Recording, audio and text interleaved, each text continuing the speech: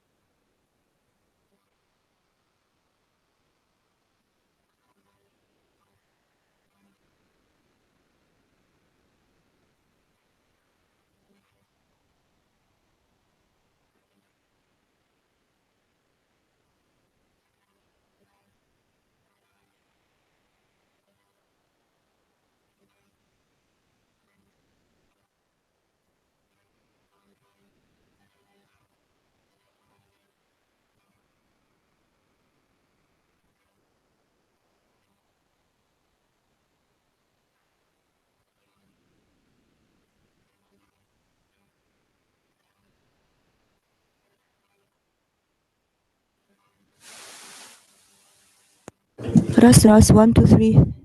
Sound check. 1, 1, 1, 1, 2, 3. Sound check. 1, 2, 3. Is it fine? Okay.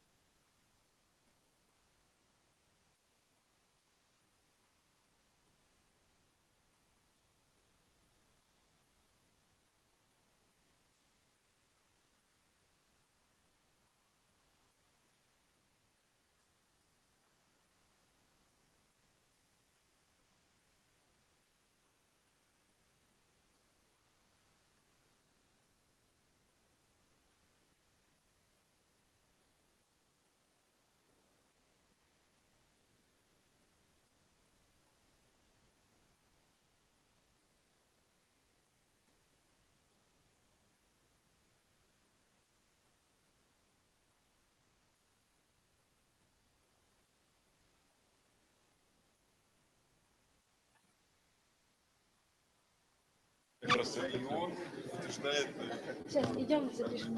Так что он с тобой знаком.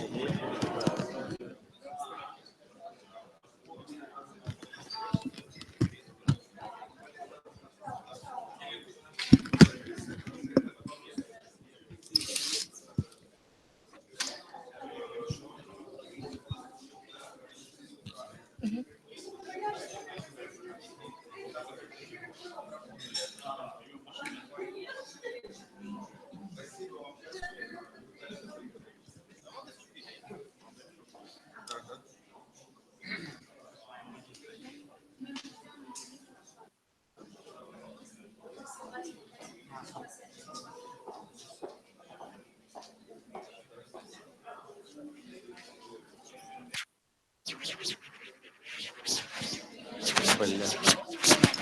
Есть звук?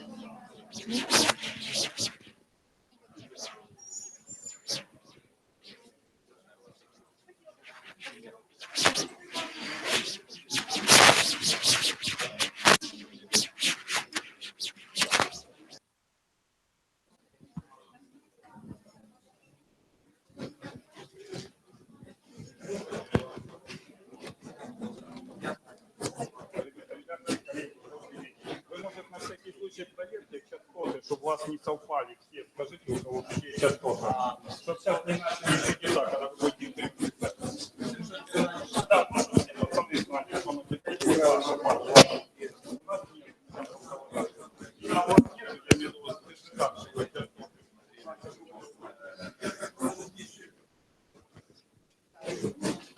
Раз, два, раз, два, раз, два, три, 4, 5, 6, 7.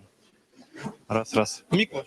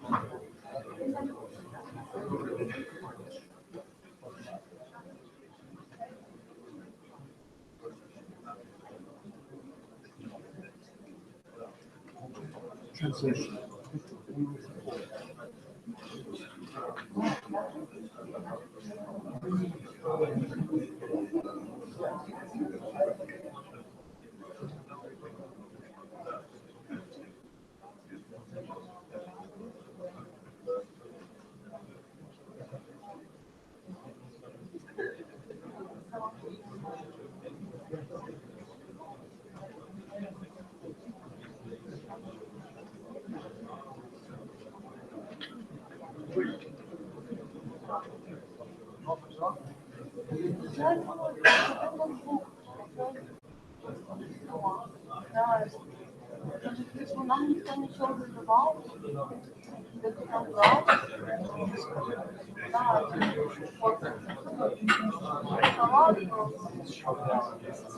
Такой классный швед.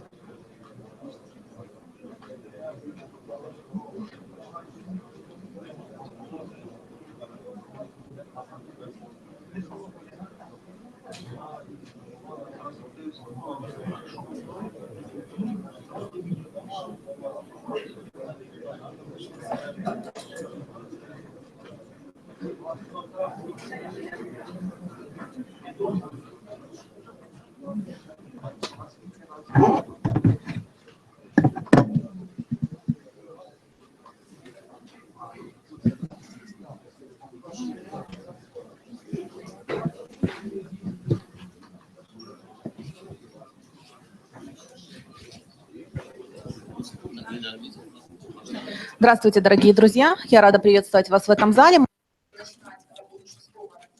Dear friends, I'm glad to greet you at this hall. We are starting the 6th National Expert Forum. And let me give the floor the Executive Director of the forum, Institute of Grushenin, Evgeny Kurmashov. Welcome. Good morning, dear participants and guests of the 6th National Expert Forum.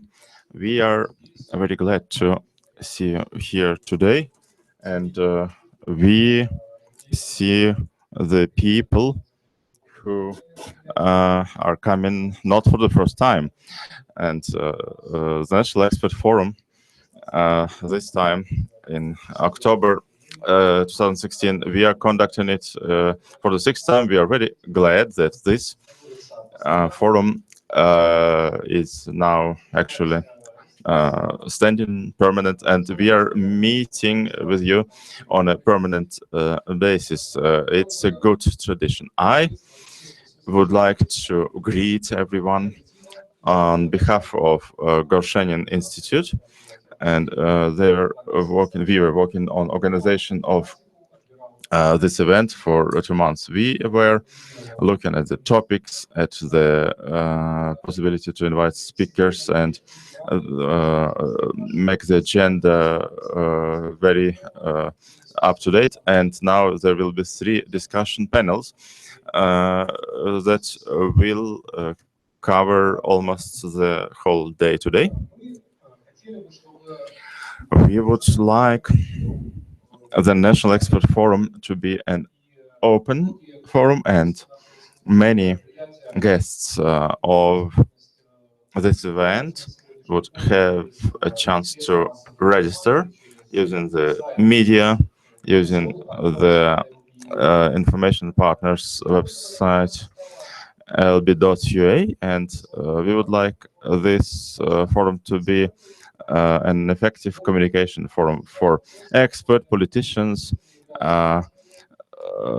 government workers, and so that they tell about their views about government issues and their agenda in Ukraine. We are glad to see that there are representatives of diplomatic missions, embassies in Ukraine. This is a very good sign that the attention to our forum, to our guests and opinions is very high. And I would like to ask everyone who is here today to not to limit themselves by participation in discussion panels.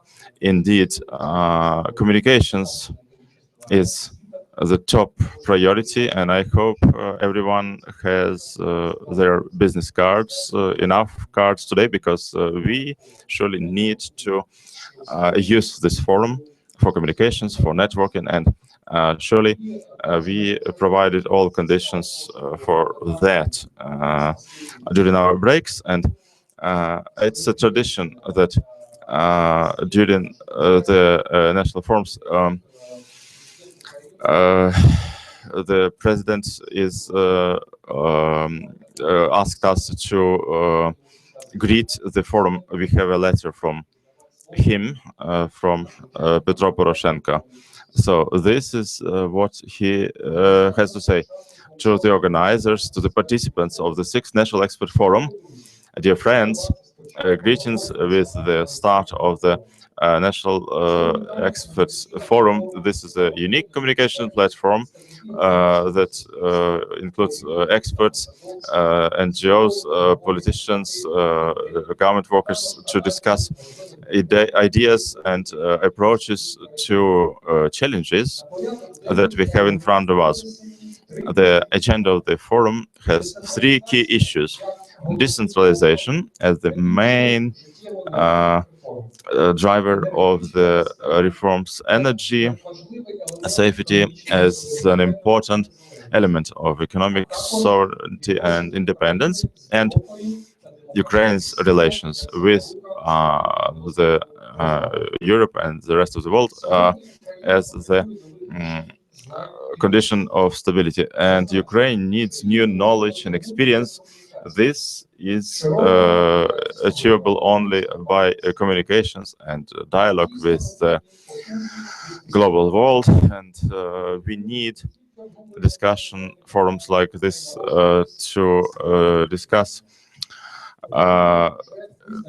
current issues and ways to solve them. Ukraine has subscribed to democracy, European future, and these goals, European goals, and we will be doing this and working to achieve this. I wish you success for Ukraine and President of Ukraine, Poroshenko. And I thank you very much. And let us start the work of the Sixth National Expert Forum. Before we start our work and start the discussion as part of the decentralization panel, let me also tell you about the greeting that has come from Prime Minister of Ukraine, Volodymyr Groysman. Dear colleagues, greetings with the start of the Sixth Experts National Forum. Ukraine needs to enhance its intellectual and expert potential. This forum is useful for sounding the ideas and proposals that can be useful for the ministries and agencies. The important areas in the forum are decentralization. This is a reform that pushed the way for more development of the regions by providing the authority and powers to the regions. Second is energy resources, gas replacement by alternative fuel, introduction of effective measures in communal energy, and energy independence from Russia. And third is Ukraine's place in Europe, support of our reforms by international society that will be the precondition of the future success of our country. So it is encouraging that the foreign politicians and business people are participating in the forum, and Ukraine is open to dialogue, especially with those who are open to cooperation and wish to share their experience. I wish you useful work and proposals that will be useful for development of Ukraine at business, political and cultural level. Prime Minister of Ukraine, Volodymyr Groysman, and I am starting the first panel, decentralization and integrity of the state. Roman Besmertny, Ambassador of Ukraine, Vice Premier of Ukraine in 2005. Mr. Ivan Miklos, who is the chair of the advisors group of the Cabinet of Ministers and head of the Lviv Oblast administration and head of the Lugansk administration, Lugansk region administration, and we have experts who will participate in the discussions according to the rules of the discussion. The experts and international foreign diplomats will have the priority to discuss. We have limits to discuss our issues, and we have a clock and watch that will help us to regulate our discussions. Mr. Besmertny, decentralization and integrity of the country. You were the author of the first decentralization reform in 2005. Now we have a different decentralization framework. So you have your floor. Thank you, Sonia. Dear gentlemen, I would like to look at the issues that I had to discuss. First, effective model of governance. The answer will be clear when we know the goal and try to define the purpose of all these issues. You will not really find the goal. It was not set. I see it that a post-modern approach is working against the governance. And sometimes we believe that postmodernism and jazz can be useful in governance, but this is not true. We can say that the purpose will be defined, and then only then we will know what to do. Let me give you an example. When we had the territorial reform, the goal was to help comfortable life of people to be introduced. But currently, in the current way, when the reform is done in this way, it will not be implemented usefully or effectively. Second, when we are talking about the ways to regulate the crisis and the role of local communities. For the community, you need 13,000 people. For a bigger community, 150, and a region, it's 1 million. Look at these definitions, and you will understand that the first and the second is like Mission Impossible, and you can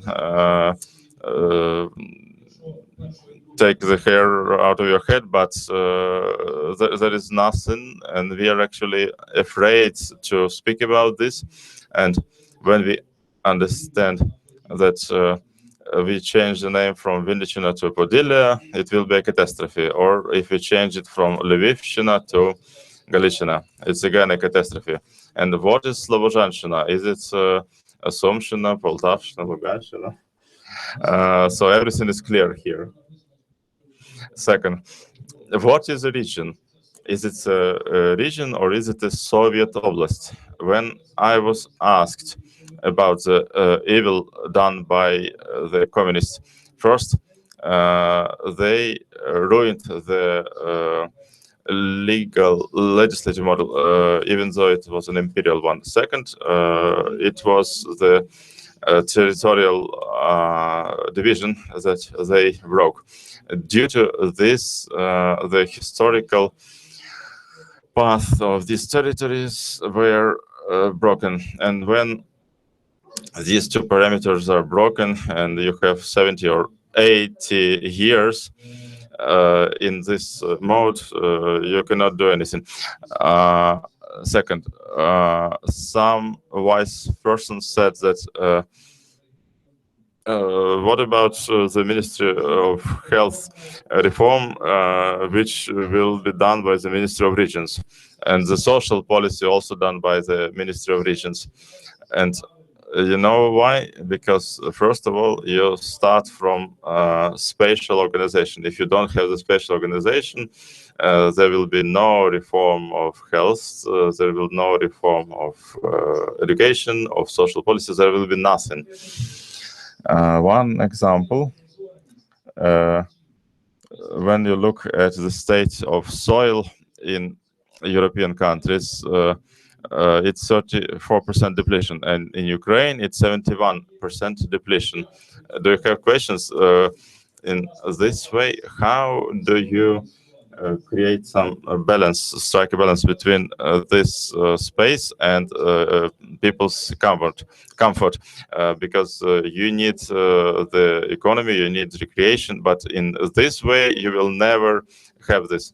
Mr. Besmertny, we will have a discussion. Now, Mr. Miklas, co-chair of the advisory group of the Cabinet of Ministers, and your group, together with Mr. Balcerovich, have submitted a package to the Cabinet of Ministers and the Parliament that will help formulate the roadmap of reforms 48, as far as I know, legal legislative drafts that will help decentralization. Is that right? I will try speaking in Russian. Thank you. And let me specify. Yes, we have done that, and we submitted it. It's on the website, so you can read that. And we have done our proposals on the laws. We made an inventory, and there are two groups of the draft laws. First, the as soon as possible laws which are important for decentralization. Second, the laws that are negative for reforms that should not be. And with respect to decentralization, I support decentralization.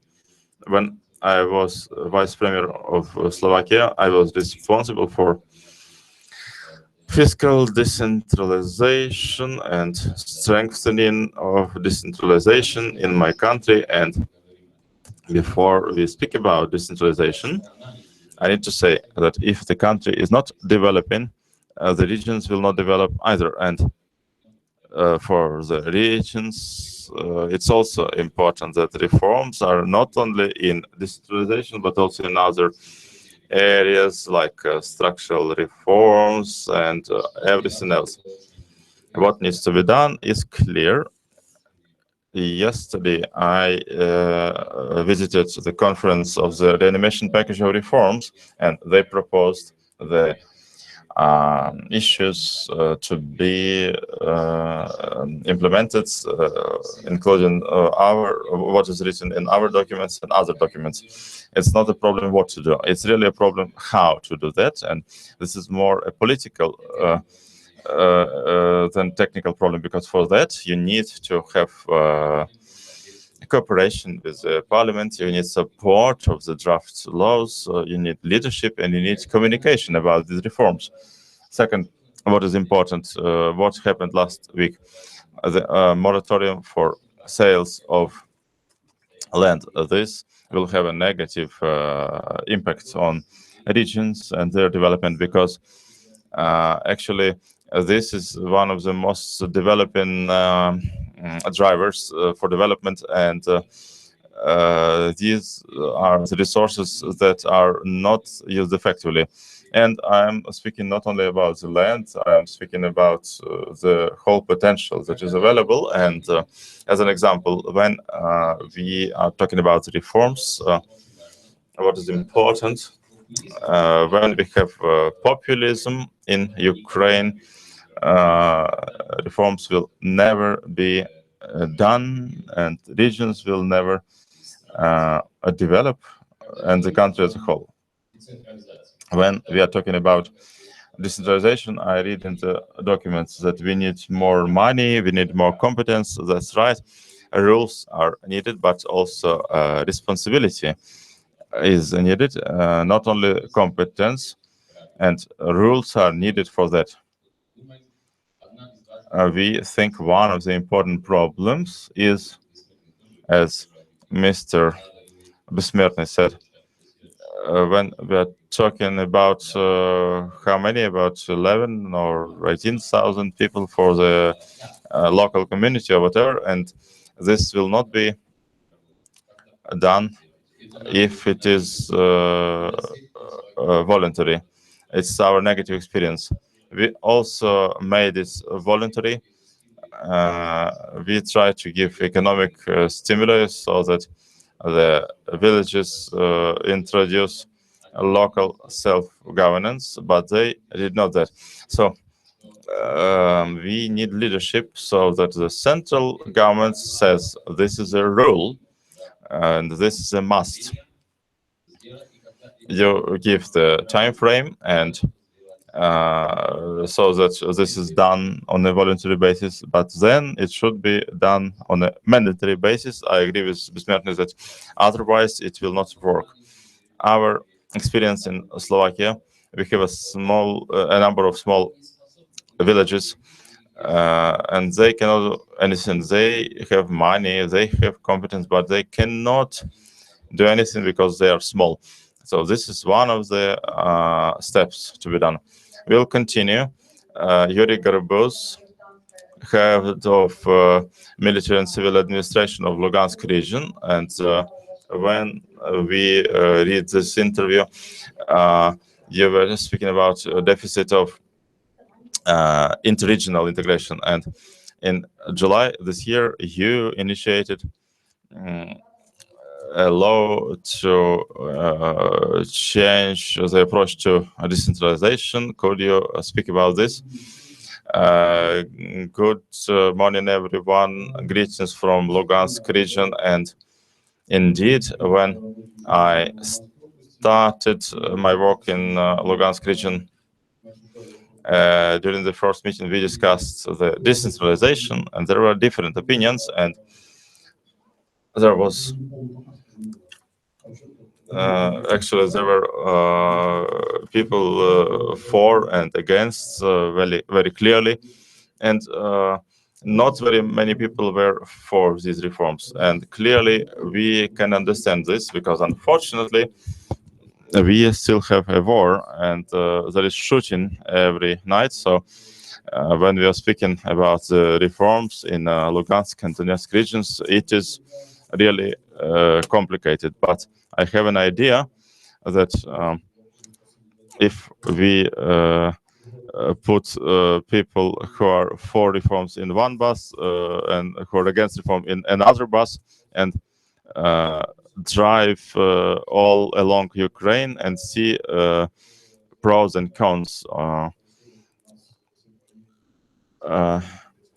that are linked to decentralization reform.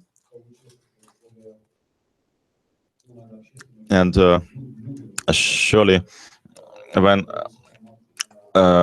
we have this discussion format, we call it "Let us change Ukraine together." And okay, let us not put people who are for it, who are against it in different buses. Let them try and find some common ground, and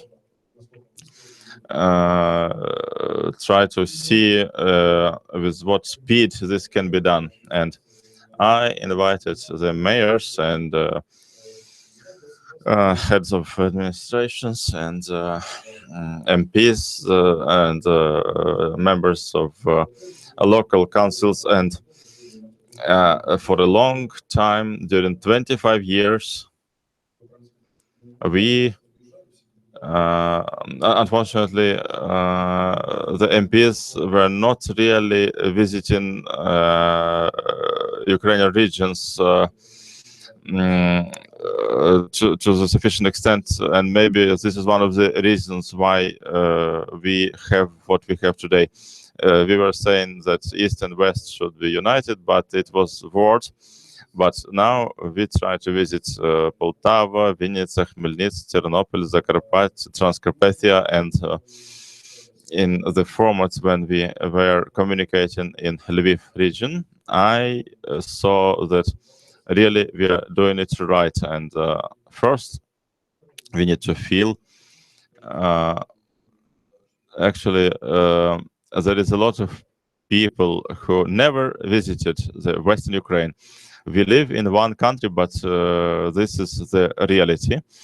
And in terms of decentralization, I would say we need to determine the speed of these reforms, and let us carefully think and have a balanced approach. When I was an MP, I was very careful about decentralization. Why? So it is because I understood that a decentralization reform should be combined with education reform and health reform. With education, surely it's clear what we are doing. We are introducing Ukrainian schools, but in health, it's a lot of issues. In some rayons, we have a hospital. In some rayons, we have only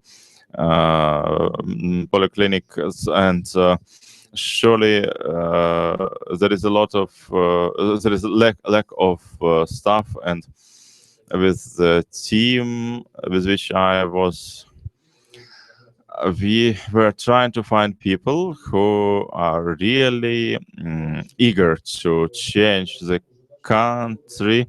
I will tell about this later on. Thank you very much. It was quite an interesting experience. And now I would like to pass the floor to Mr. Sinyutka. Mr. Garbuz was saying that you participated in the horizontal level in the implementation of this project. We would like you to share your impressions. And as far as I know, from your public speeches in Lviv's region, it's about merging the communes. Can you explain us more about it and why are there any problems? I can tell you that we don't have any problems in Lviv, but there is no public discussion. And you give me some additional, you should give me some additional time. Because of no public discussion whether decentralization is needed or not, I believe that any kind of sociology or survey will show you that today there is the society need for decentralization. There is a demand for it. We have the reaction on the previous regime concentration of all the mandates and rights. But from another side, we have to understand that the potential of Ukrainian society is so weighty that people feel this need in themselves via authorities to get implementation of their ideas. Are there any results or steps for today? I can tell you about Lviv, just figures that will show you how positive the processes are. Local budgets for 9 months compared to their plans received additional 1.7 billion. So what is the problem then? Why do we have these discussions in the country? I believe it is linked with two things. Number one, it's about forces that unfortunately exist today in Ukraine, and they understand that if the process of decentralization will be implemented and the mandate will be given to the communes, and if we speed up the fast development of the country, we will always be separated forever from Russia, from post-Soviet thinking, and many people who would like Ukraine to be linked to the post-Soviet totalitarian thinking, very unhappy. And then local politicians, I mean local not from the standpoint of their geographical location, but from the standpoint of their stereotypes of thinking, because they are not high enough in their thinking at the state level. And they see today that there are huge disproportions, that decentralization that is not finished brings us to. And regional centers today receive huge financial resources. The several regional centers receive the budget of 2 billion or 1.5 billion. This is 5 or 6 times more compared to what they had before. And they understand if decentralization will be finished completely, then this financial resource will be redistributed in the horizontal way, and it will also go to the poor communes that don't have anything today. And I think this is not typical when people say that Ukrainians are greedy, but this is just a political calculations if you want to show that you are successful and you did it. But this is thanks to the fact that you've already received opportunities from decentralization, but others, they still don't have that opportunities. And here you should not pass to the localities. You should do what the president offers to make the next step in the changes for the constitution, and when the initiatives of territorial reform should be reinforced in the main document of the country. And then we'll have the lack of discussion, the absence of discussion, any discussions will be closed. And then we'll have the speed movement ahead. If we speak with what the same things as my colleague from Lugansk was saying, he offered very necessary thing for today. Not just give some orders, but some part of people that work in Lugansk region, they can go to Lviv region, like teachers or healthcare workers, and stay for 1 or 2 months working in the same environment, but in the West. And this may really create this huge jump forward. First of all, it will be the exchange of experience, because in every region there are experts and people that really achieve success. And from another side, this is the step for unification of the country. What we are objecting, we want Lviv region to be the flagman in this process. And another idea was expressed about land. I believe this is going to be a lot discussed today. Yesterday, there was the meeting with the president and prime minister, and during that meeting, they said that the United Communes have to get the right of the land use as fast as possible. And this is going to be the biggest stimulus and movement ahead that will create the basis for decentralization and local self-governance. And I believe that in such a way we can become successful. Thank you. Esteemed colleagues, I want to call you for discussion. I have several questions to ask for every one of you, but you can also comment. Mr. Besmertny, let us start from you. You were the first one. You actively criticized our today's course of decentralization. Maybe you have your own vision how it should be optimized, and we would like to listen to it. And you can comment what has been said by your colleagues. I do not criticize anything for a long time already, and I just offer, from my standpoint, if in Ukraine, under the authorship of Petrenko, Khomenko, will be fulfilled, there will be some results, because they start things but they never finish. In front of you there is a person sitting, and he made 2 steps ahead, and then he says, go away, we don't need you. I just go back to 20 years territorial reform that started 20 years ago. And I want to say to the governors, don't waste your time. There is a test. They've been taking mice from one place to another. They were trying to change, to reformat them. And then they were bringing them back. And when the mice returned to the same system of coordinates, so if you take them from Lugansk region to Lvivsk, they will not change. They will stay the same mice, and nothing new will be seen, because if they are now under conditions in which they live, nothing can change them.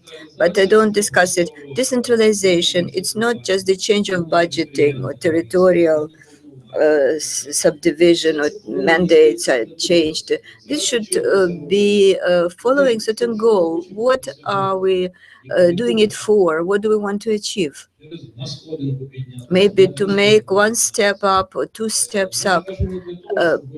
I say that not because I don't want you to do it, but I remember 2005, heads of regional councils in Gdansk, heads of administrations, for 3 days with voyevodas, they were sitting, discussing. They returned home, and what happened?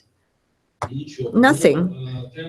So the subject of maneuvers, I perceive it as maneuvering, but not like a solution for the situation. What is standing on the way of changing constitution nowadays? And to use all the mechanisms that Mr. Ganushak was saying, Mr. Tkachuk was saying, we know what to do, we understand what to do, everyone understands. We have to change constitution in the issues of territorial organization, clear criteria. So we have to change constitution, we have to change budgeting. Let us change it. And we say decentralization, and the cities received such and such resources. But as the result, in the budget, they have foreseen that resources to be spent for what? For infrastructure, healthcare, education, social area.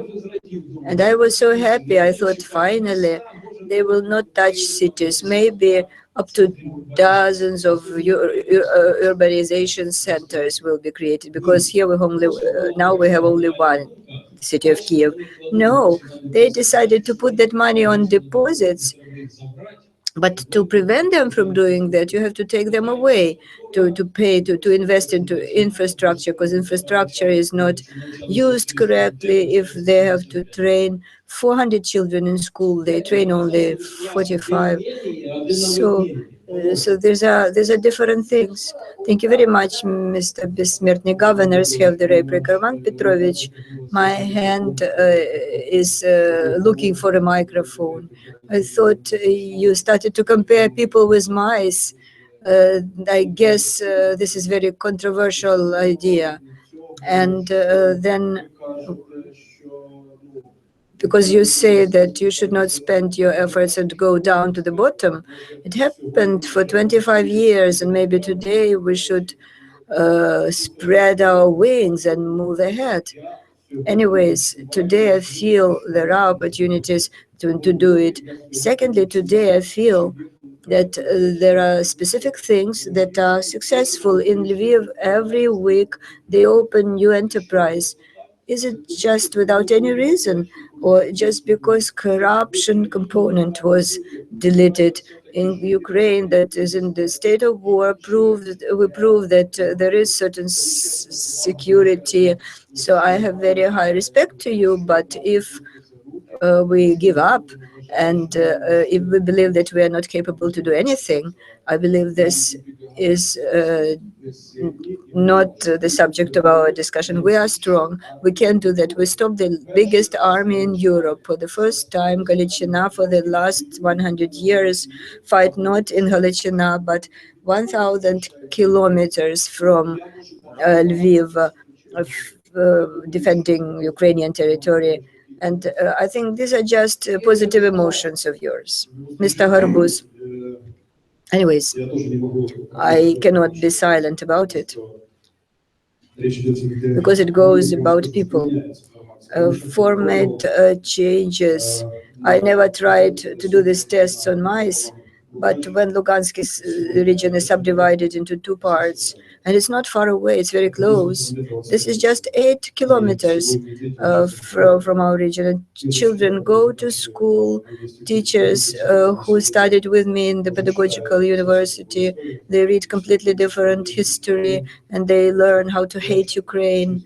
And this is just 8 kilometers away. And we went to school together, we read the same books, and just in 2 years they changed the information. I don't believe that my offer for the teachers to go to the west, they go not to have a look, they go to work, to Ternopil, to Lviv region, and from there teachers are coming back, and 90% of them and teachers from Lviv region will come to our region, to Lugansk, and they have never been here in 90% of cases, and they will see that philosophy changes in Ukraine, the attitude changes, and I see the difference. I've been to Gdansk when you organized our trip, and thanks to that trip, maybe in 10 years, I share with you these ideas that we implement into life. Mr. Miklas, I believe it was interesting for you to listen to the governors. You said about political will that is necessary for implementation of the reforms. Как вам видится, если Interaction with the parliament, how do you see it? Is there such political will in general and in the parliament in particular? Talking about reforms in general, political will is there. If the political will not be there, there will be no reforms. And for the first time in the history of Ukraine, from Euromaidan till nowadays, reforms are going on, the country changes, and without political will, nothing can be done. But what is necessary, and these reforms, they have to be faster and deeper. This is where we are missing political will. Yes, it exists, but it should be stronger. And about our discussion, allow me to share my opinion with you. Yes, if it is possible to change people and their actions. No, people cannot be changed. But what is possible to change? When you change the rules of the game, and when you change conditions under which they are going to act, then there will be the change in people, and it applies to reforms. Reforms have to change the rules of the game and the conditions under which people act, and then their actions will change, their deeds will change. About decentralization, this is very important. This is a good question. Why the changes did not take place in Ukraine, but they happened in Poland? In 95, we've been sitting together in Gdansk, but because we conducted reforms, not only decentralization, but other reforms, structural reforms, market reforms. And this is a good example. You should implement all reforms, not only decentralization. That was what I was saying in the beginning. And responsibility. I agree that you should not only This is also a good example. This should be complex.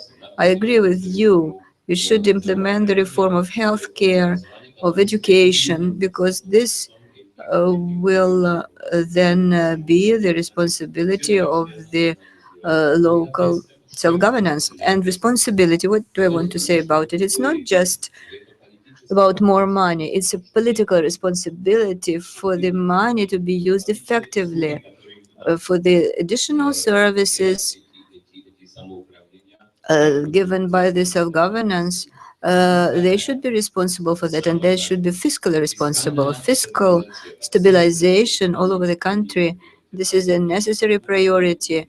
And when there will be discipline and the conditions, very strict conditions for fiscal responsibility of communities, of communes and of self-governance, because otherwise the financial stability of the country will not exist. So there you should implement very strict rules of the game, and the more money, more competencies, more responsibility, and the rules of the game. I have another question. Let us pass the floor to our experts, representatives of diplomatic agencies. Listening to this discussion, I have an opinion that horizontal links are more important than the central position of Kiev. And maybe this is not understood by Kiev to the full extent. They don't know what is going on in the places, and they don't take adequate decisions. On the 31st of August, there was the meeting of Cabinet of Ministers about the concept dedicated to the peace in Lugansk and Donetsk regions. And you were not even invited to that meeting of the Cabinet of Ministers. And the offers of two heads of the most problematic regions were not taken into account when the concept was developed. This is just a small example. Maybe we should not be concentrated on that. Just an illustration that there are some contradictions, maybe some vertical links that you've been discussing here are more important. So I would like to briefly dwell upon what I am starting to discuss. You can do it in any order. This is an evident problem, and this is understandable. That's the same way as between Norman Fourth of the ministers and the three-sided contact group, political, economic, and the subgroups. They do not distribute functional obligations. The same about Ukraine. If you look at all the levels, there are chaotic relations. There is no distribution of mandate. A system of vertical and horizontal relations in the countries that go through transformation.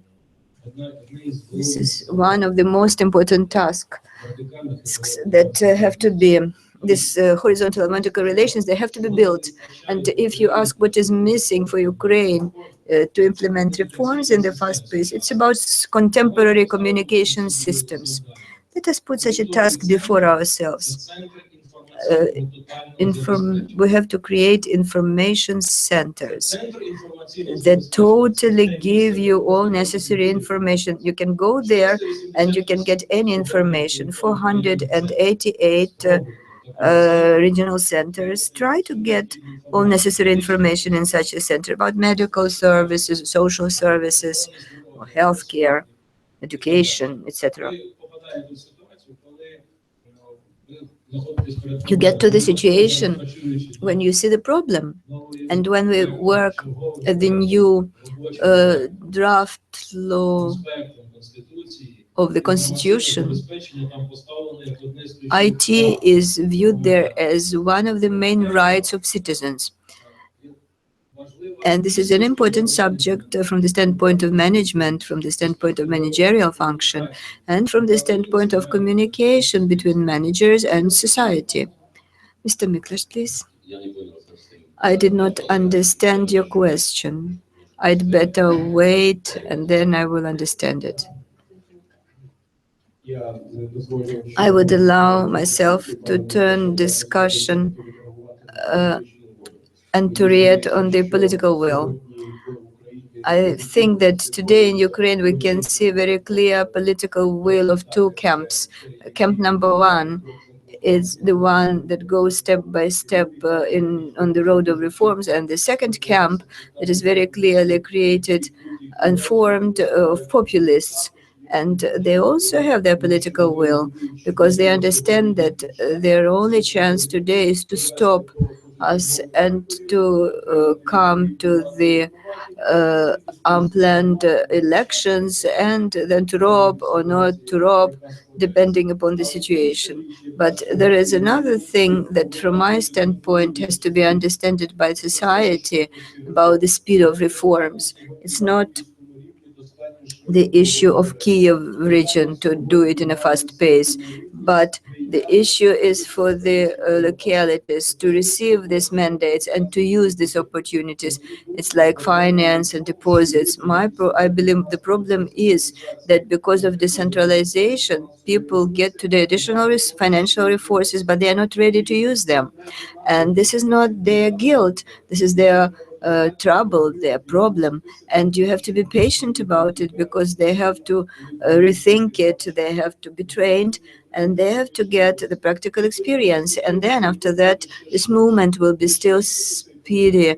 And we cannot speed it up ourselves, like the baby, the child that goes to the first year of school cannot study high mathematics.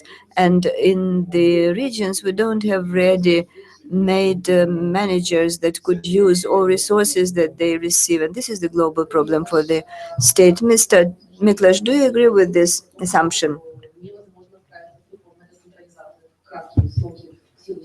Do you agree that because of the human factor, we cannot make our decentralization reform in a fast pace?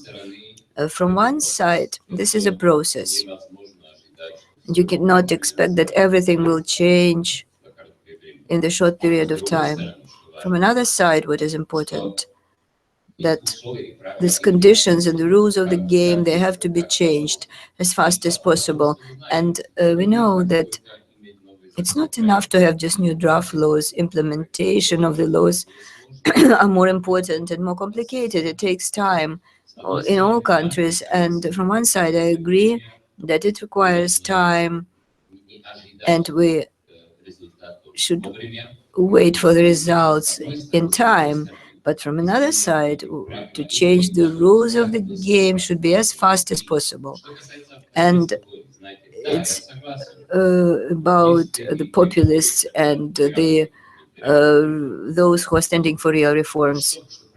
But the problem here is, I mentioned about it yesterday when we've been discussing the package of reforms at the conference. I asked my colleagues in Slovakia to have a look. In 2003, Slovakia was the most reformed country in the world. That was the World Bank assessment. We went through very deep reforms, and in 2003 we prepared that conditions, and the draft laws were were adopted in the parliament. That was 207 governmental laws and 37 from the coalition members of the parliament.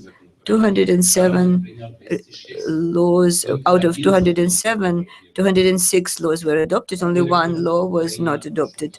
What was the record of Ukraine last year when coalition had constitutional majority? 37%, and only 37% of the governmental draft laws were supported by the parliament. And I don't say this is the guilt of the parliament. This is more complex. But I don't know whether all that draft laws were for reforms. I believe that majority of them were for reforms. And if they would be adopted, then reforms would move faster. And so this is what I see. I see political will, but it is not sufficient. And in order for the reforms to be fast, we need to have this unity of coalition, and cooperation between the government and the parliament should be improved and should be better than it is now. And I have another question to you. I know that you have to go, but in the end, tell me please about political interaction, presence or absence of political will, because you've been calling not long time ago the representatives of the political parties of Lugansk region to start the political diet. I like this term very much, diet. So please tell us a bit about it. Unfortunately, I have to leave in 5 to 10 minutes, but I would like to finish what I started to say before, because we have to change philosophy today, the attitudes, the relations. If you take the tree that grows and in springtime it flowers, then leaves go down in the autumn time and the tree sleeps. Biologically, we are live people, and our country as well. And I believe that we've been waiting, but there was too big a hurricane, two Maidans, the war that is going on, and we have to understand why teachers were the first to go, because to change attitude of children is the most important. And I know when in Lugansk region you see about 2,000 people, and we are talking to them, and I don't know who is from what territory, but we have to feel, to understand that we have to stop this war ourselves. No one would do it from the outside. All conflicts should be resolved in the family, not by the neighbors. And this is their position. And when it happened that the governor, maybe that was the God's will, because the regional council chair's father died, and 55 managers of the Lugansk territorial managers, and also managers from Lviv, and I conducted the meeting, and I spoke in Ukrainian, then I spoke in Russian, and I addressed to Lugansk city, to Krasnodon, to Sverdlovka, and I said, today I am the governor of Lugansk region, and I conduct the meeting in Lviv talking Russian, and I don't feel pain. And the format of it is not painful because they hear me. And why teachers go? Because they feel the same. When we started to feel the pain in the same way, and we started to feel it when the trouble came into our houses in the east, and 253 guys from Lviv region today are already dead. So eternal glory to them. And after I brought the dark bread done from the flour of the yield of 2016, and I invited parents, and me being the governor, I was thanking the parents of these guys, and I said that thanks to them this bread managed to ripen. I mean that in 10, 20, 50, 100 years, you should not look for any conflicts.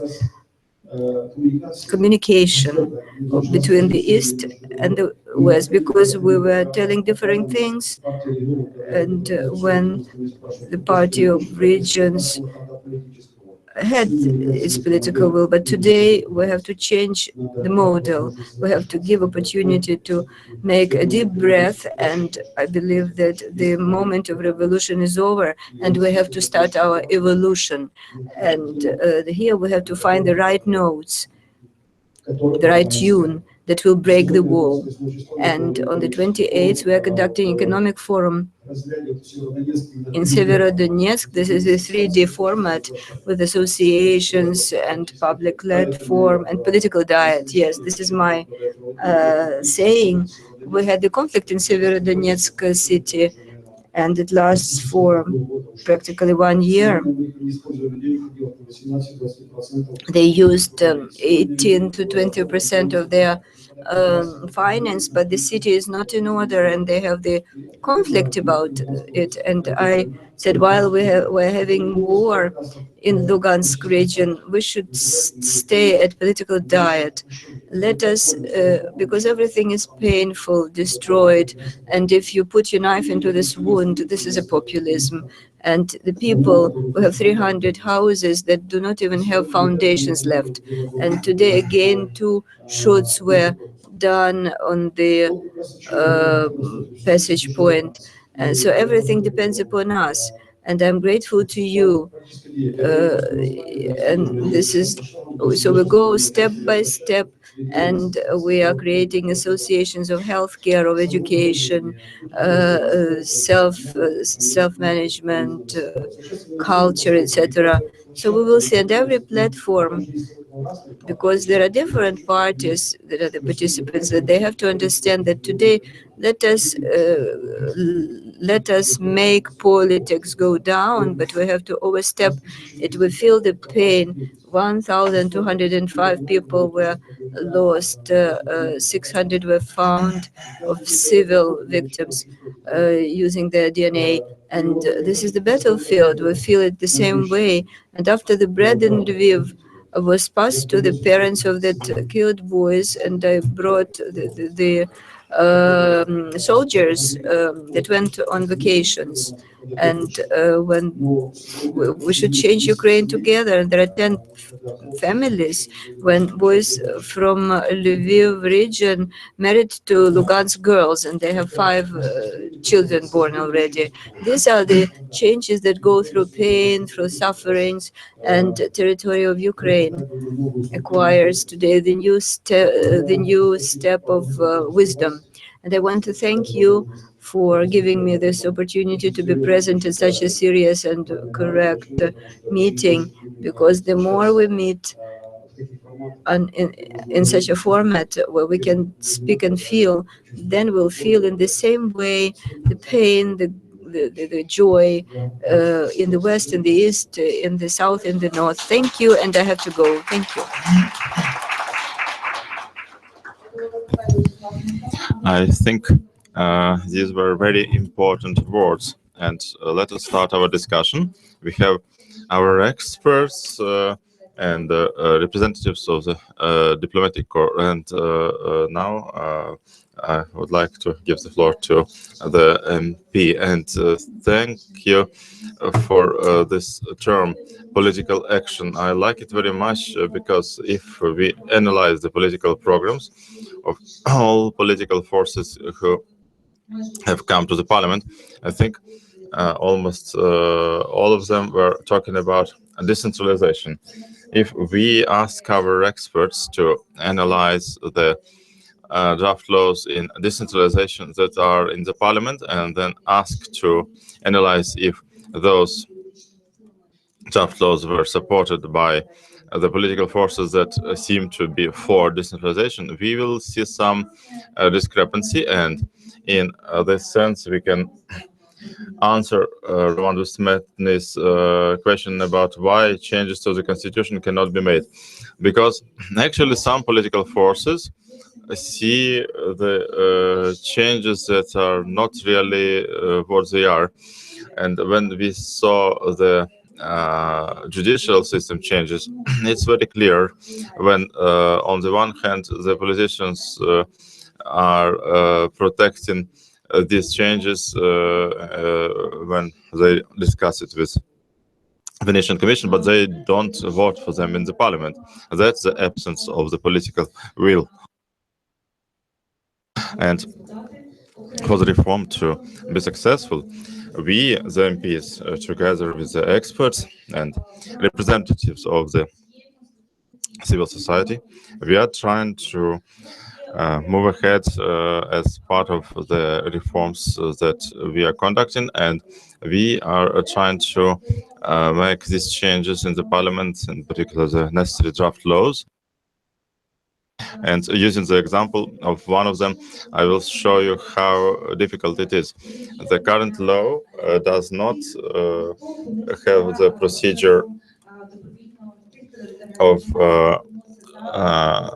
incorporation of the communities that were not part of the initial process of voluntary amalgamation. So those territorial units that would like to be incorporated in the new communities, this needs to be stipulated by the new law to be adapted.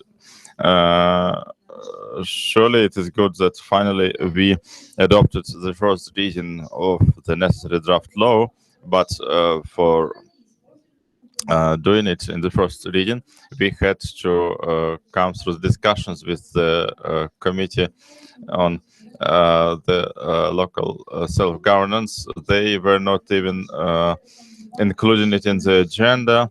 Then when actually it was recommended by the members of the committee, most of them are the real reformists who support the decentralization process. Then we got the recommendation of the committee, but the head of the committee, instead of raising the issue that the decentralization is needed, the head of the committee was speaking about the judicial reform and other issues, but not the issue that he is responsible for. Then, when finally it was in the parliament, the MPs were trying to use various slogans like "Let us protect our villages," and they were trying to block this draft law. Surely, a lot of people, a lot of MPs have responsibility, a political will, but not all of them, unfortunately. And the experts who are working on decentralization for 5 or even more years, and the civil society, including the reanimation package of reforms.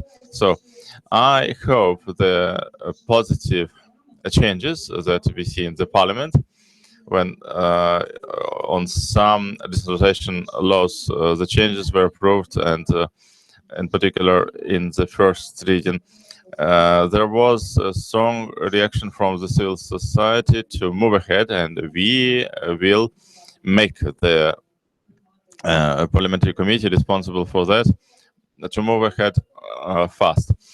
And I would like to hear one more expert, Vitaly Kulik, head of the Center for Research of Civil Society Problems. I have a question. When the reforms of local self-governments were introduced in 2014, we, together with Yuri, were working on the draft of this document that was approved on the 1st of April.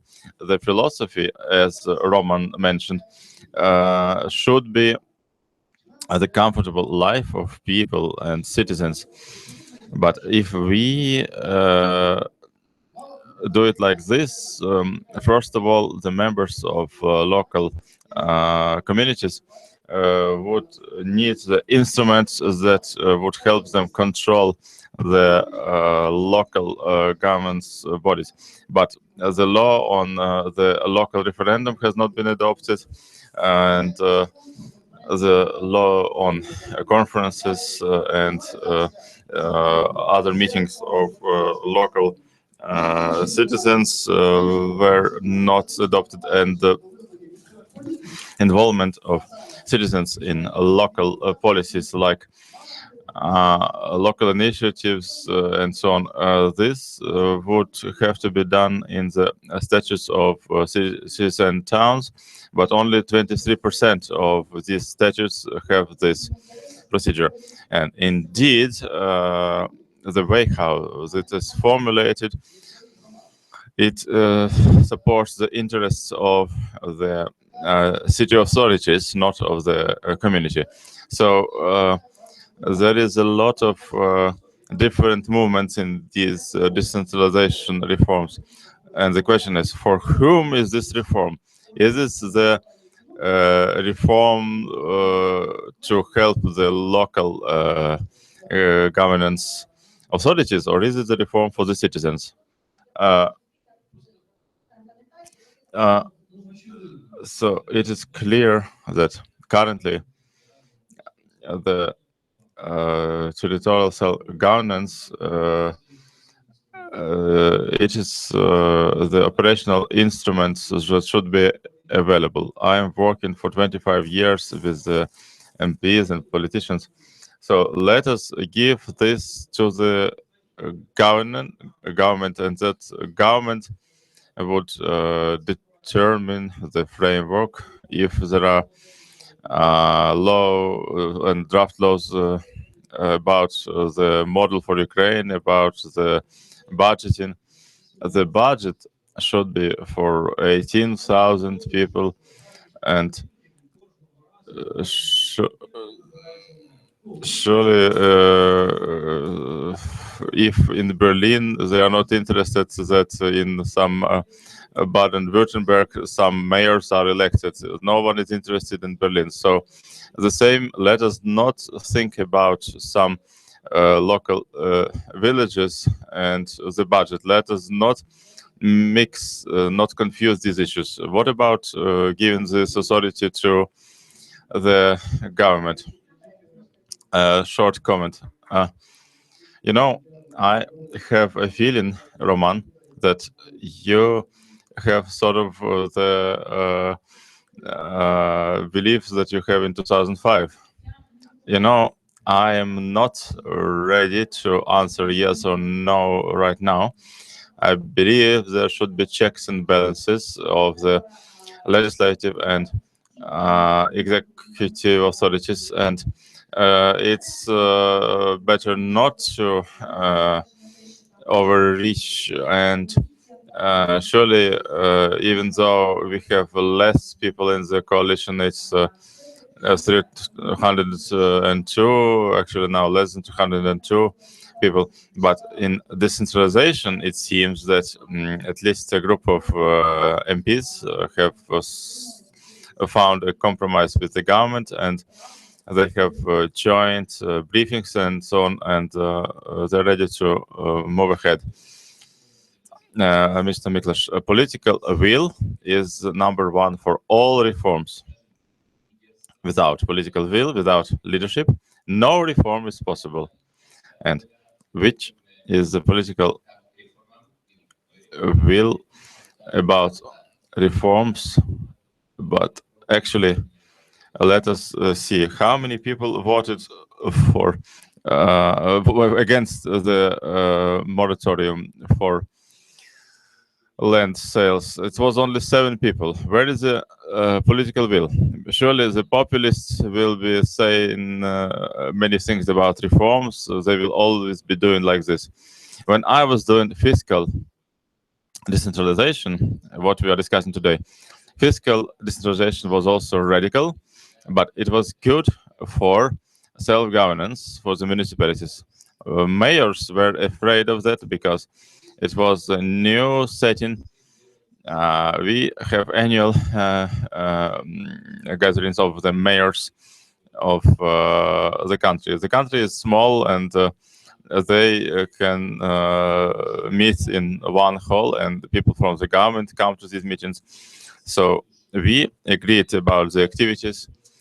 But even though there was a lot of protests and people were against, but we did that, and next year we had the same meeting of mayors, and there was full support, because actually they saw that okay, they have stability, they they have money. Surely it's additional responsibility, but it works, and people in all countries are afraid of reforms because it's a new setting that people don't know. And leadership is when the politicians, you know, if politicians don't do something because of the protests, there will be no reforms, because yes, protests are always happening when reforms are being done. When politicians are afraid of some referendums, yes, we had referendums in order to dismiss the government, and at the same time, people were afraid because reforms bring such feelings. But we did the reforms, and reforms were continuing. If people are afraid of reforms, and if politicians are afraid of the protests, reforms will never be done, because whenever you do the reforms, there will be protests. But you need to do, because you need political will. Thank you, Mr. Miklas. Yuri Ganushak, head of Territorial Development Institute. a couple of things. First of all, the government is working on a territorial organization of self-governance, first of all. But surely politicians are trying to spoil, each and every local administrator is trying to sort of have the territory in their hands. And in Lviv, they saw that there are some errors done, and we told them that here is the capacity according to the methodology, and we are not talking about quantities. But they said we have the Regional Development Institute and Galicia, first of all. Now they are correcting their mistakes because it's mathematics, and if we do this reform, it will be the best in Europe, and we need currently to speed up the issues that were not done in 25 years. And we can avoid the errors that were made in Europe, and we need to go away from the ways that were used in the EU, but that proved wrong. And European politicians do not recognize this, surely. And we are in a useful position to do everything correctly. The sub-regional level is a problem because actually this sub-regional level is the main support of the country, because the base level is the contact with people. Regional level is integrated development of territories, but there is a lot of federalism issues there, and sub-regional is where the state administrations need to be introduced. Surely we have some problems with the constitution. Yes, we have them, but I imagine, okay, we adopted the constitution last year. If we did that, would it help with the current processes? No, because it would be like a boomerang. The reform should be good, and when next year the politicians feel that the old system cannot continue anymore, then they will fix it. We need to see who is against, and in half year they will all be asking for medals and a referendum. There are several countries that were using the referendum mechanism, even European countries. And so what referendum is the indicator that the political elite is not capable of changes. And the local referendums, it's chaos. Only one country has experience of local referendums for one reason. It is between mountains, and no one is going to influence it in other ways. So the governance systems is that politicians should have political responsibility. And when I hear, let us do a referendum about constitution or whatever, it's end of the politics. It means that this politician will not be there in a month. Taras Chernobyl, there was a lot of interesting issues discussed. Well, I'm not a political expert. I worked in the parliaments for 2 terms. Surely Roman mentioned a couple of strong things. First, what I should answer to Roman, I think means and ways. The territorial offices is means, and I saw that the goal is first of all the service principle of organization in the administration. with respect to what authorities, what powers should be given. With respect to decentralization, we can see what Yanukovych has done. In fact, it was the lowest level. In fact, what Yanukovych was ordering was not performed. And in terms of Lviv region, there used to be a time when there were no roads. But currently, after decentralization, I was looking at all parts of Lviv region, and there were no roads during 25 years, but now everyone is building roads, and I believe this is the financial decentralization consequence.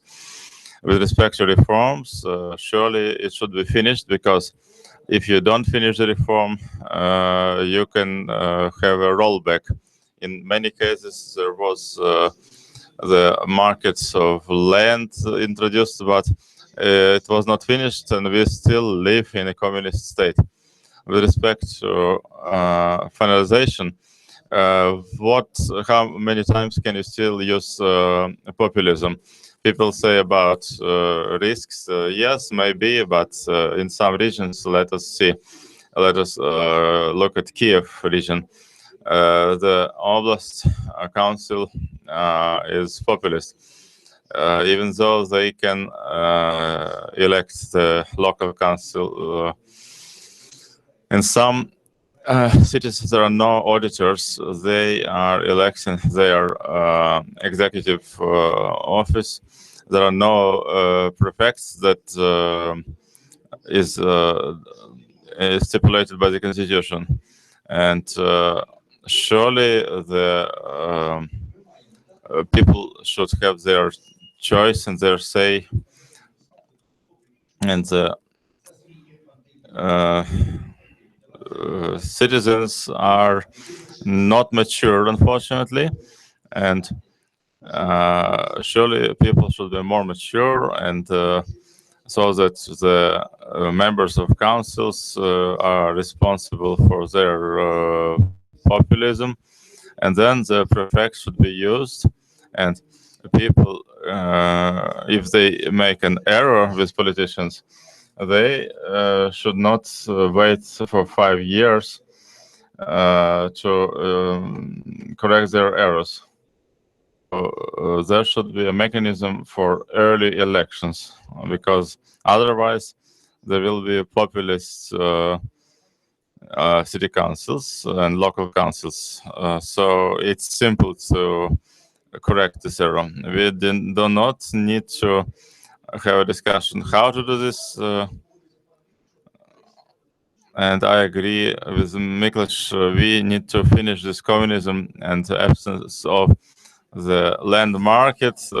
It's really important to overcome the situation. Thanks to the experts for professionalism. There are no thoughts that need to be sort of overthrown.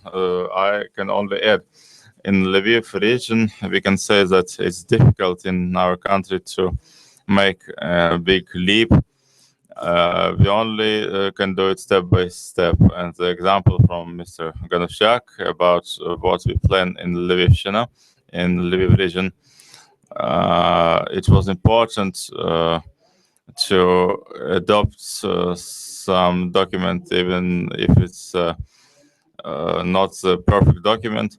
And now, when we were supported by the electorate, now the communities were introduced that are according to the common sense and mathematics. So this needs to be done step by step, and there is no format, no other format. And we need to be realistic, and small step ahead is better than no step at all. Mr. Miklos, I agree with what has been mentioned by the experts. And just one issue. Sure, Ukraine can learn from mistakes, and from good practices of other countries, but you do not need to hope that it will be perfect. It will never be perfect, so you should not wait. And also, it's impossible to think that at some stage we will have a perfect system and everyone will agree. It will never be so. So we need to take the best what we can do, and this needs to be done, even though there will be protests and so on. I agree. Referendum is a tool for the politicians who are afraid to take responsibility. It's possible to do everything as fast as possible, because partial reforms are very dangerous, because they mean there will be expenses but no results. So this is an argument for integrated deep reforms, radical reforms. And if there will be errors, surely there will be errors, and you cannot avoid that. Very interesting. Roman, there is decentralization does not bring any danger to Ukraine's integrity. With better decentralization, Ukraine will only become stronger as a state. And with respect to the war in Donbass, surely there are some instruments of decentralization that were not used. And when we are talking about the local self-governments, I was actually the author of appeal to the Constitutional Court. And Yora, I have a proposal in Ukraine. We should not have more than 110 rayons. Or if we just call rayons communities, and they will have the budget. But for that, the government should have the authority about territorial division of Ukraine, and then this lengthy process, these communities will go faster, but on the basis of territorial organization. Maria Repko, Deputy Director of the Center for Economic Strategy. Thank you. A lot has been said. I will try to be brief. From the world economic literature, we see decentralization approaches, and we know about the errors, and one of these errors is a lack of staff, a lack of balance between local budget spending and revenue. But there is one problem. In English, we call it state capture, and when we're talking about state capture, as it was mentioned, sometimes there are local barons, and if we want to make people's life better so that people receive some outcome, some result,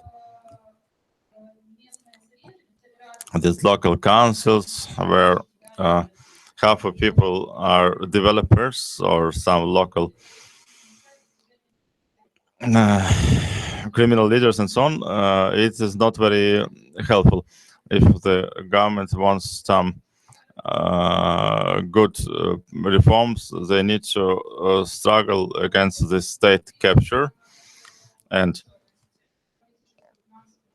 there should be accountability, political, financial, professional, and so on. And what also needs to be done is open data about budgets. For example, we cannot get open data about how when there is a building process in Kiev, European, we cannot get the data where the funds are used. No data about this. And surely this is also what needs to be done, is to advocate decentralization at different levels. Short questions. Yes, surely when we are talking about local barons, in fact, in Lugansk and Donetsk, there were local barons, and now we have war. Now, it's important that everyone understands that it's good that in Dnipropetrovsk, Kharkiv, these local barons were not getting full power, so we have the situation like today. And they should really be part of the rules at the local level that should be equal to everyone. A couple of comments and questions. And please, Taras Vitenko, Kharkiv City Council. Good morning. I would like to express two ideas. Number one, it's about the presence of will, because they say there is will, but it is not sufficient. I've seen examples, everyone's seen that examples. There was the will to appoint Lutsenko to become the general prosecutor, and in several weeks he becomes general prosecutor. And now in Kharkiv region, we have only 3 united communes. For all the years of decentralization, we have only 3 of them. This is politics, this is will, this is casuistics, and not politics. This is number one. Number two, how financial decentralization is going on and how is it implemented? Many subsidies or subventions go through the state budget, then they are redistributed to rayons and small cities and everywhere. And the money that have to get to Kharkiv, for example, because I know that are discussed in the regional state administration, they say you have enough money. We won't give you any subsidy for health care. So this is kind of a manual steering, and it is there. And that's the way we have it. Maybe you have it in a different way. It's the same everywhere. So if we start this manual steering or administration, we can punish the small cities that are not very good for regional management. Chak, People's Deputy.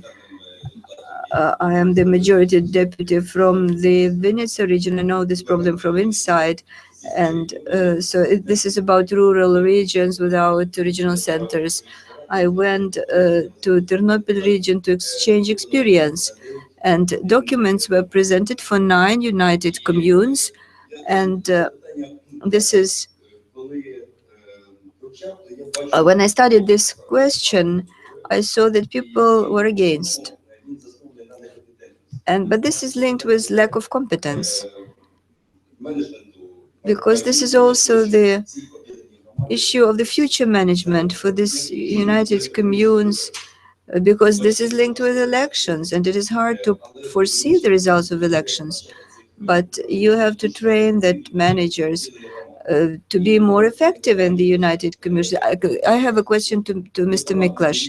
Maybe it's time for Ukraine to pass to the second stage, because you've been saying about this voluntary stage, and then the next stage, according to the rules, like changes to the constitution, because we know that the first election should happen in October 2017.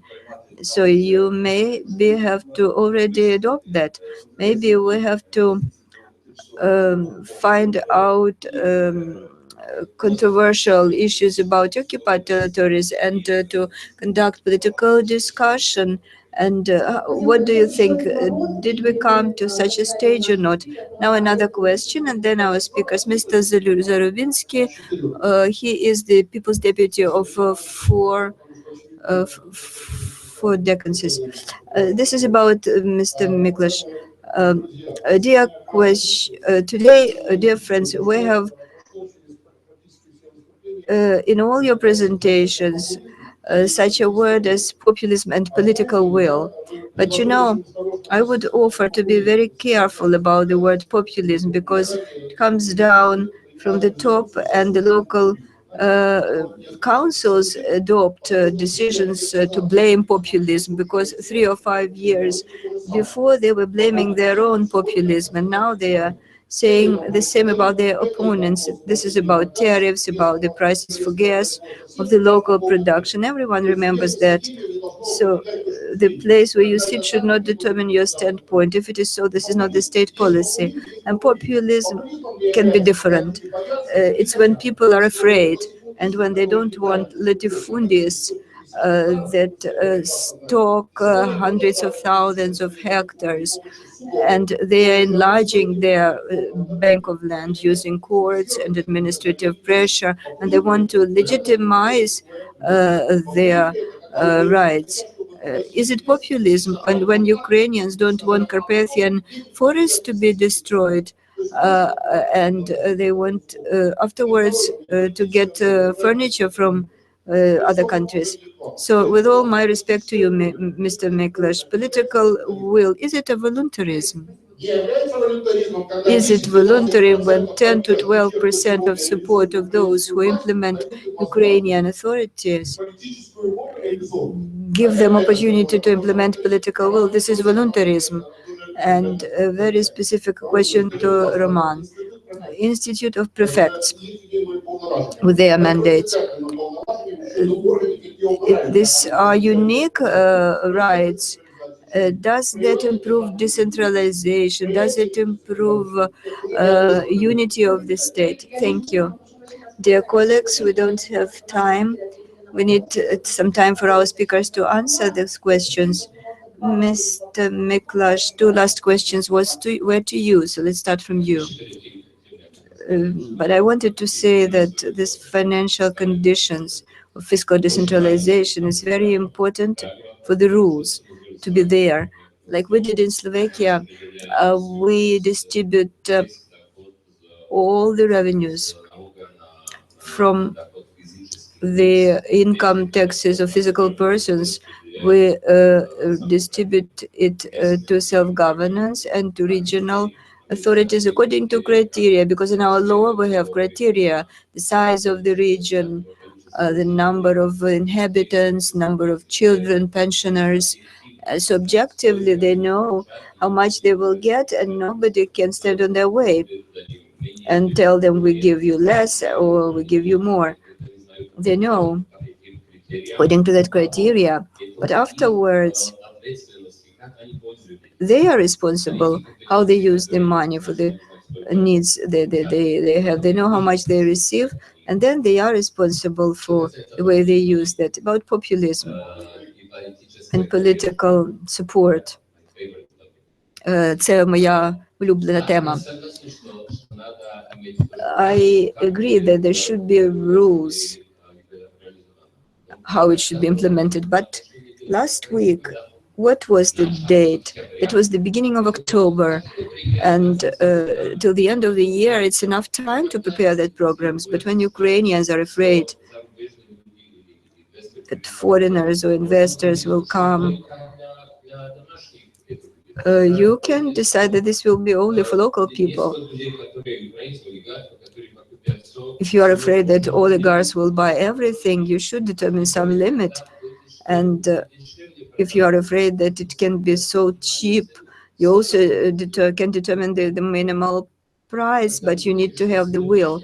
And if you think that today's situation is normal, I want to tell you this is abnormal. It goes against Ukraine, against Ukrainians. It does not allow them to use this huge potential that exists here.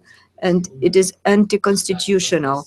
And when you have 7 million owners of land and they cannot sell it, this is anti-constitutional. This is abnormal. I know that 400,000 people that died.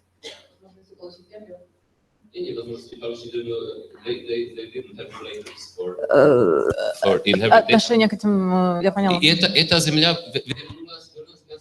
But this land returned to the state. This is abnormal. This is not just. This is bad. Надо принять условия, за которых это будет сделано. Но будет это сделано, когда это было... But this should be done right now. Or should it be done next year when the elections will be closer than they are today? This is populism. This is clear. This is populism. This is absolutely clear. Because populism, this is the support It's when we go against necessary reforms and when we Populism is clear. It is misusing natural threats of people from the changes against necessary changes, and in result of this, we are doing very bad for the country, very bad for the people. That is clear. Why? Why such a rich country in resources? Why does it depend upon Russia? Why 50% of gas was necessary to be imported? Because tariffs were kept for 25 years at the same level. Energy efficiency of Ukrainian economy 3 years ago was twice as little as Russian one, twice as bad, and 10 times worse than OECD average. And if you have you will never need any import of gas from Russia. And this is because bad efficiency, and efficiency was linked with tariffs, and there was no stimulus to use to go through modernization. There were no investments into the resources to use them, because it was not possible to use them. That was against Ukrainians, against the country, against Ukraine. About political support, you said that what kind of legitimacy you can talk about when today's authority have only 12% of support and they want to change conditions for the life of everyone. This is not legitimate. I disagree with you. When you will wait,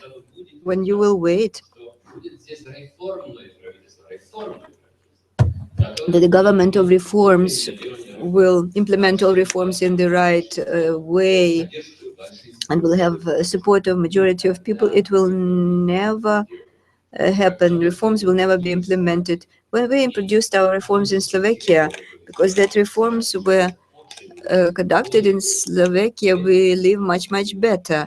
And this is the reason why we produce today,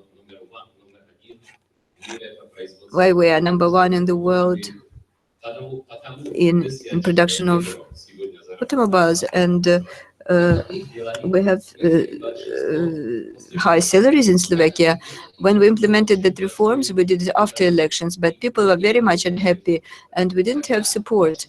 And majority of people then were supporting populists that were fighting against that reforms. And I've heard that, and they were saying, you don't have legitimacy to do it. Only 15% support you. But we had majority in the parliament and in the government, because we said we will do that.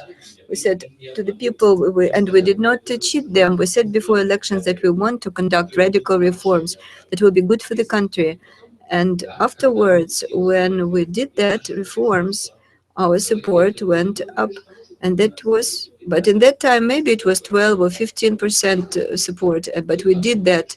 And then support went up. Because people saw that these reforms, they bring results. When you expect from the government, when you will wait for the government that will be popular, that will introduce essential reforms, I can tell you it will never happen. Thank you, Miklas, very much. Your answer to this question, I don't understand it. Because I am from the level of region, I do not belong to the decision makers. What are the functions of prefects where you have 10,000 people living? We brought the situation to absurd. And these departments, police, security, I think that this is very Soviet-like. And this is evident that there is the field for our work. I look at Mr. Hanashuk, and I believe that we should listen more to what he is saying, Mr. Tkachuk, and not simply listen, but do that. But we can be late because of all that obstacles. Mr. Sinyutka, your final word. I want to react on several things. First, my colleague from Kharkiv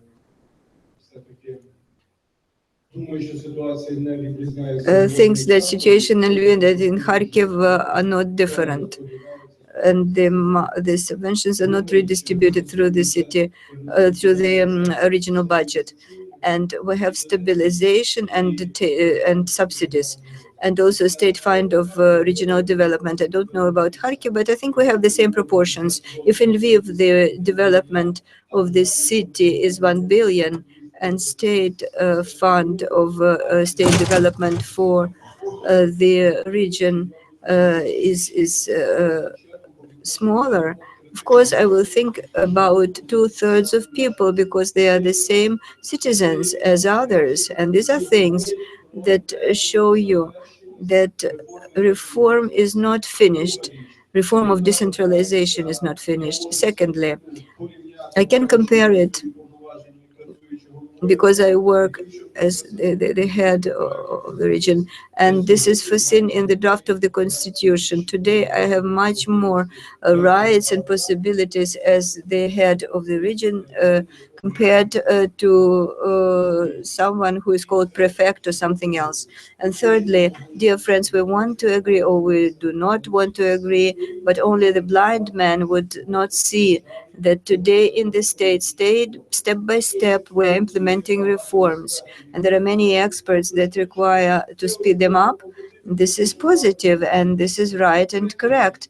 And thirdly, the enemy or any other person who wants today to slow down or not to let us finish that reforms, they are our enemies. And I am sure that Ukraine will do that independently upon anyone's desires. So I thank you very much, all the experts. Now we have the break for 15 minutes, and then we meet at another panel dedicated to energy security. Thank you.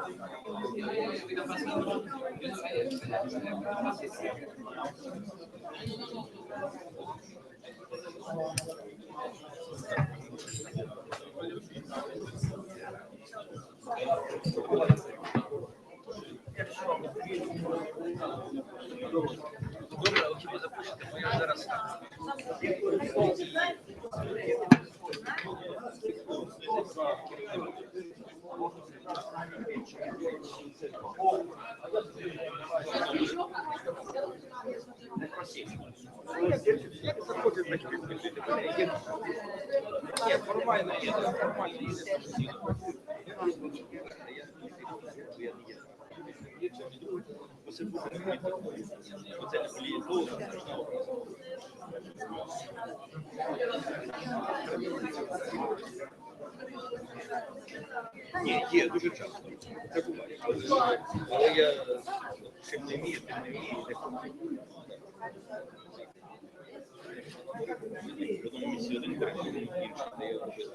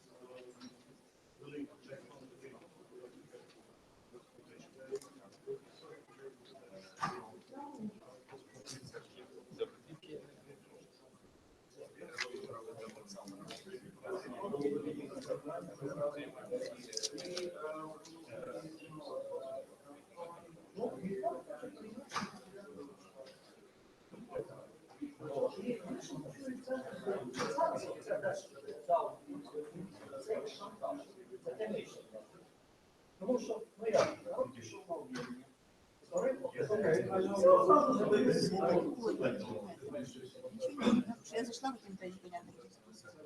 Там поменялось.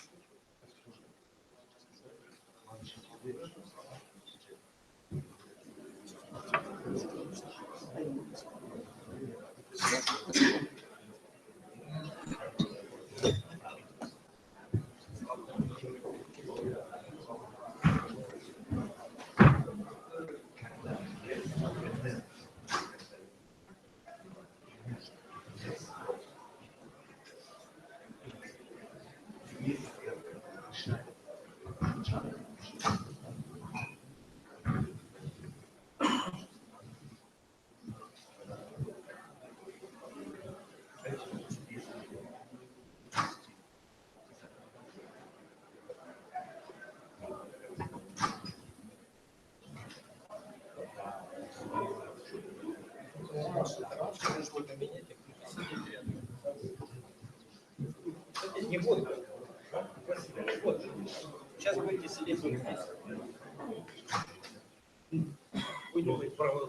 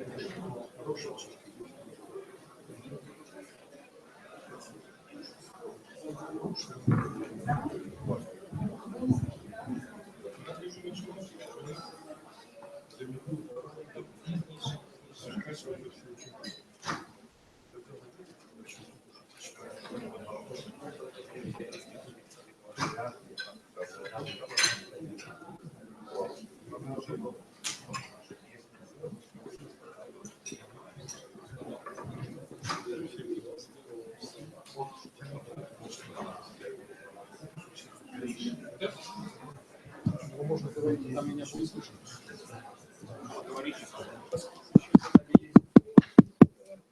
А там слышно?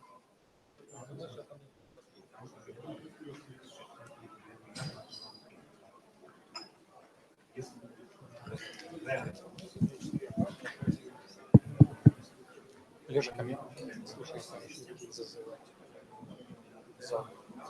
Скажи пару слов.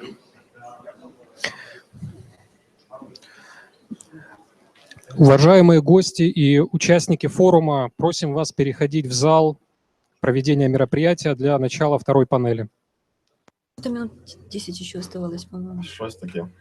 Esteemed guests, we are invited to come into the conference hall to start the second panel.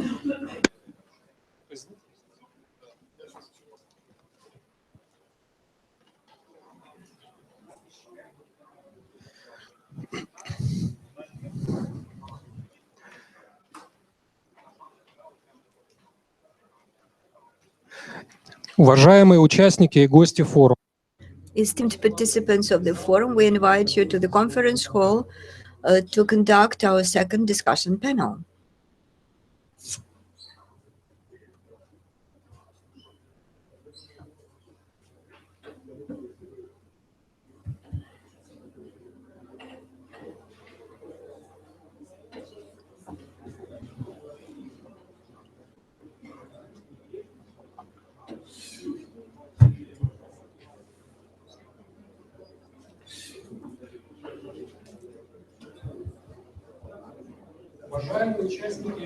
Esteemed participants and guests of our forum, you are invited to the conference hall to start our second discussion panel.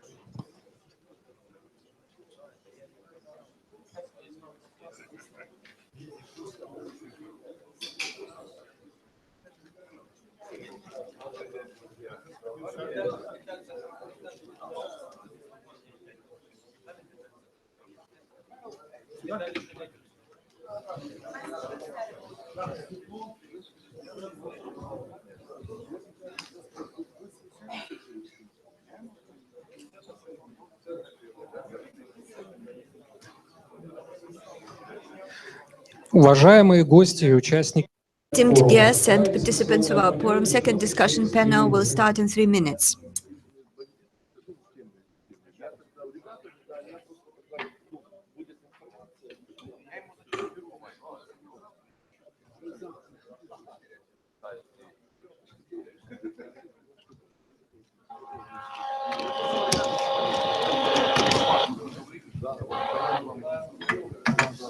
Хорошо, я зайду.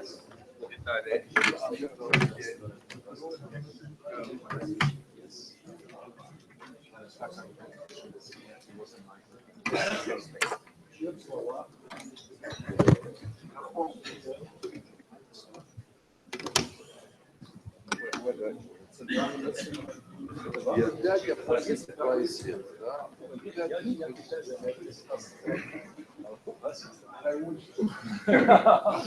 Это все хотят.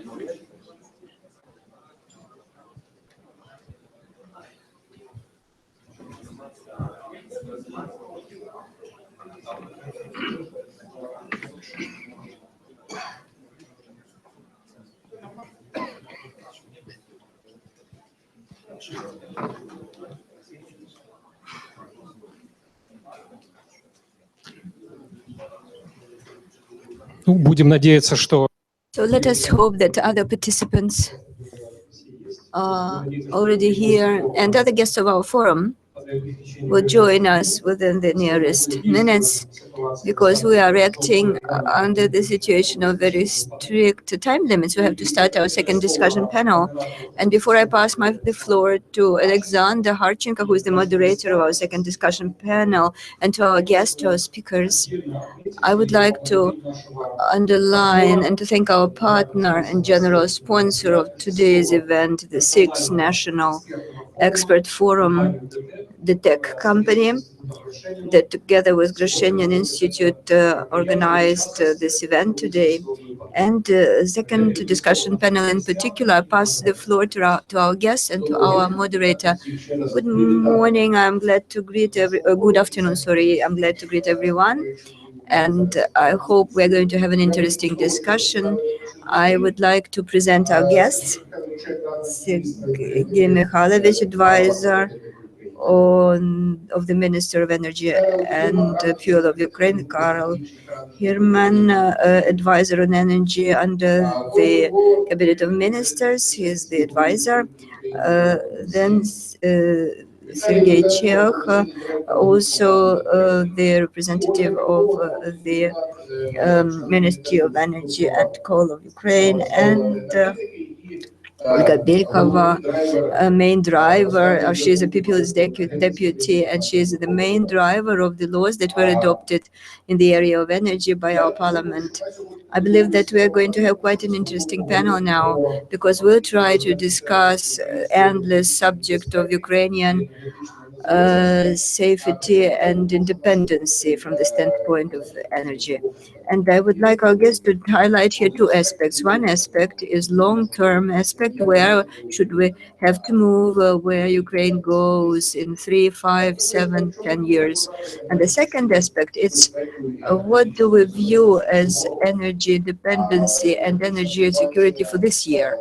And the situation is quite complicated because soon we start our heating season, and I think that our guests and experts will highlight their opinions, and we'll hear what is waiting for us this winter and in the nearest time. So I would like to pass the floor to Mr. Chekh, who is the advisor of the Minister of Energy and Coal Mining Industry of Ukraine, and then we will stick to the timetable. Good afternoon, esteemed ladies and gentlemen. Several words about energy security. First of all, I would like to make the definition and to offer my version of assessment of the energy security level. If energy security is the capacity to sustainably function for the system, but energy security is determined by precision, speed, and the capacity to react of the system, of the state administration, of business, to react on different technogenous splashes in the sector. And it is also determined by the volume of resources, and we also pay attention to this aspect. I would like to draw attention to the following: the measure and speed of reaction. There is no sense to discuss security if you don't foresee fast and adequate actions. But under these conditions, you cannot stick any resources. What is going on with resources? This is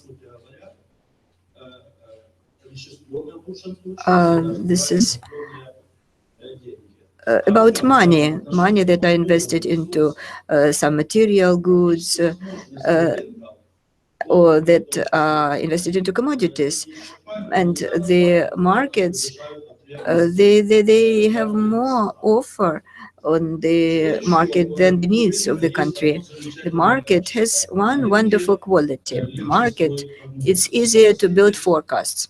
Agree that it is hard to foresee how regulator would act or other central executive authorities would act, and that it's much easier to foresee, to forecast the actions of business and the players in the market. And in this sense, I would like to pass to the following. I would like to build such a bridge that market reforms is the way to improve energy security of the country. I will not speak about today's assessment of our situation.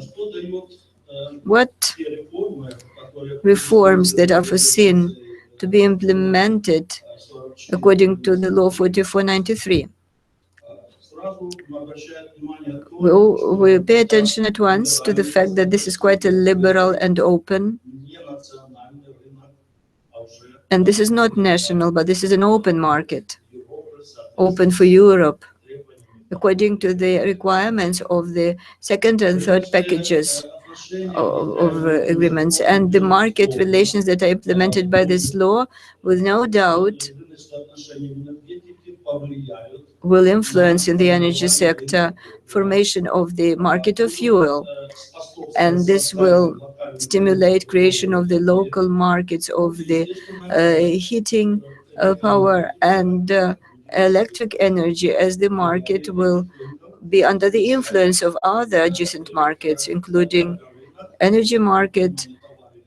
When we look at the electricity as the goods, as the products of the European community. For the market relations to develop freely, we have to follow best European practices and follow not only the letter but the spirit of the law in energy. Sergei Mikhailovich, we are a bit short of time. Karol, good afternoon. Thank you for inviting me. Thank you for finding time to come. Energy security. This is a subject that sounds not only in Ukraine, not only in Europe, just discussed all over the world. And it seems to me that energy security is quite a simple thing. You have to have enough energy, enough amount of energy in the specific point of time and according to the price when you really need it. This is for the suppliers, for the consumers. You should have right, fair conditions at the market for all participants of the market, and you should get for your services and products linked with the services linked with the supplies of energy. You should get the money that will cover your costs and will create enough benefits, profits. If we talk about energy security under the context of liberal market versus state, this is a typical example. January 2009, when supplies of gas from Siberia to Europe via Ukraine were unexpectedly, for majority of the participants, in the middle of the winter stopped. And then we saw in Slovakia, we also participated in that, all market slogans. It's like Naftogaz, we had SPP, we had foreign investors, very credible companies that were called Gaz de France, Brurkas, and they were talking about market, and they've been choosing contemporary management. And all that managers came to the government and said, there is no gas, do something about it. And the issue of market then becomes the issue of state security, becomes the issue of the government. This is the balance that we see in Europe. When we have real reforms, when we have real liberal market, I changed myself the suppliers of gas in my house without any problems. I can do the same for electricity. This is going on, markets are merging, and there are no national monopolies. Slovakia is linked by pipes, by wires with neighboring countries with the market. The prices are determined by exchange in Leipzig on electricity. There is another one on gas. All that is really working, and this is useful for everyone, primarily to the consumers, and also for those traders at the market and producers of the market that are capable to react on the changes. But from another side, we have very thin bottlenecks where there are problems that should be resolved not only at the level of the state, but at the level of Eurocommission. And this is balancing, is the issue of time. And secondly, there is uncertainty. We live in the times when there are very abrupt changes in the energy sector. And I remember 2008, 2007, 2006, when the gas in Europe, everyone was joining their pipes, and it was clear about the contracts. And now we have a completely different picture, different market, different times, and uncertainty. We are living in the uncertainty times, and it is technical, legislative uncertainty, but it's innovations as well that are changing the market very significantly. Thank you, dear colleagues. I would like to change the focus.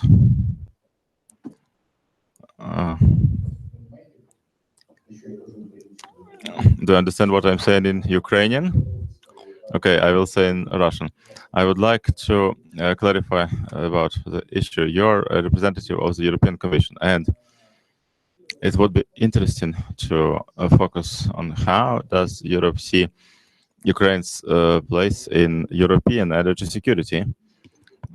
We are moving towards the market. I agree with the experts, and yes, we will have market in all sub-industries of the energy sector, and it would be very interesting to hear from you. How does Ukraine's place look like in Europe?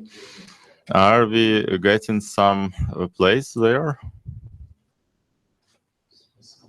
Thank you for invitation and for the floor.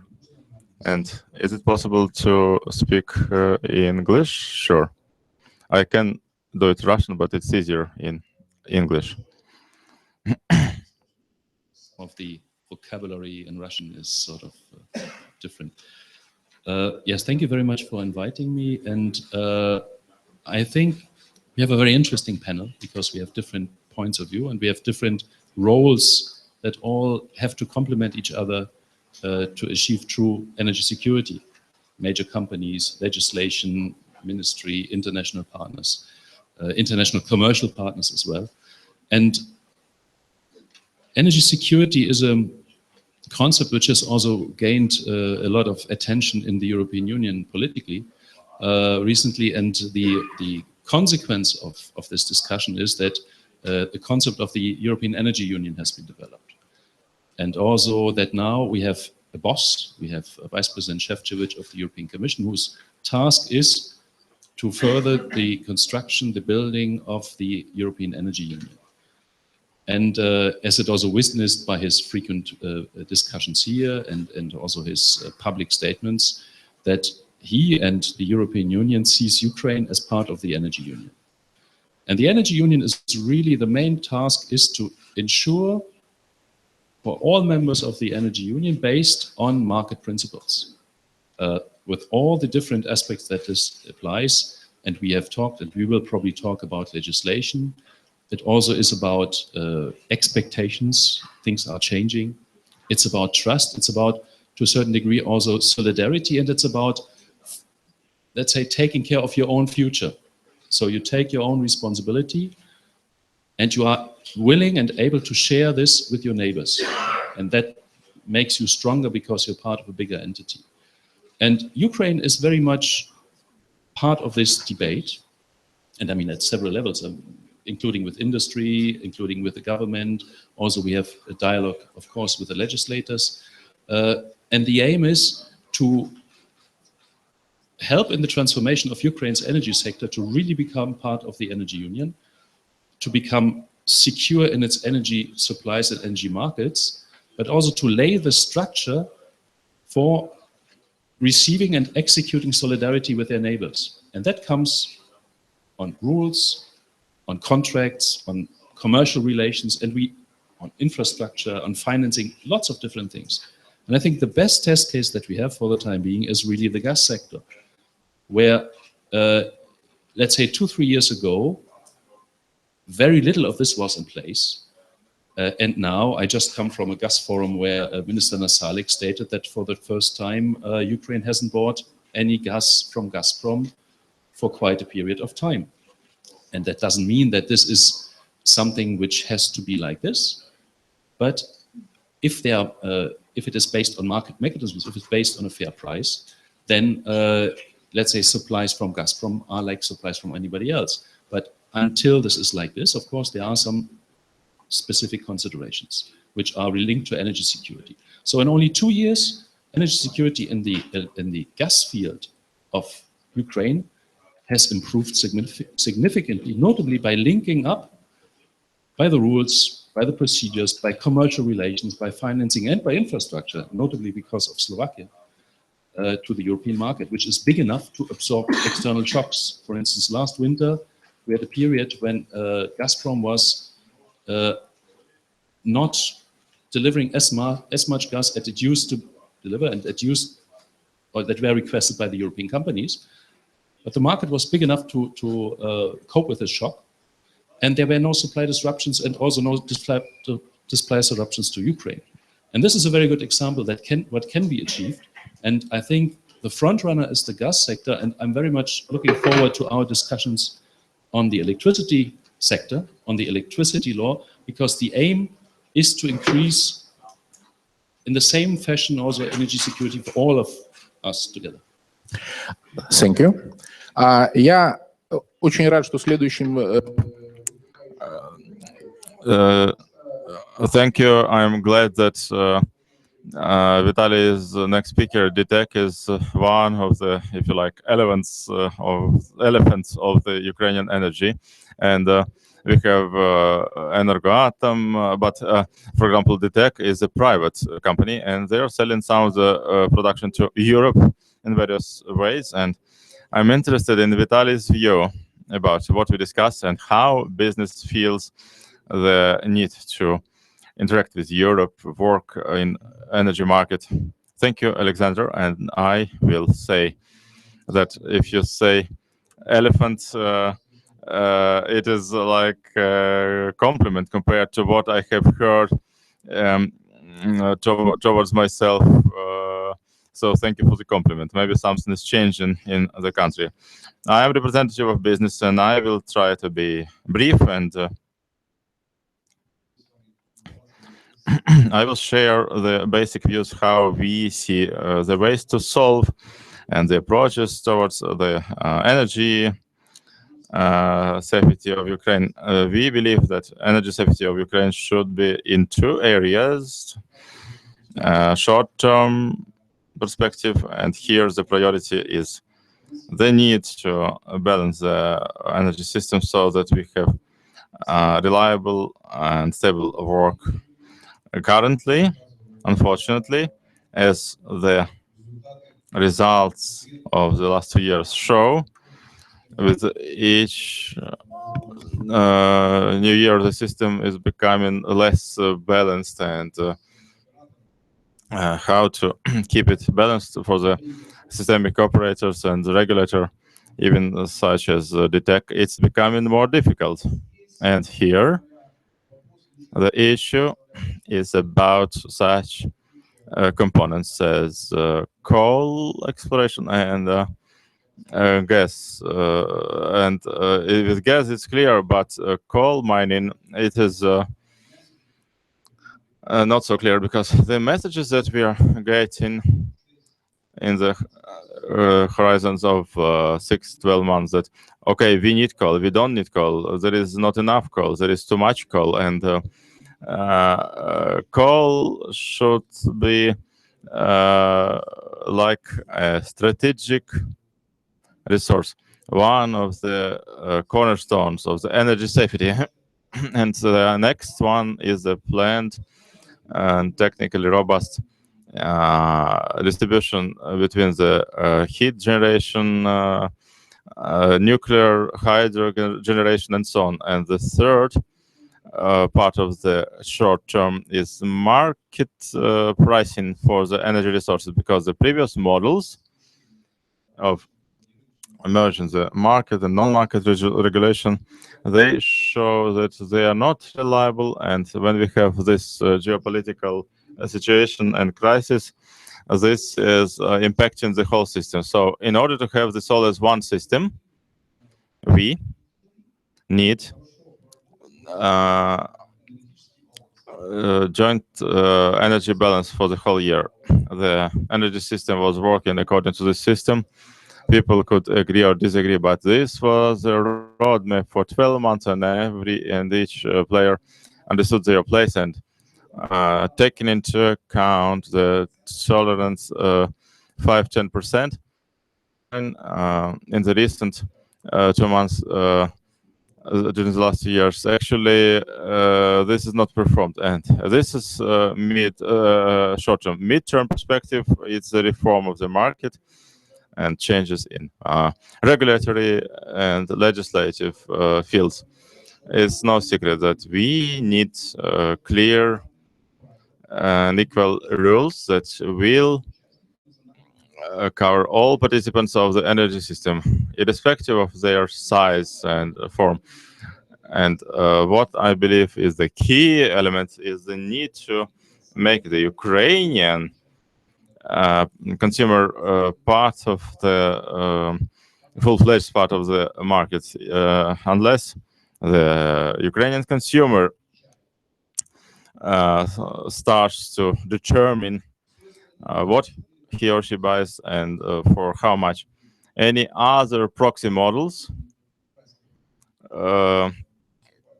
that are speaking on behalf of the Ukrainian consumer, they are not. This is not going to work. Only in this case, Ukraine will be able to be integrated in the European energy safety system. Thank you. Everyone is saying that market is needed. Yes, market is needed, and market is needed. So now we had the person speaking who is the closest to helping this. So Olga.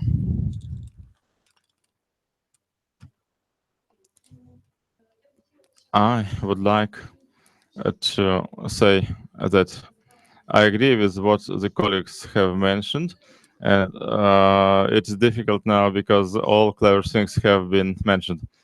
A safety of energy supply currently in the heads of simple Ukrainians, it is in 4 words: sufficiency, quality, affordability, and uninterruptedness. And when we are talking about affordability, sufficiency, it is part of the responsibility of the parliament, including also quality. I will ask you, Alexander, you said that I'm the driver of the electricity law, one of the, but in fact, I'm the motivating factor. But my colleague, Lev Fedosevsky, is really the one who can comment about this. And I would like to say that these 4 principles are part of our committee.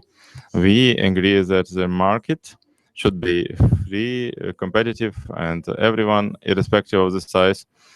And then surely we see in the law that no one should have privileges because of their size, and their market share should not be the basis for anything. I just wanted to mention that I was invited to a meeting when one of the companies has already, private company, has already made 1 billion on gas imports to Ukraine. And this is showing that the market is working. Imports not from Russia, and also it's part of the state procurement, and that was purchased by the industry in Ukraine. The same person asked me as an MP with a complaint. And the complaint was that one of the buyers was getting some proposals and sanctions from the oblgaz, through which this owner is getting the gas. Is it okay? No, it's not okay. We will be working with this oblgaz, and I'm sure they will be compliant and let the enterprise buy the gas wherever they like. But unfortunately, we don't have so many MPs that would work with each and every enterprise in Ukraine. As a consumer of electric energy and heating, I also had special relations with, for example, Kyivenergo, that needs to be in various queues, and sometimes it looks like it's done specially in such a way that the consumers cannot have the heating recorded according to the meter. And these are the deficiencies of the law that we adopted in the parliament. And in the period when we are working on other legislation, the main thing is the principles. And the principles are a free competitive market where people can freely switch to any supplier that guarantees the best quality, price, and uninterrupted supply.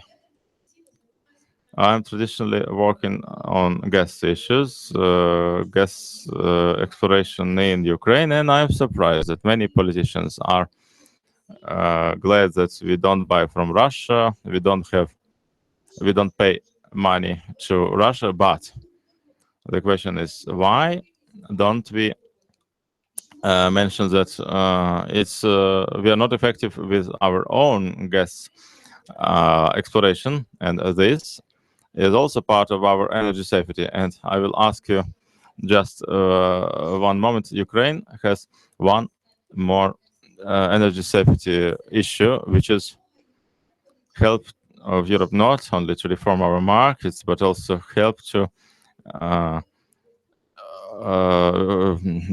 to have a proper place in Europe. We're talking about the Nord Stream 2 and other streams that are undermining the safety of Ukraine. And I will be asking you during each and every panel, I will ask for your help in Ukraine's independence and Ukraine's interests. We are a reliable supplier, reliable transit country, and I would like to to draw your attention to our problems. Yes, surely it was important to say about Nord Stream and Ukraine in the context of the Ukraine's energy safety. Unfortunately, this is not getting enough attention, and the topic about synchronizing Ukraine's energy system and European energy systems, we don't have a discussion about this in Ukraine and in Europe. And honestly, we have several experts who will also take part in the discussion. And it's interesting to hear what Ivan Plachkov has to say, who was responsible for Ukraine's approximation to Europe, in particular the gas system. And what is the situation today? Do we have the chance to get synchronization with Europe soon? And do you feel anything like Europeans are ready to get closer to us? Thank you, Alexander. Just briefly. The expert forum key issue today is not just energy safety, but energy dependence that we have today. Currently, during the whole history of Ukraine, Ukraine has never been so much dependent in its energy as today. When we look at the oil and gas, at the time of independence, we were exploring 28 billion, we are exporting to 112 billion. And also there was oil, but currently we lost, we have transporting of 70 billion, we explore 16, 17 million. So there is a lot of dependence on all neighbors in other countries. Let us look at nuclear energy. The accounts are blocked. There is a lot of arrears to Westinghouse and so on. And we hope only that people have a responsibility in the energy sphere. Electricity, there are millions of tons in warehouses. There are no repairs, no reconstruction, and we are really afraid about the fueling season in Ukrenergo. We don't even know what happens, and in coal industry we have such a dependence on external coal that has never been. And so we need to be talking about not just stability, but energy dependence and how to ensure it is not so high. And in 2008, we had possibility of having a parallel system with the European one. We had this in 2009 and 10, but we have not really done it, and we are not even approaching it to integrate Ukrainian system with European, which is not just intention, but we need integration of Ukraine in Europe. And so I believe today we need have a discussion with energy experts, professionals, MPs, and government staff, so that we understand how dependent we are, so that we can save heating season.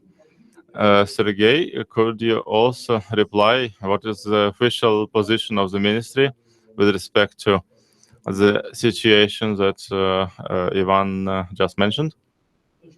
From the point of view of the discussion, I will say that we are not the center for operational decisions. The situation in which we are today in the electric energy, this is a result of the work and consequences of the positive. It depends on who is at the top of ministries of Ukrenergo and so on. It's too late to give some tactical recommendations. What is the situation from your point of view with respect to the repairs in the situation? Surely, view of use of resources, the time that we had and the money that we spent on repair, it was smaller than in previous years, but the resources available and we spend it. I hope very much that we will have quality repair and reconstruction, including the heating, and there is economic downturn, so there will not be so much consumption of electricity. And surely what we are caring about is how much coal we have. And I was already mentioning that if we don't do anything, we have anything. I was doing programming and forecasting, and the sufficient supply for an electric power plant during 10 days. That's what we need to have, enough coal for 10 days. So we are talking about the size that is clear, because during 10 days you can have 2 meetings of the government, you can have even 10 meetings. What I mean is that if you don't have reforms, you have hand controls, manual management, and with respect to how much coal we need to have, surely we can use, as the media was telling, it's possible to use the gas and hard oil, but this will still have, we will need to economize, or we need to reduce how much the citizens consume, because 14 billion, this is a resource for the population, for the communal energy, and surely we have Tripolska and Zaporizhzhia power plants, but this is a significant component. Thank you, Sergey. And with respect to technical situation, Vitaly, you have 1 minute from the point of view of business about this winter. The business should be optimistic, and I will say that DTEK, as one of the pillars of the energy in Ukraine, we are doing everything so that our heating power plants are working. Surely the equipment issue is important, but it's not so interesting to discuss it on Facebook. But the critical situations that we got during the summer and heat generation, DTEK were taking the situation that there was no fuel at the Centroenergo. We had to postpone a number of repairs for the later periods, because otherwise we wouldn't be able to work. Yesterday, I had a meeting with experts, and Yuri mentioned there are laws of physics and there are issues like depletion and so on, and we cannot shut our eyes about this. And with the nuclear power plants, you can continue for some time, but for heat generation, 95% it's already finished. So we need to do something about this, and it will happen very soon. With respect to coal, I can say more or less optimistically we will be able. Okay, your comment. If we want to solve the problems, we should be honest and tell about the situation. The situation is very tense, and here we heard it. I'm also the practical person, and what we have as gas storages, and if we have the winter, like in standard terms,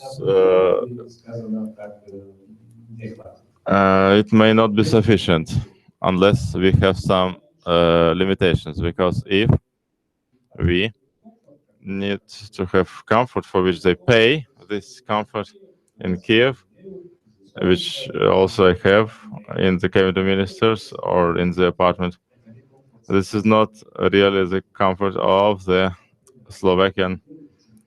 And actually in Slovakia, it's Arctic air, and we already have 2 weeks of heating. You are lucky in terms of the climate now, and take into account the situation, Vice President of European Commission is going to visit Moscow to negotiate with Russian partners about the winter package that should be on the same conditions that was last time. We need to get prepared for the winter, and I agree with Ms. Belkova that we need to have sufficient transit position in Ukraine, and we are linked with one pipe, and our client is Gazprom, and we need to make sure that our services are good, and that we can also get the comparison with Nord Stream, so that we show to our colleagues in the EU that our transit corridor is working well, and we need to be professionally ready, in fact, also for this winter, so that this works without any limitation. I'm sure, even though we don't have enough gas, but I'm sure they are getting ready for the winter period. Can I ask a question? One question, okay. I disagree. I will tell you why. Recently, there was a meeting of the cabinet ministers about the winter. First Vice Premier mentioned that Ukraine actually is ready for the winter. No issues. There should be no worries. People who mention, like myself, are almost separatists, and we should not be mentioning that. And from you, I hear that the EU is worried about the situation in Ukraine and is getting ready to visit in Moscow, so that they agree with Moscow, in particular with respect to gas and electricity, just in case there are needs. So, is there a worry? Why is the government saying everything is okay? And I have a feeling like I have shame that there are problems, but what is, where is the truth, Torsten?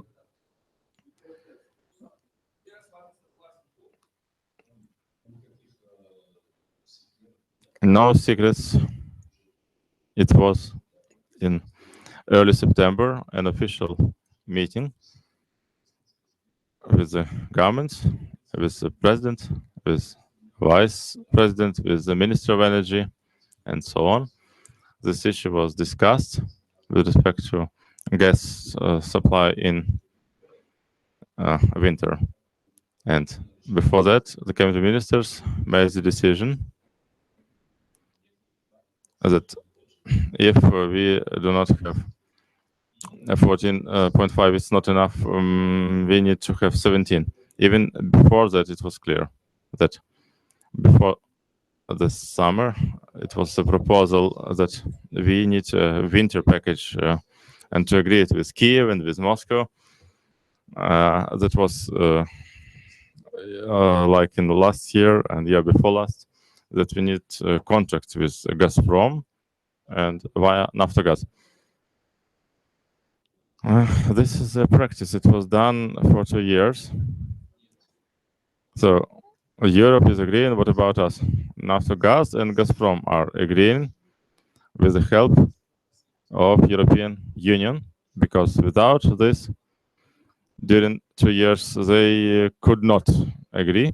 And if they can agree without Mr. Shevchevich, sure. But so far, practice shows that for the winter packages, during the 2 years, there were problems. They were paying and receiving, but there was no real package. So everyone is interested that this winter there are no surprises like this. This is the official position. It's no secret. There is no conspirology and so on. Thank you very much. Another comment from Olga. Ivan Vasilyevich, it seems to me that you understand everything very well. You understand everything very well, and I believe that all others also have to understand it well. And Ukraine is there, and it will be and is always staying a sovereign state. All its negotiations and its companies conduct independently. Nevertheless, we have quite untraditional partner. This is Gazprom. Gazprom is not a purely commercial company. It follows also some political interests. And this is why participation of European Commission is the best guarantee today. So in spite of oil PR machine of Russia, we should never quote unreliable on not paying or whatever. And we are open for all negotiations and participation of Shevchevich. I see no problem, but the only one. And here I would like to criticize our party, our side. On one side, NAK Naftogaz says that 14.6 is enough. Minister, Cabinet of Ministers, they write 17. Someone think that without Russia it is not possible. Others say it is possible, etc., etc. So these are the signals that we send from our side, and this is not nice looking at all. And in reality, there is another aspect. Europeans and Ukrainians, they have very different perception of the moment of the crisis. In Europe, of course, people want to be sure that we have not 17 but 27, and that would be enough for them if something happens. But are we ready to allocate money from the budget or from some other sources in order to purchase additional extra volumes of gas? I'm not very sure in that. So this is why I want that those that are responsible for security or reliability of shipments should say whether they can supply without Russia and 14.6 is enough or not. And from the sources where I get information from, the picture is not one-way clear. Dear colleagues, I have a remark. Thank you very much for what you are doing. I've been sitting in Nova Ogareva for 2 weeks conducting negotiations after for gas being shipped to Ukraine, but I don't understand the messages when we say that we can do without Russian gas for 1 year. We stocked and we can do without them. Let it be, but let us not give these messages, because this does not help the work of our colleagues that think about us, that worry for us, and our colleagues think for us, and we just diminuate their efforts. I would like to close the gas subject, the last comment on gas. Yes, the last remark. First of all, nowadays we have agreement with Ukrainian party to participate in these negotiations with the participation of Mr. Shevchevich, but not yet agreement in Moscow. They do not agree. And there are different reasons for that. And what is important, it seems to me, that these winter packages, they are like anti-crisis measures, but what is necessary is to change the structure to do without that anti-crisis measures. And I hope that during this panel we should think a little bit about the future. There were two questions, but we are still discussing the first question, but we have to discuss what to do. Like I lived in Luxembourg, they do not produce any energy at all, but they are secure, and security and independency, it's different things. I absolutely agree with you. There are many questions, and I understand that everyone wants to ask the question and to participate in the discussion, but Mr. Zarubinsky already waiting for 5 minutes, so I feel uneasy. I like what Ivan Vasilievich is saying, and I did not like too much what other panelists are saying. You know what is the problem? The problem is that our energy sphere was always linked with politics. Politics always dominated in the decision-making. And now we're living in other times. We don't want propaganda to dominate over pragmatism and energy sphere. I have two naive questions. I'm not a great expert, so maybe you can call me a dilettante. And my first question is as follows. Tell me, please, energy security, it includes not only what you are talking about, it includes capability of people to pay for what they receive. I'm a simple consumer. I received the paying document.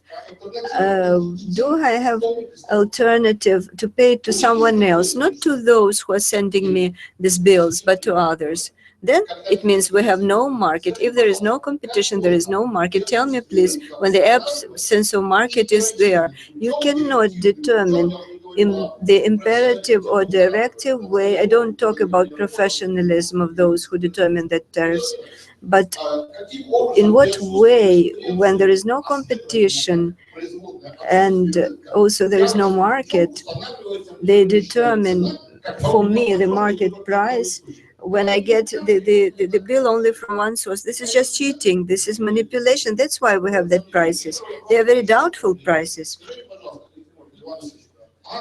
Ivan Vasilievich, tell me please about the structure and propaganda. I understand we have a war or anti-terroristic operation, whatever you call it. But in propaganda means they say we do not depend upon Russian gas. What is the structure of origin of gas that we import? Is it produced in Poland or in Slovakia? And I want to know about the structure of electric energy that turns out to be bought in the times of the war. Thank you very much. Who is ready to answer, dear colleagues? I've been answering you already. Maybe Carol would like to answer. Gas that is bought by Naftogaz and other traders, the European market is bought from suppliers, different suppliers. Physically, what kind of gas is that? It does not matter. The owner of that gas is a specific company that determines the swap prices, and one of the suppliers, it's Norwegian Statoil, but physically this Norway Statoil sends its Russian gas the same way as gas export, and its structure in Great Britain is one of the biggest traders of Great Britain.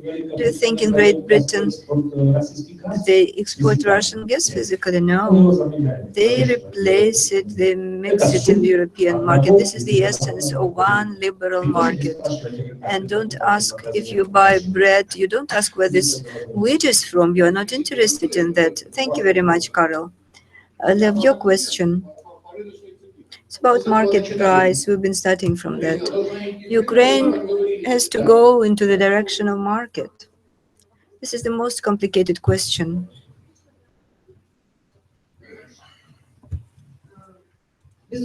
There is no doubt that you asked about two aspects. Those who determine the prices in imperative way. The gas price is not determined by NERC. They determine the tariffs linked with the natural monopolies, but the cabinet ministers of Ukraine determines the price of gas as a commodity. And if I tell you that, for example, tomorrow, corresponding decision will be taken by the cabinet of ministers that the price will be 1,000 hryvnias, this imperative way, not like today, but 1,000. Would you object? I'm answering you. And of course, I tell you that I also live in the apartment house. I also want to choose the right supplier of gas. But the truth today is as follows. Commercial companies today do not sell to the private suppliers. Nevertheless, yesterday I met one large supplier who develops the plan to come out to retail market, and they are preparing to do that after 2017. That's my answer for your question. No doubt, from the very first day, every separate supplier and household consumer, he will not be able to pass to this separate consumption. But if you have well-organized home service, then I talked to several of that associations of housekeepers. But this is theoretically possible. I am ready to work with you personally, with your house, and we'll look for the supplier of gas, but this will be very complicated and expensive. In the parliament, we have the right for replica. Olga mentioned me, so I have the right to enter into the discussion. So listening to the previous discussion, I want to tell you that we have to look for implementation of the consumer market, because now we have regulators or deregulators or whatever you call them, or you should speak about, you should say bad things only about those who are present here. So they determine the price for electric energy, for coal, for everything. So we have to create market conditions, and then we'll have market prices, and then this is going to be the price for the specific consumer. Out of your things that you've been saying, Vitaly, we need to create the resource market. I would like to tell you that this is a huge crime, because we've already introduced the market of resources for coal, introducing Rotterdam formula plus shipment to Ukraine. What do we have? 1 million tons in the warehouses. Nobody is responsible for doing that formula. Why did it happen like that? I have a question to you. Why, after receiving Rotterdam plus supply or shipment in April, you being the company that produces 85% of the energy coal in Ukraine, you were not able to guarantee, taking into account the fact that your production grew in the summer times more than 20 or 30%. This is a huge volume of resources that emerged at the market, and it has been mentioned, but we did not see that. And the security of Ukraine as a state and security of every separate citizen is a very big question before winter. Please, Vitaly. Thank you for your question. This is the question to continue our discussion, but we discuss it also in the direct meetings. There were several questions asked, and all of them are very important. You have to separate flies from cutlets, as they say. Number one, about methodology, how we determine the limited price of coal that is compensated in the tariff. So Ukraine adopted that methodology that you mentioned, that is called in people Rotterdam Plus. But the essence is to get away from the manual regulation and to link it to some market price indicators. You know the methodology well yourself, takes into account the trend for the 12 months, reviewed once in 6 months, and in such a way they resolve the issue about the price for coal compensated by the heat generation in Ukraine. What it was implemented in the springtime, in the end of spring, and some period passed. So if you follow the tariffs for the heat generation, they were not jumping up abruptly. And if I look at the tariff that heat generation gets for the last 8 months, it was at the level of 104 kopecks. And if you compare the price for coal, this is not sufficient to cover production costs. But these are complicated technical issues that can be smoothened with time. But your argument is as follows. Why, after methodology was adopted, the situation happened with coal? And this is a very straightforward question. And we come back to the subject of forecast balance. In what way energy should work? Ministry approves the forecast balance, then NERC, first its physical aspect, then economic aspect. As you know, in July, the forecast balance was reviewed and the parameters were determined.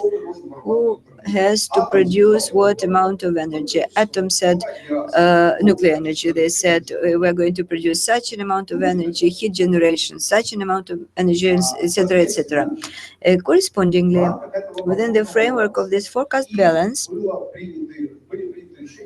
decisions has been taken.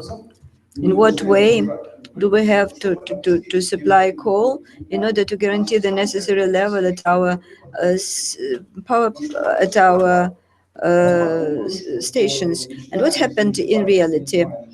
In the end of May, beginning of June, in Energy Atom, 6 units went to repair. And it brought to the fact that heat generation had to produce not that amount of electric energy that they were told to produce, but much more. They had to close the deficit of the nuclear power plants. And if I tell you in the beginning of the year that you're going to produce 10 units of electric energy, and this is why you have to guarantee this coal for 12 units of electric energy. Then several months pass, and I tell you, my dear friend, I need you to produce 20. This is necessary. If the country requires, we produce. But what does it bring to that? The stocks of coal that were stocked for the preparation of the winter season, we had to use them. And for today, a data company completely fulfills and over-fulfills the plan of shipments of coal. When we are within the framework of the forecast balance, said that we are going to ship on the monthly basis such an amount of coal for our power plants for the needed amount of electric energy that was confirmed by NERC and determined by the ministry. We do that, we fulfill it, but they force us to produce more energy. What did we do? When such a situation emerged, we know that we cannot deny producing electric energy. It will bring to very serious consequences. But number one, we enlarged investments into our coal mining sector, and the brand G production was increased for 3 million tons in order to bring as much coal as possible from our anthracite mines. And when we looked at the balances, so there is the need to support, then we decided to buy all free coal from the state coal mines. Historically, we've been buying volumes of from Lviv and Volyn. But Volyn told us that we want to ship you 90,000 tons per month. We said, fine, we put that into our plans. What happens? But they supply us only 50. In fact, what should we do? We should look for this coal somewhere else. Then we went further on. Then we decided to be reinsured, and because we needed to stock. Then we decided to buy more Polish coal, and we contracted that coal and the shipments began, 150,000 tons, but this is commercial issue. And the coal from the South Africa, we bought 75,000, and the boat went there already in order to guarantee additional level of security of our warehouses. So we did everything we could to the maximum. But I want to tell you the following, that today the prices of the South African coal or Polish coal, they are higher than Rotterdam Plus. They are higher than the self-cost or average self-cost of production of our coal mines. But we do that because the issue of winter is a political issue. This is economic issue. This is a social issue. Thank you very much, dear colleagues. Sergei Mikhailovich was asking for a replica. We have only 5 minutes left, so I would like to give 1 minute to everyone. And let us spend this minute not for this heating season. I know this is the painful issue, but let's talk about the future. 1 minute about the future, about 5 years ahead. I am prepared with my minister. We had a discussion once why the balance was not fulfilled. He says, this is the balance, and I say, this is the forecast balance. Of course, he won, but I want us to understand this is the forecast. These are the frameworks that we open for ourselves in order to look for yourself in this business. We achieved improvements in our manual regulation. We should not discuss its effectiveness. We talk about energy effectiveness, independence, and security. These are different things. Oleg, I want to talk to you about market. We have absolutely depending market of oil products, and this is market, and we do not complain about how much that gasoline or diesel is stored somewhere. Our country overlived long time ago reform in the agri sector. They have different technological relations. Tell me, please, how long did we have the meeting of Cabinet of Ministers discussing where to get fuel for spring works in the fields or for harvest? Reforms resolved everything. Let us do reforms in energy sector and we'll get results. This is a wonderful example, and our discussion shows that unfortunately that market reforms in an energy sector of Ukraine just start. They just begin, and when the state has to resolve the issues of shipments of energy resources, this is not market situation. You cannot call it market. It never works like this. And I want to come back to what has to change. Not only mentality should change, because there is a very big historical debt, and you can discuss a lot about the price that you pay when you get your bill for your electricity. You pay a very small amount because you don't understand that this infrastructure that supplies you this energy is very obsolete. For 25 years, no one invested into that infrastructure, and in order to invest it was very painful for everyone to keep real supplies of electric energy in this country. You have to be open about it. This is the issue of regulator, not of the government. And I want to finish by saying that you have to change mentality of people. And this unions of flat owners is something that should be done in order to change the thinking of people in this country. They should not ask these questions to their mayors, to their government, but this is the question to themselves, how to behave towards the suppliers of energy. Now they have the rights and possibilities, but you have to change that in their heads. We started to create that unions of flat owners in 1993. That was the fight of civilization in our brain. This does not come overnight. It requires time. And then the market started to work when people understand what is the bill for electricity and in what way they can deal with it, with their consumption of energy and with their house, apartment house. I have only 1 minute. Oksana asked about the future. I wrote down 5 indicators, and if they will be implemented, I am quiet. I can tell you, okay, safety, security of energy in Ukraine. This is when we see for the first time the export of gas from Ukraine. Ukraine produces its own gas. It has its potential. I don't mean this is huge, but the first export of gas started. This is a good indicator.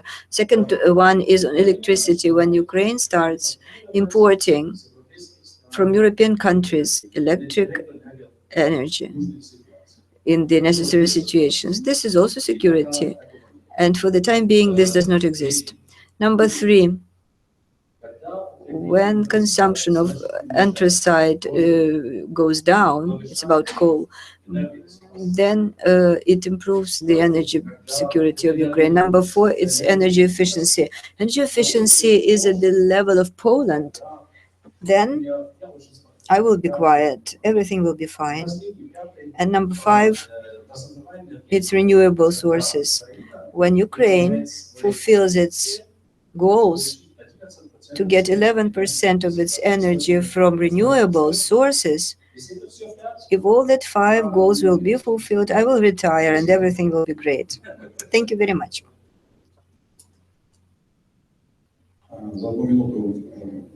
One minute, it's hard to put into that 1 minute everything you want to say. I'll make a general comment. It seems to me that nowadays we have a unique opportunity altogether to convert this crisis energy into the creation energy. And for today, there is no one who would not come to the conclusion and understanding that only joining our efforts at all the levels, the participants of the process will be able to steer out of the situation. And the key success of the future will be if we will do something that has been done long time ago in Europe, depolitization of energy sector. When you take it out from the perimeter of politics, give it to the professionals, to the participants of the market, to everyone, and they will find the right formulas for self-organization, finding the way out of that crisis, short-term and long-term perspective. Thank you. Again, everything has been said before me. Just a short recipe of 5 points. Number 1, to pass to the market methods and not political administration of all energy issues. Number 2, enlarge production of all profitable segments of energy sector like gas, oil, electric energy. On coal, I have doubts. Alternative energy is very profitable. Number 3, to engage. Maybe this is non-standard point here, but I am deeply persuaded that without engagement in the form of investments, not loans or technical aid, but investments of European Union into the gas distribution statement or to stations or national grids of the large infrastructural companies in Ukraine, you cannot achieve high level of security, especially taking into account constant neighborhood with the aggressor country. Number 3, achievements of European indicators of energy effectiveness at every one of energy sites, budgetary sphere and communal sphere. And number 4, you said you have to pass the administration to the market, the management to the market. We are ready, but these KPIs should be achieved. The share of such companies as NAC, DTEK, UGD, they have to, it has to decrease many times. Not because I wish you to live badly, but because I want that everyone around you should develop, and organically you will become one of the traditional participants of the market. And when all participants of the market will be plus minus the same without very big distortions, then I will believe into the fact that the market professionally, independently and without any political influences, we'll be able to resolve all the issues in the energy sector. For the time being, the situation is different, but we started from the law on energy regulator.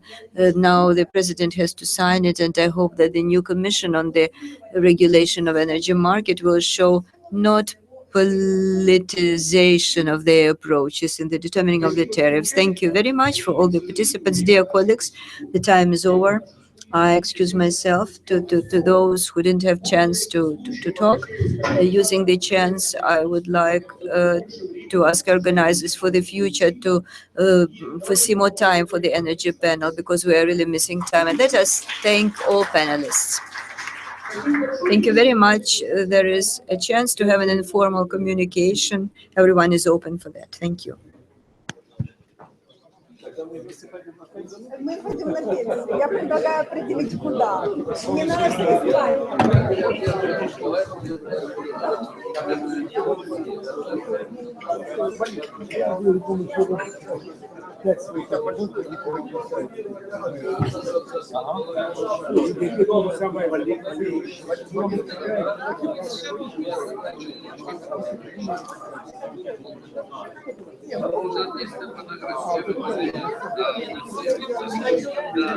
Знаете, одна вещь, что безопасность общественной жизни. Вчера у нас был пробел, мы поднимали по Франции и Германии, цена выросла 50 раз на рынке, 50 раз.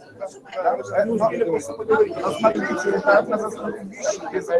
Цена на балансирующем рынке выросла 50 раз. Вчера у нас можете посмотреть у нас на балансе. Почему? Смотрите, да, история безопасности стоит всегда больших денег. Это, конечно, кто это сказал? Тут будет звук, что она должна быть дешевле. Это вообще, смотрите, я поляк, я работаю в правительстве да? И смотрите, что происходит. Неправильно созданный закон по внутренней рынке сейчас хорошо создан. Но цена давит настолько, что нет денег на то, чтобы делать реконструкцию. Почему не является бюджетный рынок мощности? Второй товар. Только потому, что вы создали деньги на то, чтобы можно было делать реконструкцию, делать мощности. Супер! А что у нас в законе про Украину? Вы говорите, все соседи вокруг Украины сейчас с 17-го начинают внедрять электрошки. Что вы говорите? Германия объявила, Польша внедряет, Чехия внедряет, Словакия начинает внедрять. Дорогие коллеги, я член этого заседания. План внедрения до 2019 года, да? И она начала сейчас уже работать, определяет цену стоимости этого рынка. Не говорите так уже.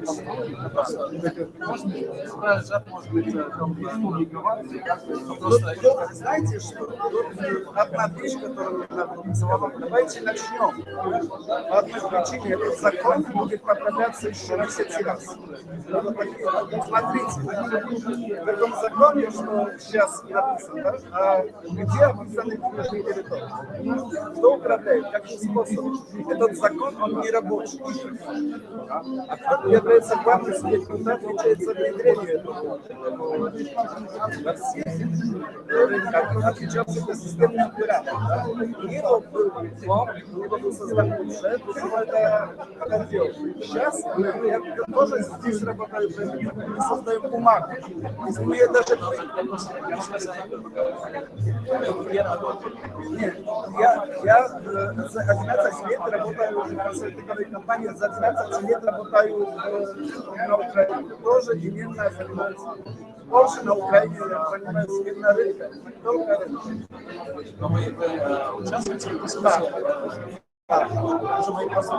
Я просто тоже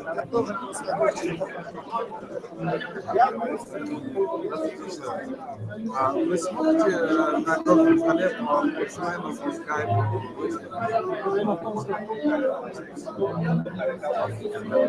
Ольга говорила вам, 21, 25. Да, но сейчас я буду ходить. У меня там На 15 гулял. Вот, 21 я был в Украине, я просто не знаю, сколько мог, просто я сыграю фото,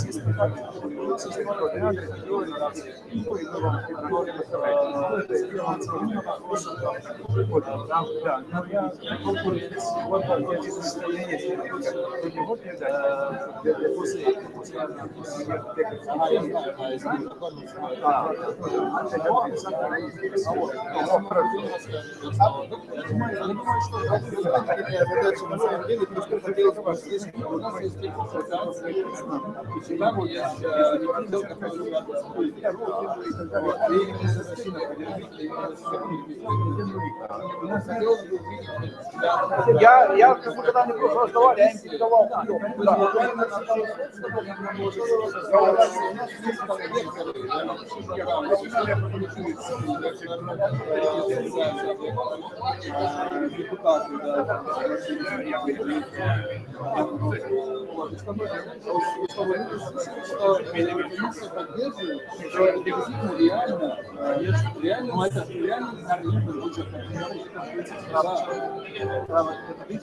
Ты можешь выбрать свои назначения. Да. У тебя есть четкий вот это, ну, как это, бело. Счет. Да, что там все написано. Почему ты платишь, что ты это. Вот все, вот все эти вещи, частные комары, да. И, конечно, мы, конечно, и, к сожалению, я не могу 20 евро, но обязательно надо. Я могу вас, если у вас нет контакта, я могу вас связать. Я могу через органочку. Да, через органочку. Да. И после он работает в Digital Competition, и он сейчас с 1 сентября работает. Он постоянно? Он есть постоянно. Здесь как дипломат. И он именно этим вопросом занимается. Спасибо, тогда я прошу Ольги. Я думаю, что это будет правильно, потому что это будет лучше, потому что даже если я включаюсь там 10 минут по скайпу, я же не могу там участвовать, потому что мне там мероприятие. Ну, понятно, да. Будет лучше, если вы поговорите, что до мероприятия, да, ну, просто что вы от него ожидаете, какая, ну, я скажу, да, спасибо. Потому что иначе будет как это, ну, не солить. Просто там 10 минут по скайпу, человек что-то скажет, а потом бай-бай. Нам будет место, я думаю. Да, вот Сергей мне говорил. И мы с ним договорились, к сожалению, будет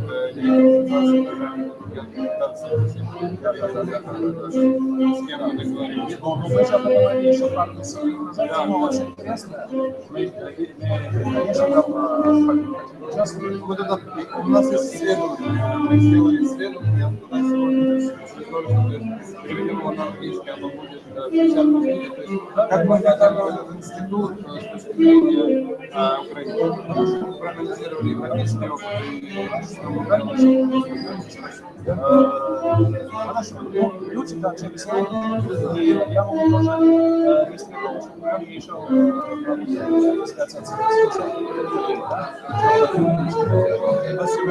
Да, я вам советую с нами взаимодействовать. Мы, в общем, я вас знаю. Да, ну еще раз. Да, а это, я хотел просто напомнить, что мы там есть, и хотел у вас всякие, вы тогда не было ситки, я вас сделал запрос по поводу того, что вы предложили, мы хотим разместить на нашем сайте, чтобы знала наша общественность, знала позицию вашу именно, эти 5 фотосоединений. Безопасности и все прочее. Это для нас очень важно и интересно. Вот. Так что, если есть визитка, дайте, чтобы я вам делал запрос. напомнил о том, что мы... Это, ну, мы раньше с вами встречались. Хорошо. Да. Ну, успехов и спасибо вам. Спасибо. Марка Ситерс, вашего внимания. Я являюсь специалистом. Я представляю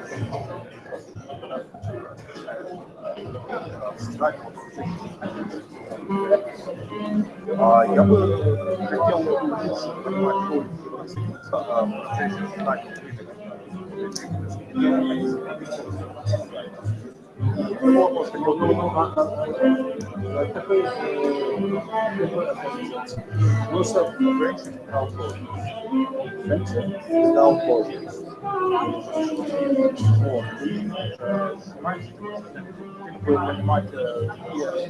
но если это не понятно,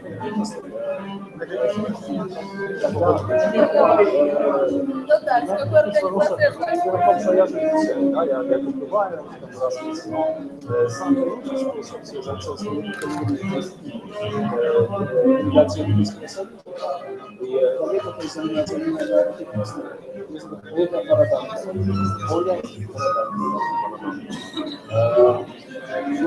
Если вы можете программу связаться, если вы начнете я буду связать, потому что мы работаем именно с НТР,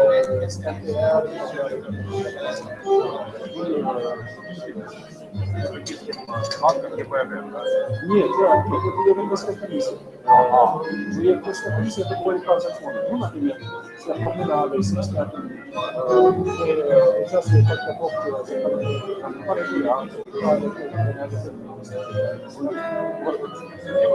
конечно, мы это перейдем на европейский опыт. Мы что люди, которые рано знали, как это делается там в разных странах. Хорошо.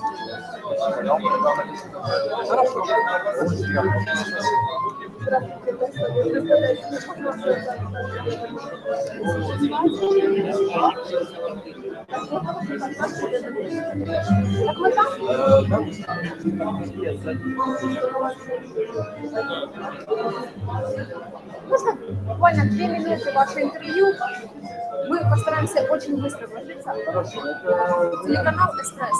Вы сегодня говорили о возможном импорте газа из Российской Федерации. Можете немного подробнее рассказать? Ну, это пока что по поводу того, что... зимнего пакета. Нет. Зимнего пакета? Да. Что я хотел сказать, что если рынок работает, рынок определяет, какой газ поступает в Украину.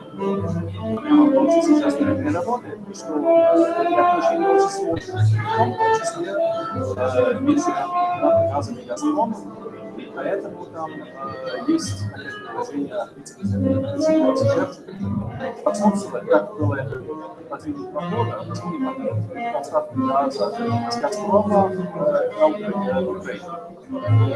Но, в будущем идеальная ситуация, когда не надо, когда просто рынок работает, если цена Газпрома будет лучше, чем тогда потом можно покупать Газпром. А если клиент лучше, чем предлагает, тогда покупает, ну, как везде, как в Америке, как в спортивном магазине, везде, как просто газовый показ. Как можно оценить ситуацию с энергетикой? Сколько все стоит?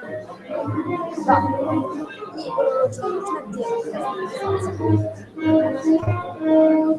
И что нужно делать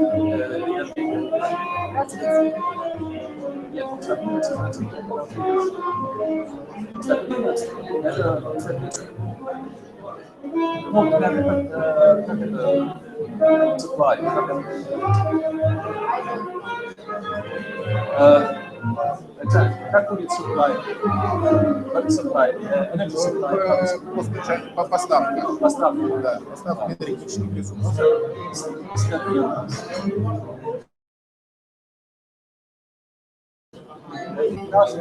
Получается, что энергия, который нужен, по цене, который нужен, и без всяких Вот. Надо дать знак принципа, что все реформы должны способствовать, что люди, которые могут и вопросы, социальные вопросы. Если в разных странах есть вопросы, а люди могут платиться, да, и если многие специалисты государства так не получат. Но это не вопрос стабильности, они не получат вопрос стабильности. А развитие энергетики должен быть именно в том, что будет не только стабильность, но будет конкурентоспособность, что будет энергобезопасность, чтобы не было вот таких антикризисных мер. И каждый год нам система тоже. Будет ли зима нормальная? А в Германии такого нет. Ну, там может быть такая или такая, цена может быть такая или такая. Ну, вопрос в том, будет ли энергия, будет теплый дом, ну, может быть, права, может быть, какие-то случаи. Но по большому счету, это даже не вопрос. Если Украина развивается, участвует на том же рынке, тогда участвует на таких же условиях.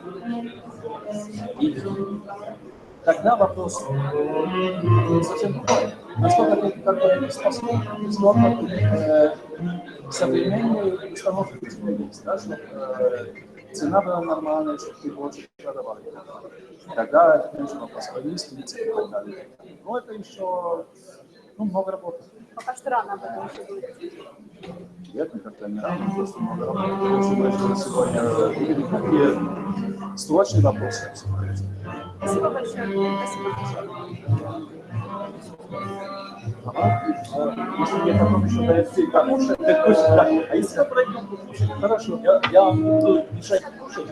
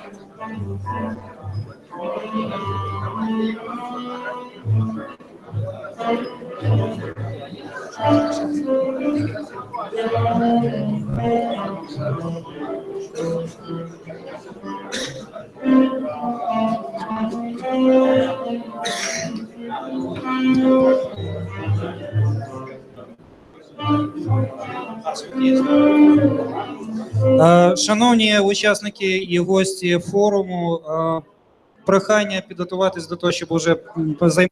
Distinct participants and guests of our forum, we are inviting you to return to our conference hall because we are starting in 5 minutes. Waiting to continue our discussion. The forum, please start moving towards the conference room. We are about to start our discussion in something like 3-5 minutes.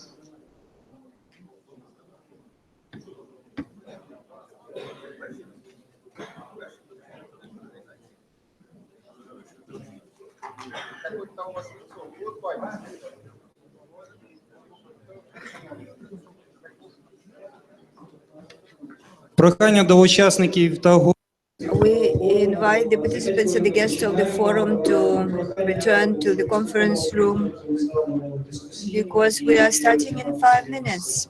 Dear guests and participants, we are preparing to start our discussion in 5 minutes, and please start taking your seats.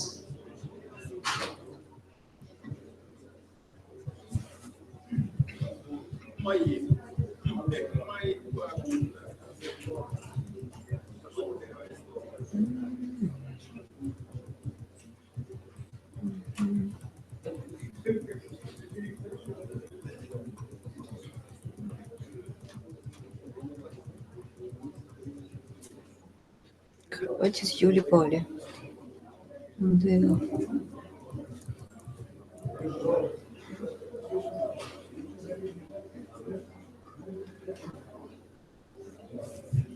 Канікули горіх темний. Вільха. Суміва вільха.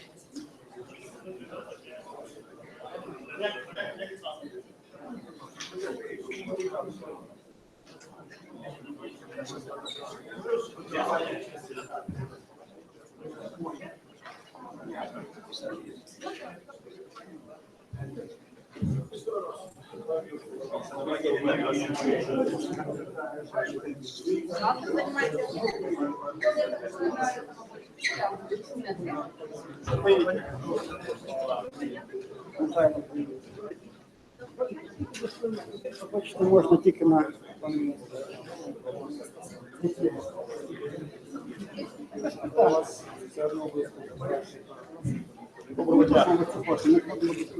дискутувати, абсолютно.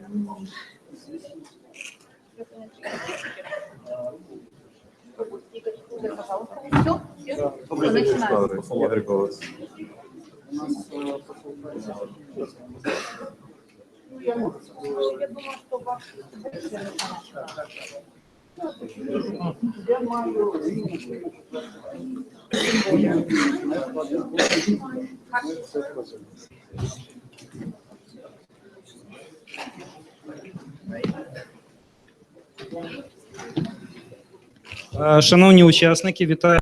Esteemed participants of our forum, we are greeting you at our third panel.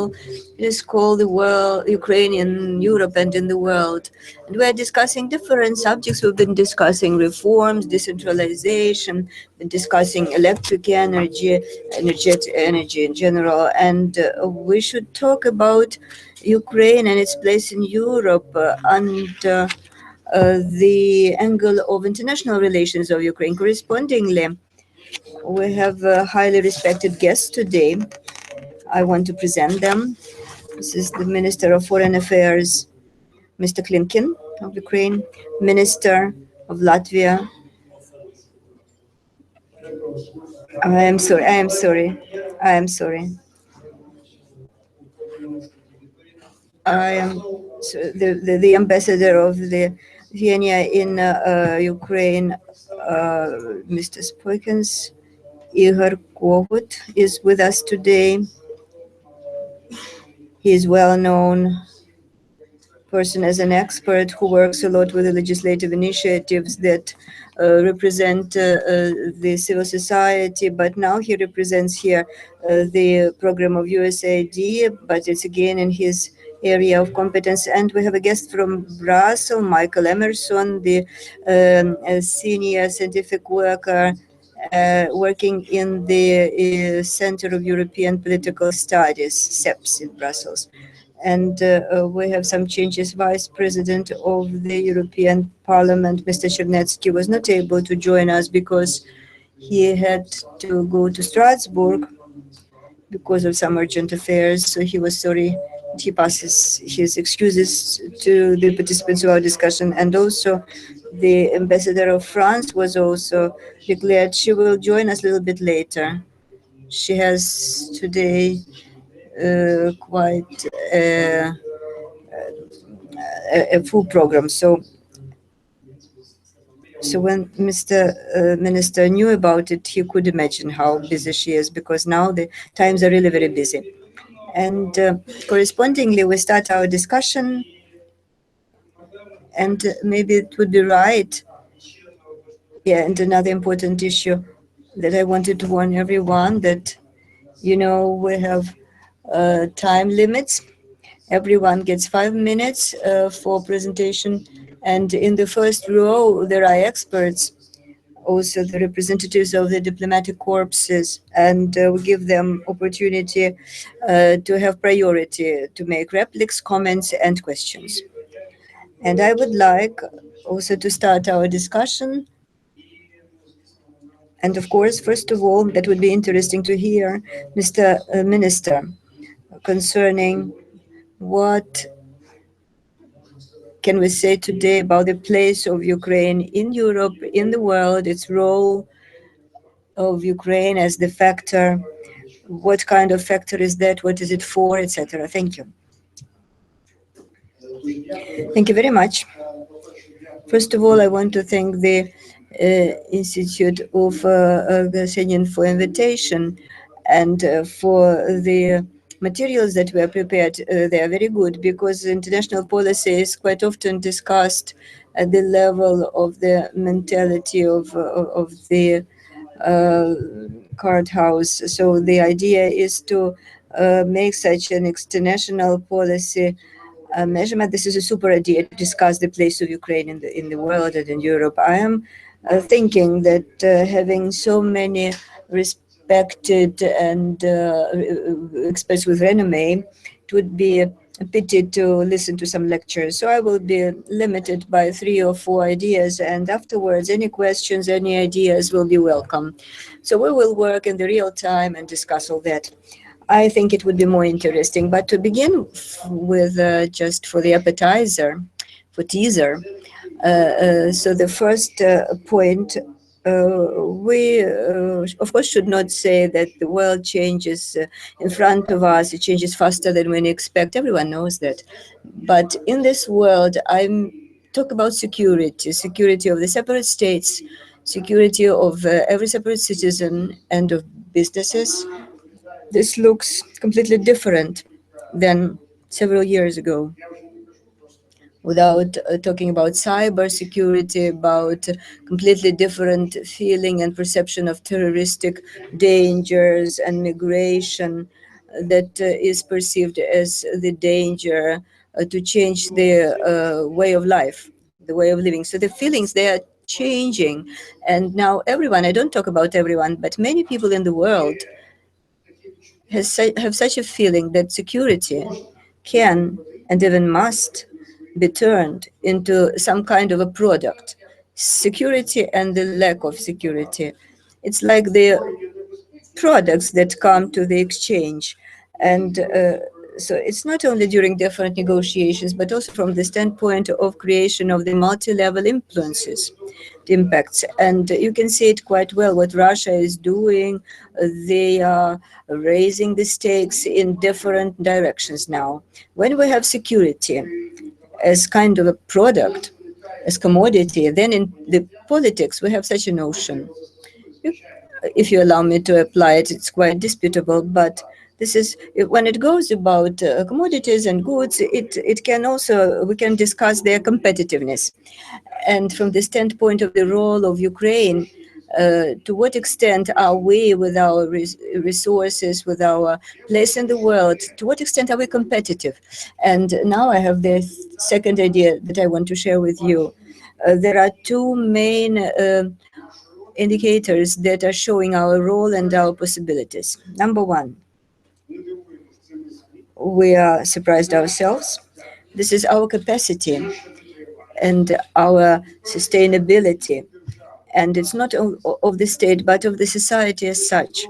From the standpoint, to what extent are we able to be well-oriented in this world? To what extent are we capable of standing against dangers, not only in the style of hard power, but also to the dangers that arise around us? And from another side, to what extent are we able or capable to bring somebody who can become our alliance? How can we become a positive hub in the sense of security? To what extent there is an interest towards us, political, economic interest, but also the social interest, and this is another important point. Number 2, to what extent us, how well are we mentored into the different systems, the different systems that belong to the civilized world and primarily to transatlantic community. Because right now we are acting in quite coordinated manner with the transatlantic community.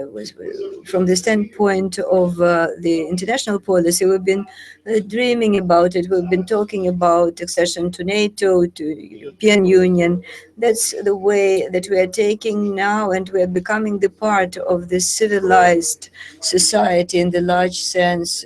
I mean, I include here Japan and other countries of ASEAN, and this is not a narrow sense. And this is very important. And from the way we will be able to use the 2 opportunities, ability to move ahead ourselves, and this will determine our importance for our friends and partners. our importance not from the situational or tactical standpoint, but from the strategic one. And on the contrary, to what extent we will be successful, we will be able to answer the challenges that are facing us. And this is going to be the world that we view as our partners and friends. So here we have to create this unique balance. We are in the world, and the world is reflecting in us. And I believe that today we are successful in that. Not in all details. Of course, we are not ideal. Let us not talk about ideal things. But anyways, we succeed. We succeed in using international context. We succeed in using not only general logics, but also the nuances of this logic. Third short idea, because this is one of the points of our today's discussion. We're discussing elections in the United States, in Europe for 1 year. Everyone knows that there is referendum in Italy, third elections in Spain. There will be also elections in Netherlands, to then presidential and parliamentary elections in France, in Germany, there will be elections. So, of course, Russia is leading a very consequent war to fragment Europe. Not to make it weaker, not simply to weaken it, but to fragment it, because it would be easier for them to work with such a Europe. But I believe that for today, the resource of transatlantic community is sufficient to create necessary answers. And what you see right now and all the problems, and the main problem that I see today as the challenge for European Union, it's not terrorism, it's not migration flows, but this is the logics itself, to what extent the policy of European consensus or consensus discourse will function in Europe. And if this will be successful, if European Union will succeed in that, and they will become quite an effective, a long-term partner for everyone, and in particular, the point of attraction for us.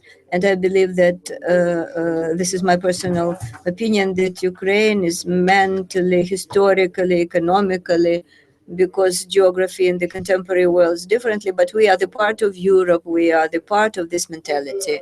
And that's the way I see the main logics. And the last fourth idea that we can discuss a bit later. I believe that in whatever way you would analyze the activities of Russia, but they will not stop in terms of destabilizing us and the whole region.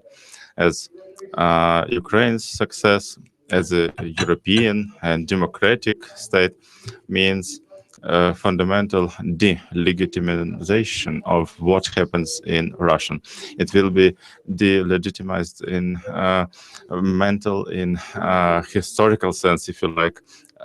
So these attempts will continue, and we should have strict logic of tactical steps and precise strategy. That's what we need to discuss with our partners. And there is a well-known phrase of Churchill: what is worse than our allies? It's absence of allies. And we have allies, we are not in a vacuum. And what is important, it's for the first time during the Ukrainian independence, we have a balance of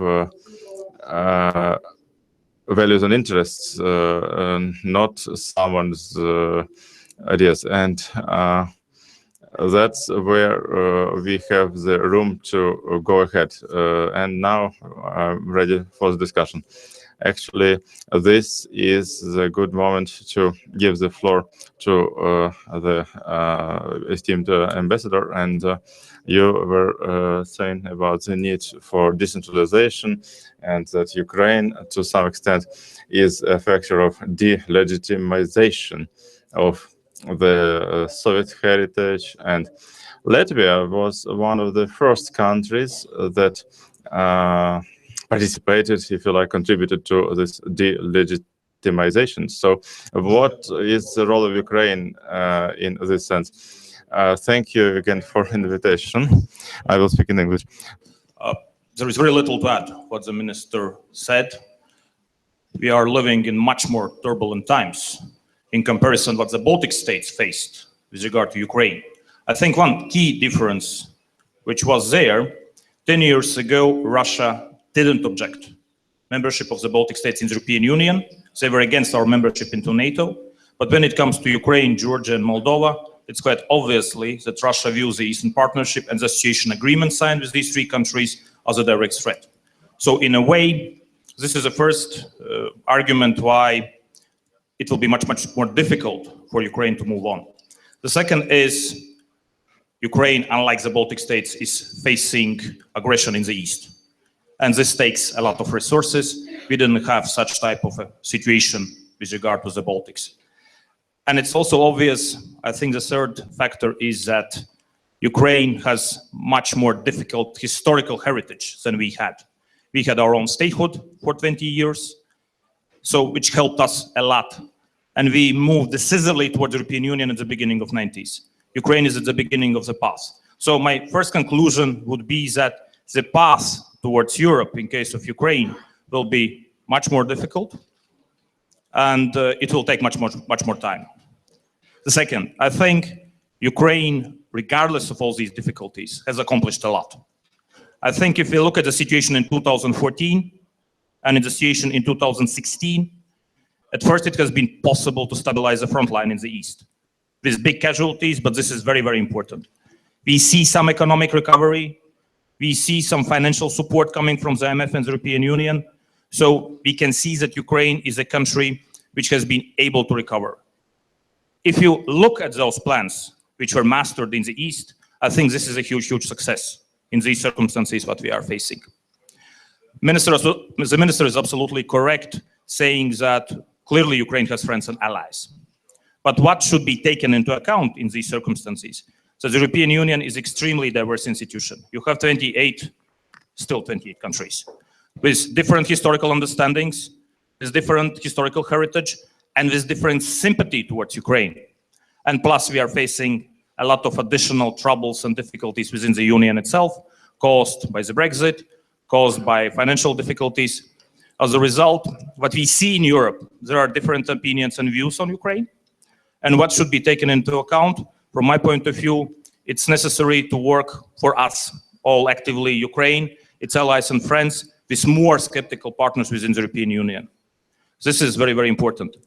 I agree that a lot of difficulties possibly come with the elections in Germany, in France, in the United States. But still, I think we shouldn't over-dramatize the situation with these elections, because Russia has counted several times on more favorable, less favorable governments, and it has not worked. At the end of the day, from my point of view, the most important battle when it comes to Ukraine will be decided here in Ukraine itself. We sometimes focus a lot on external factors. We hear that Ukraine is defending values of Europe in the East, stressing very much security moment. It might not be enough when you look at the European Union itself. So one of the key tasks will be to convince Europeans and Americans that the path towards Europe is irreversible. This is number one. And the second, that the path towards reforms is irreversible. So this is something where Ukraine will decide itself at the end of the day, whether it wants to become a real European state or not. At the end of the day, having come from the region, which had serious difficulties historically due to the spheres of influence, I think what we see here in Ukraine, Ukraine will be the country which will decide itself how it wants to act. Be it Minsk agreements, be it the path towards Europe. And what I can urge at the end of the day is to put Ukraine firmly on the reforms track. This will be something, the success of Ukraine in the field of reforms will convince also skeptics in Europe that the country works. And I completely agree with the minister. The success of Ukraine at this moment is extremely important for the whole region. Because Russia plays on the fact that Ukraine will fail, and they are trying to do it and to undermine Ukrainian independence every day. This is clear. So the success of Ukraine, the country which is a Slavic, still with very strong Russian language positions, is something that will show that there is an alternative. So what I would finish my short presentation with saying that it's necessary to have patience, strength and courage when it comes within the Ukrainian nation itself. Thank you very much. Пане Коут, ну от ми перед початком нашої дискусії, ми говорили з вами про те, що we were discussing in the beginning of the discussion. You mentioned that Ukraine and Ukrainians should believe in themselves, should believe in their future, and so on. And what the ambassador has just mentioned actually also dwells on this. And as a Ukrainian, what is the place of Ukraine? What is the place of Ukraine in the world, in Europe? Thank you for invitation to the 6th forum. And it's a traditional forum now. And in this discussion, let me mention that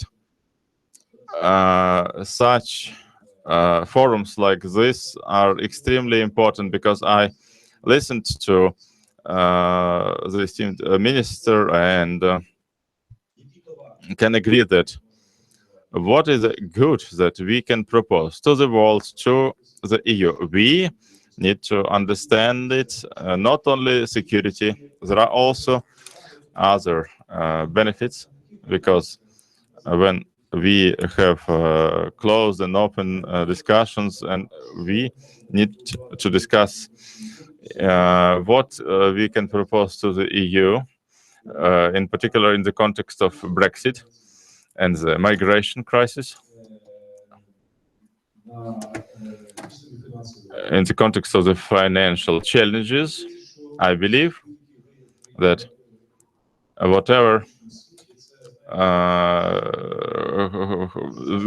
way the country looks like in the world, it's you know, sometimes you have internal illnesses, but they are very well seen on your face. So sorry for this comparison, but surely what we have, the resources that we have, are sufficient to present the country well and have a very good position.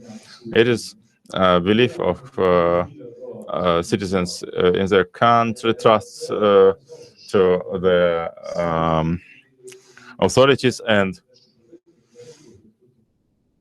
with respect to challenges, I would not call them problems, it's challenges. Our cultural capital, our education level of knowledge of languages, various competences, not only political but other levels. And there is a lot of importance. Actually, I think I was invited not as an international politics expert. I was working on communications between Ukraine and the EU, and I see a lot of need to enhance our social capital in terms of communications, in particular informal, and such links and communications have often more role in political relations than diplomatic relations, because surely diplomatic is important, but Ukraine, it's like at the front line. You know, okay, if you have the avant-garde taken, but then the rest of the army should also catch up. So we should also work on security, on the market, on all the components. Surely the world is pragmatic. In the EU, they talk a lot about the money, and if we use the beehive as an analogy, surely we need to have our own honey, but we gather it in all sorts of flowers, like the geopolitical level, when we are talking about other countries of the EU. We are bees, okay. We add certain value by our innovations, by whatever we can propose to the world. And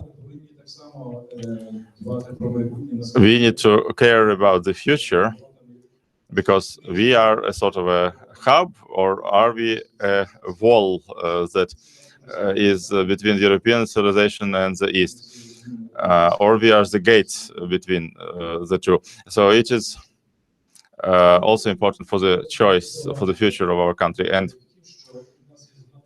we have a lot of home tasks to develop these proposals about what is that we can propose to the European partners. Good that we have friends, but it's not enough to have friends. Good that we have partners. But again, it's not sufficient when we have some agreements. Not everyone is performing. So in terms of the values, when we look at the Parliamentary Assembly of the Council of Europe, when we see how things are discussed there, I have a lot of respect to the Assembly, but we in Ukraine, in terms of how our society is working, how we are forming our cultural capital, we need to use the rule of law and democracy principles and human rights, and prove that these principles, that we adhere to them, we comply with them, and that is what will determine the perception of us, so trust and the reputation, what reputation our country has. This is the first condition for Ukraine to get a stronger place in the European context. Thank you.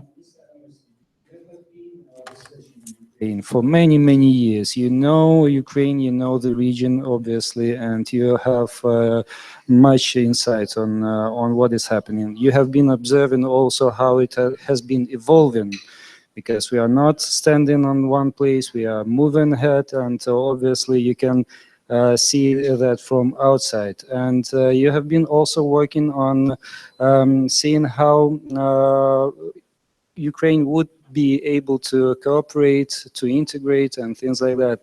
And obviously you have your view on what contribution, as Mr. Kohut has been saying, what contribution Ukrainians could bring to the European space, what value Ukraine could become in the European space, and at the same time, what are the objective or subjective obstacles for Ukrainians to do such a contribution, to be such useful?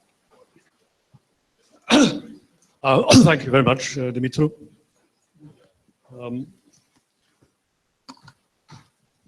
Good to be back here. As you have mentioned, I've been here in and out for quite a long time. And I'll just make one impromptu response to your remark.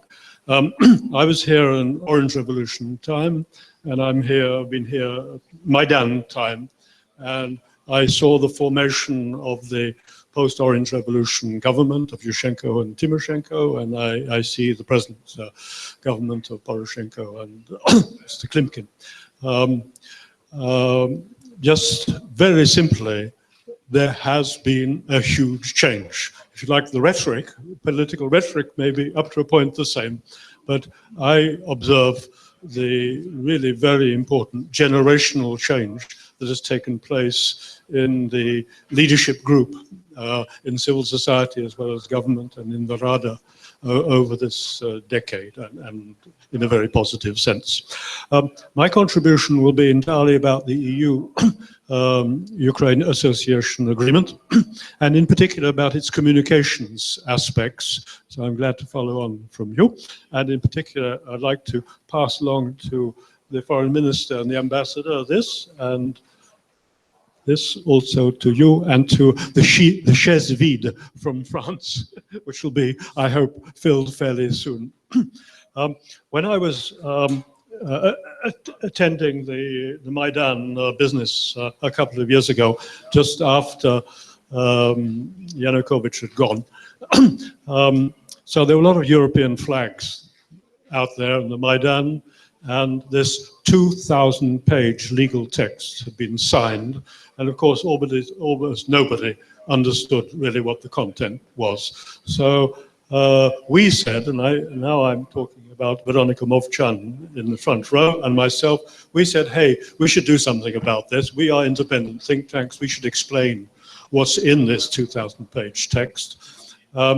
And so with the support of the Swedish CEDAW, we set about this, and we've just finished the English language editions, which you have, but the Ukrainian and Russian language texts are in the course of being produced, and in November we will have publication events in Kiev, Kharkiv, and Lviv of your language contributions. Now, I'd like to say one or two other things about this as an exercise in communications and information. You know what Russian information policy with disinformation and propaganda consists of.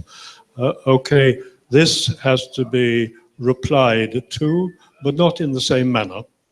We are independent think tanks.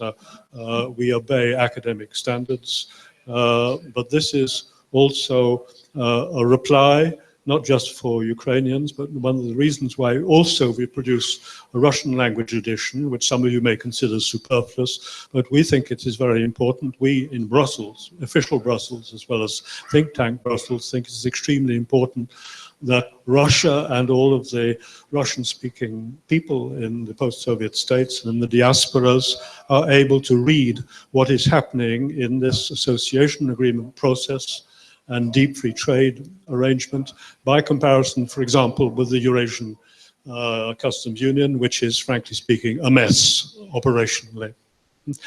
Right, a couple of other aspects of this we'd like to underline. One, this is the Ukraine book. Well, we produced 3 books. The other 2 are for Georgia and Moldova, and they are identical in structure, 30 chapters, the same chapters in all of them.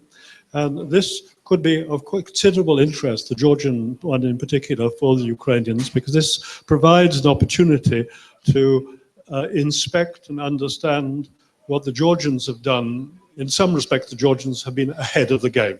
They got down to the business of serious reform a decade ago, and so they've learnt certain things, and so they're interesting lessons there. So that is that one comparison.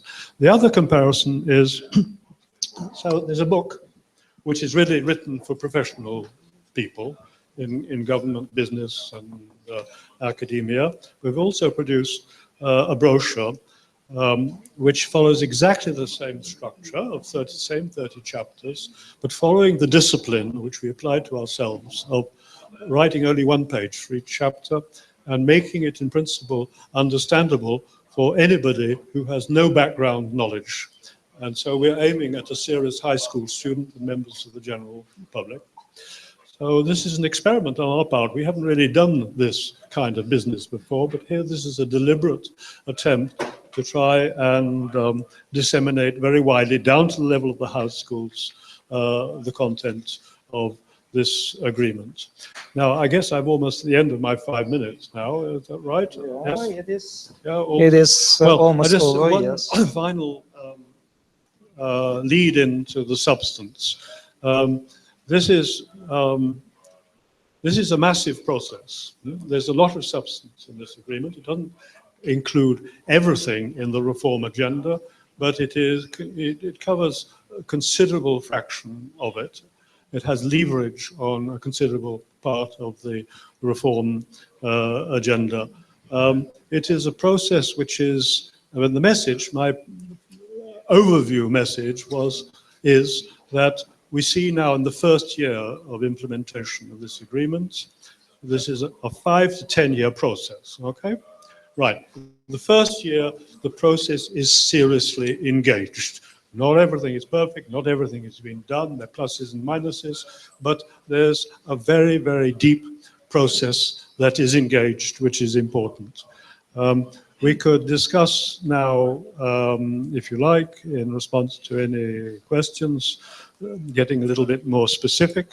These 30 chapters, they're grouped, let us say, in one cluster, which is really trade policy and market access issues, where things are moving quite well, up to a point.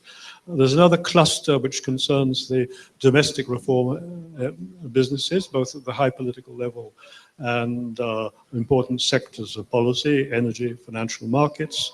And there's a third cluster which concerns supporting actions, both financial through the really massive investments of the European Investment Bank, the EBRD, and other people-to-people actions for scientific research, education, cross-border cooperation, and so forth.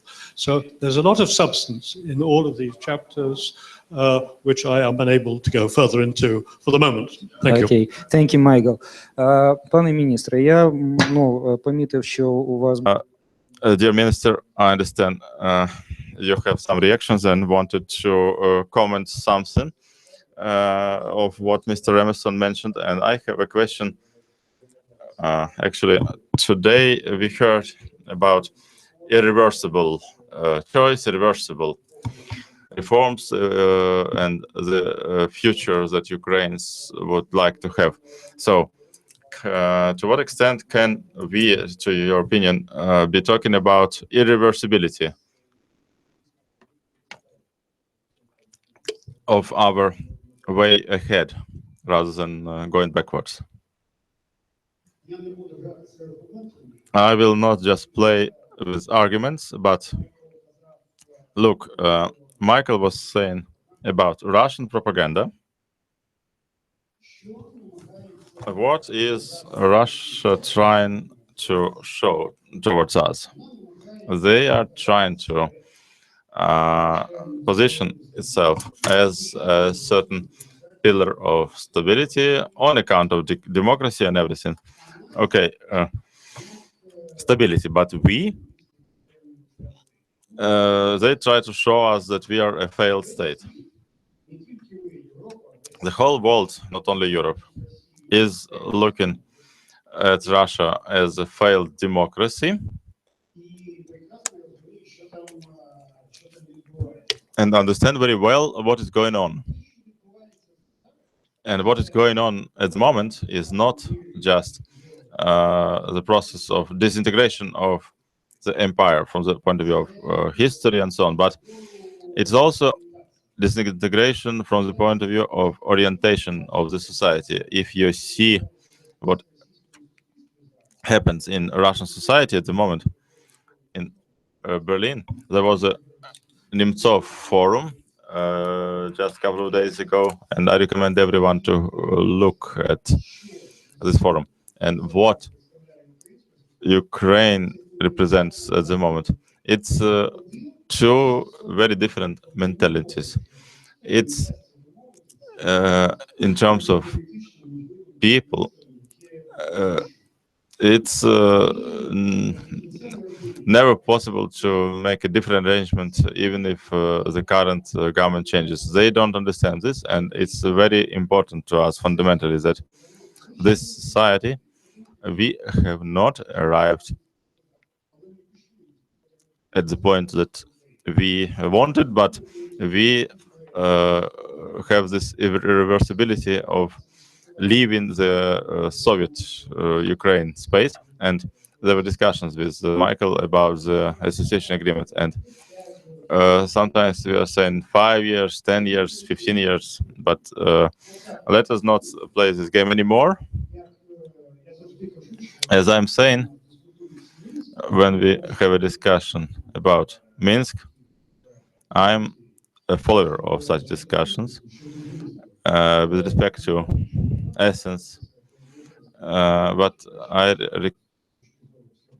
recall Bulgakov from the point of view of history. And actually, these things don't work.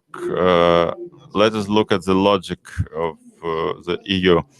2 years ago, everyone knew about this migration crisis, that the Muslim process has completely different logic of demography.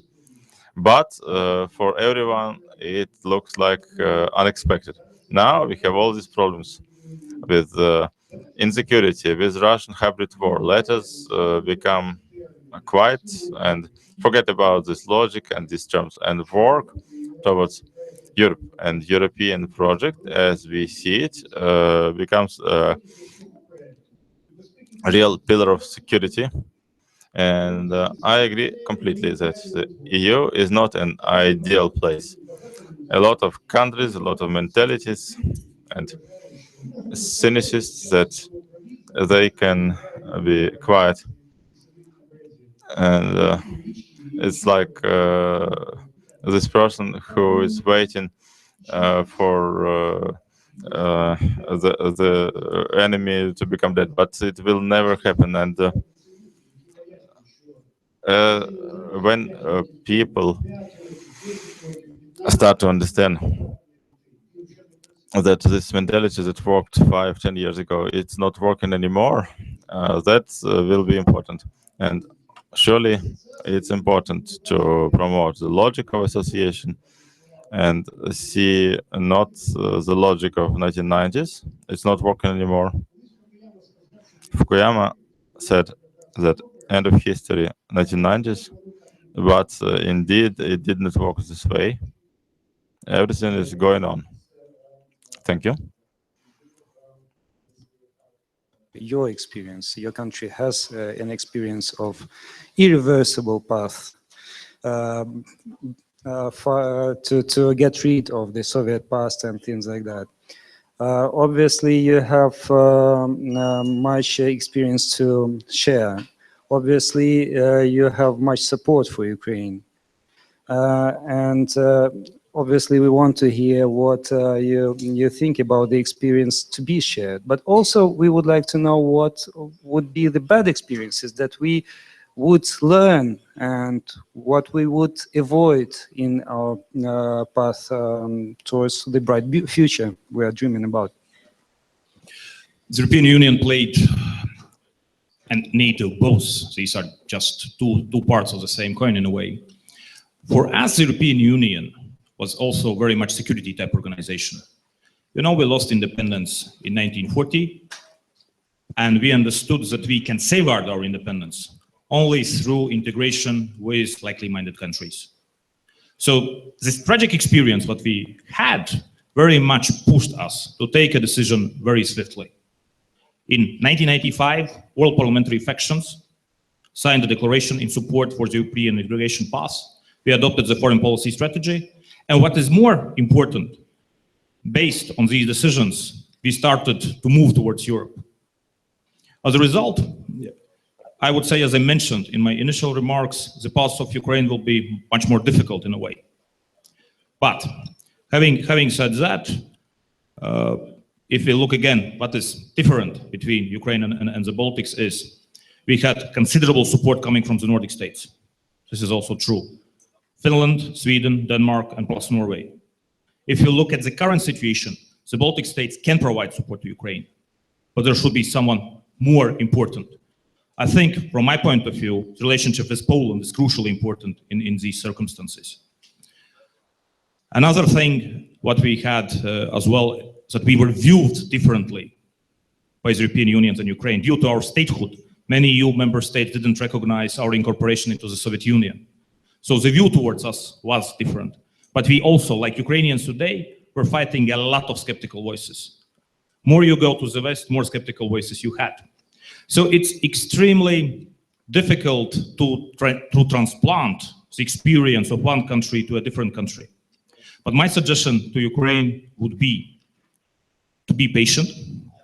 Again, it's quite obviously, if you put the reforms and European integration as irreversible, so you must be realistic, it might take a lot of years. But at the same time, if you have it on the reversible path, the results will come anyway. We don't know when. If you look at the last summit declaration of the Eastern Partnership, there is no European perspective mentioned. But we all understand, if the association agreement will be functioning properly, for example, countries like Latvia will be seeking more deeper forms of integration. So the European perspective at the end of the day will be there. So the key thing is having patience, working with the society, giving realistic expectations so that it might take for a long time. When you look at Latvia, yes, this was 9 years, from 1995 to 2004. This will take much, much longer. The key is just not giving up.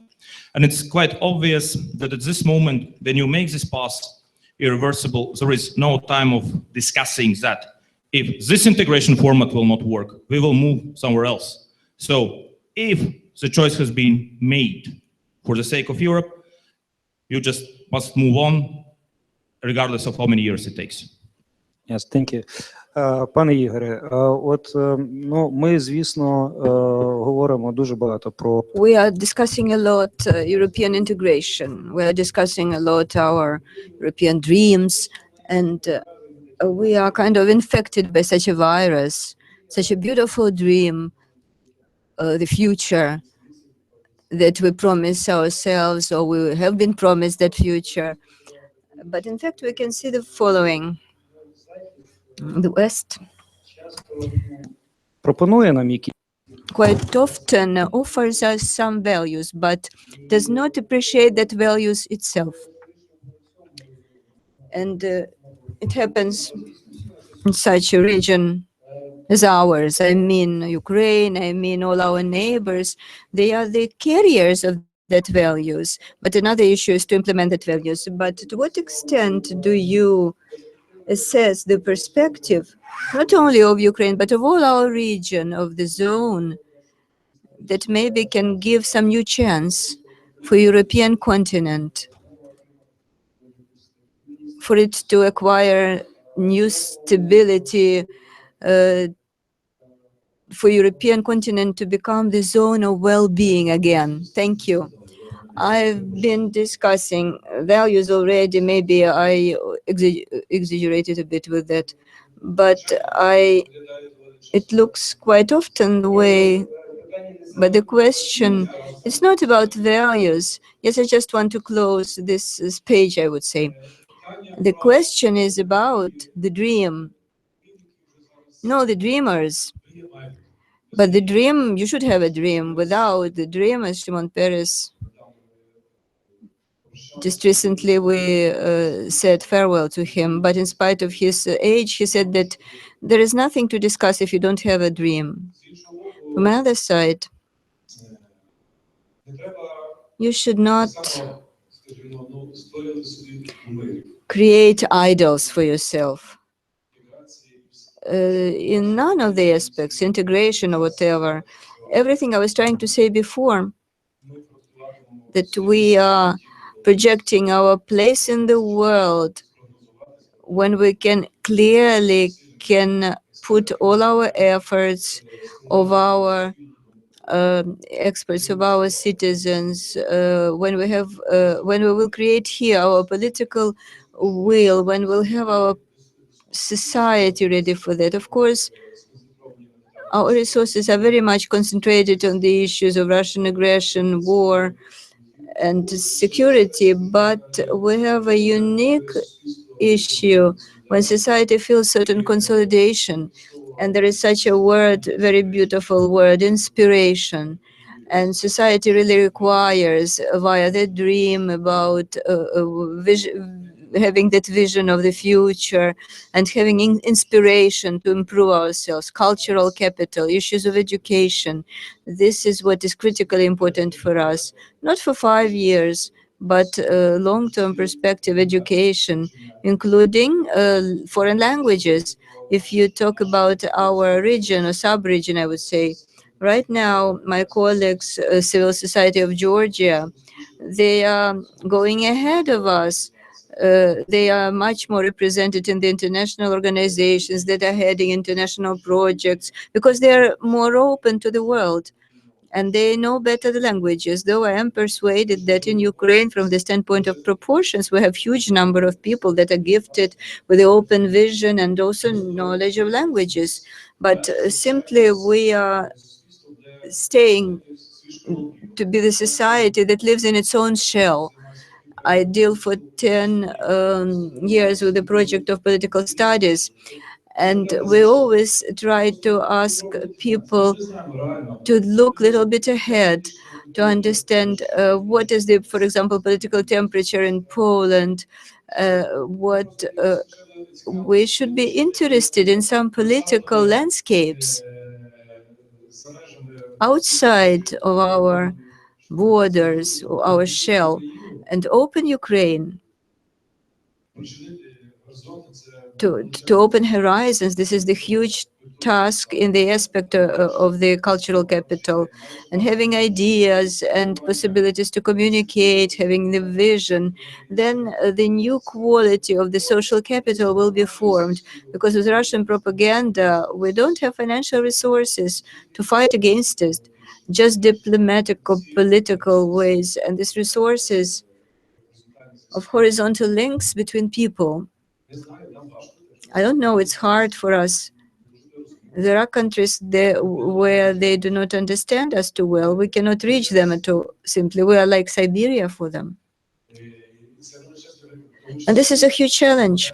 And if you come back to the subject of visas and the absence of visas, I have quite a quiet attitude to regime without visas.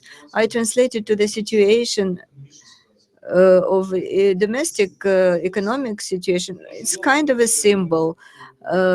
It's important. It's an event. It is high quality event for us if we won't have visas. But I know the price of the problem of getting visa.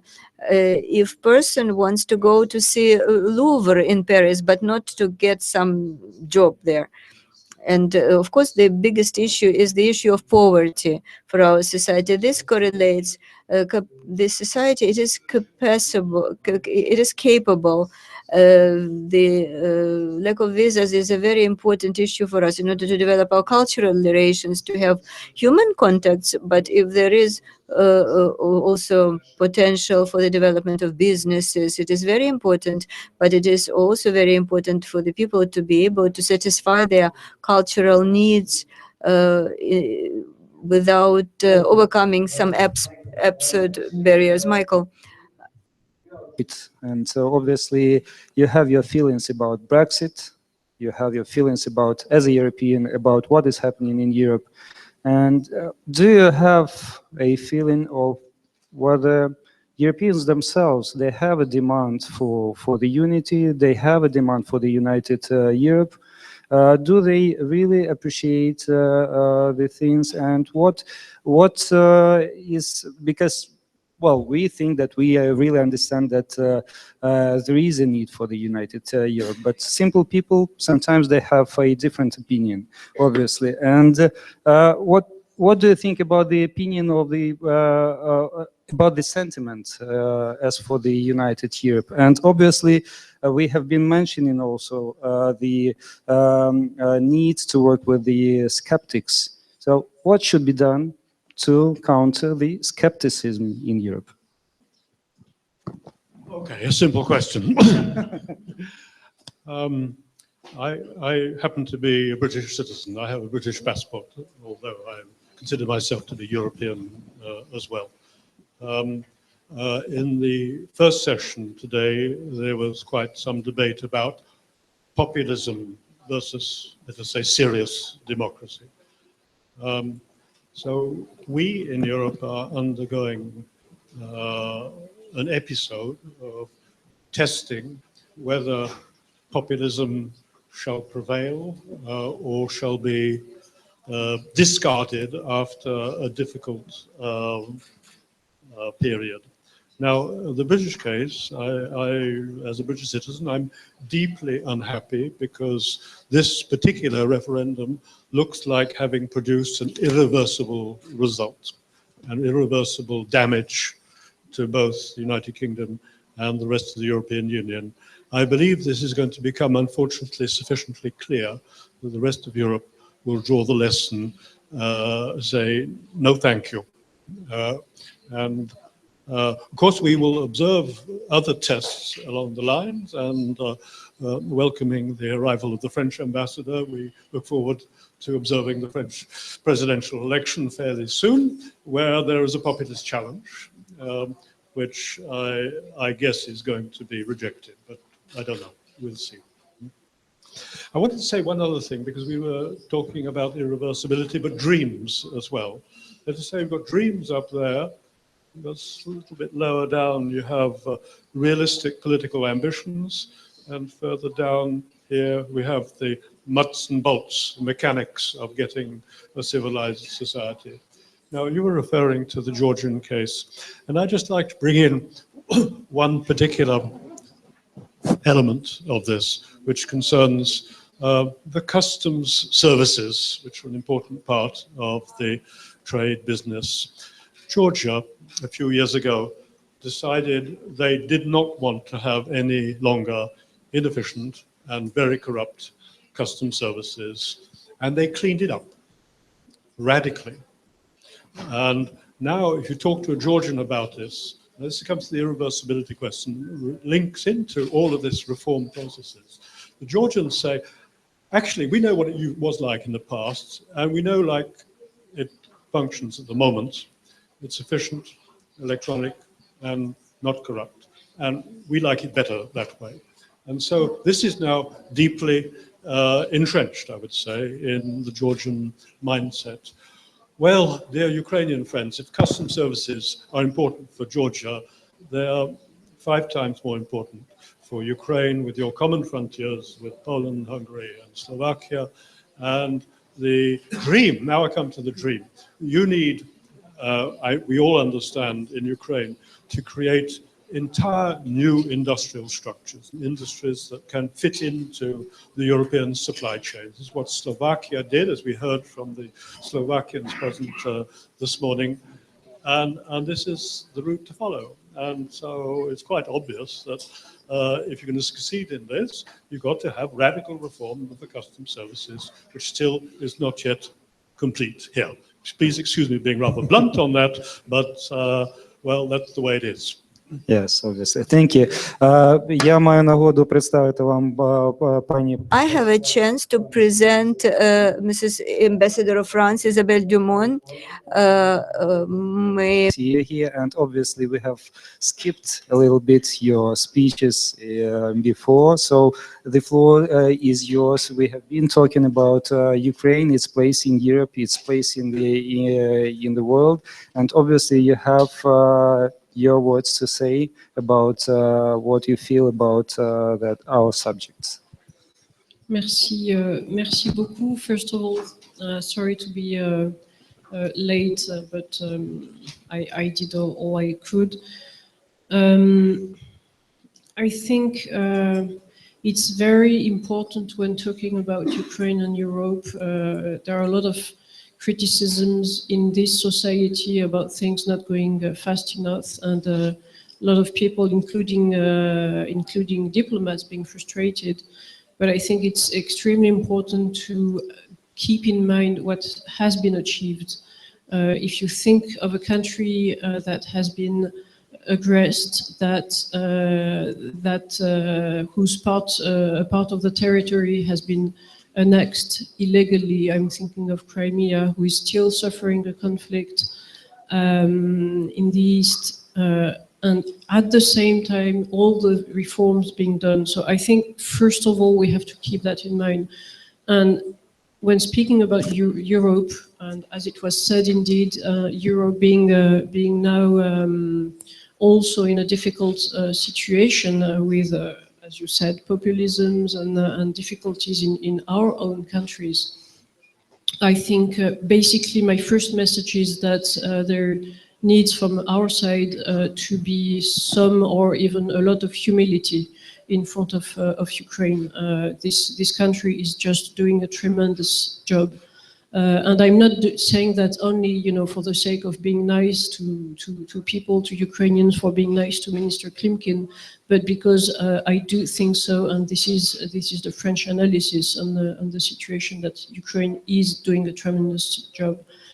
Now, speaking about irreversibility, you know, the famous point of no return that everybody is asking the question, did Ukraine go through the point of no return or not yet? I'm not even, although I myself use this metaphor quite usually, but I'm not sure it's a good idea. Actually, is there one specific point for any country to reach, as if only one direction? I think what is important is not so much to think only one way, but to which reforms have to be made for this country. Maybe in 20 years, the country would go another road, not back, but just, you know, left, right, just another direction. So what is important, coming back to Europe, is that we support Ukraine and Ukraine supports itself. And this is a very important point, is that we together do our utmost to go towards the reform. Now, a lot has been done. One point I'm a bit surprised, having been here 1 year in the country, is that no much is said about the association agreement that has totally entered into force on the 1st of January. I think this has to be recalled. The fact that this was signed by the new government, new authorities after Maidan, is absolutely essential, because basically the point of no return, you have it there. The point of no return, if there is one, is the association agreement, which forces both European Union and Ukraine to work together. And I think we never insist enough on this. On Ukraine's place in Europe, and since that's what you talked about, you asked, one point that also strikes me, and much I think of foreign diplomats here, is the vivacity of civil society, and this is very European. If you look at other countries in, I would say, the region, more north or more east, you don't have this sort of civil society. This is extremely important, and this is what will push Ukraine towards the European path, because it helps today's leaders to continue to go to the direction that they chose. And we all know that there are a lot of people who don't want to move forward. So civil society is there to help.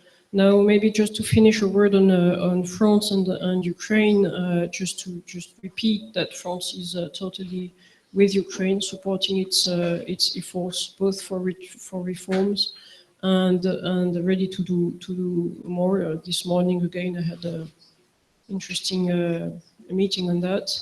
And also on the Donbass issue, that we keep working together to help Ukraine recover its sovereignty and territorial integrity, including Crimea. We don't forget Crimea, and we are here with Ukraine. Thank you very much. Actually, you know, it is true that France is very much involved in the Ukrainian issues, and it is trying to help, and obviously it has its own position on what is happening in Ukraine. However, we have challenging situations, and in those situations, approaches might differ. And I would benefit from presence here, your presence, and Minister Klimkin, and obviously all the other speakers. Let's talk about the security. Obviously, this is number one. When we are polling people in Ukraine, when we are talking to Ukrainians, number one preoccupation of Ukrainians is not reforms, is not education, is not whatever. number one preoccupation is peace. And obviously, we are talking about the Minsk agreement, and you personally have been involved very much in preparation of that format, and obviously, you know many more details than we know. Minister Klimkin has the possibility of saying the Ukrainian position, and obviously there are things that we cannot do before other conditions are not met, and obviously these are the points of controversy between the Ukrainian position, the position of the other countries that are insisting on implementing the Minsk agreement. How would you evaluate the chances for the Minsk agreement? Is it true that there is no alternative? Is there any chance for other formats or other methods to employ so that we can come to the so-wished peace? Unfortunately, I missed what Minister Klimkin said. I'm sorry, but concerning the French, it's not a French position. I mean, you have to understand that we are there, really there to help. This is a very important point. It's not like, you know, France with or against, it's France being with Germany, obviously. Exactly. I'm sorry for this. Yeah. It is not about, you know, it is true, it is not about the position. We have no doubt that you want to help. But the problem is that the approaches are different. Yeah, no, sure. I'm not sure it's so different, by the way. Our approach is, I think in Ukraine there are some people who want to build controversy. So sometimes when the media tell about differences, etc., it might not always be so much the case, by the way. The French position is quite clear. It's just, you know, to make the Minsk agreements happen. It's as simple as that, actually. Make the Minsk agreements happen means that security has to be on the ground, and it is not the case. You mentioned the people. I think you always have to keep in mind that we are talking about people suffering. We are talking about people, families, old ladies, kids, doctors on the ground there under the bombs, back and forth at night. Or if they are not under the bombs because in different regions, just suffering from the situation. And as you said, indeed, just wanting peace, whatever way, but they just want peace. So this is an important point, and this is just what we want to reach. Now, unfortunately, the situation obviously on the ground is not, we are not there yet. There are people, apparently people on the ground there, are they all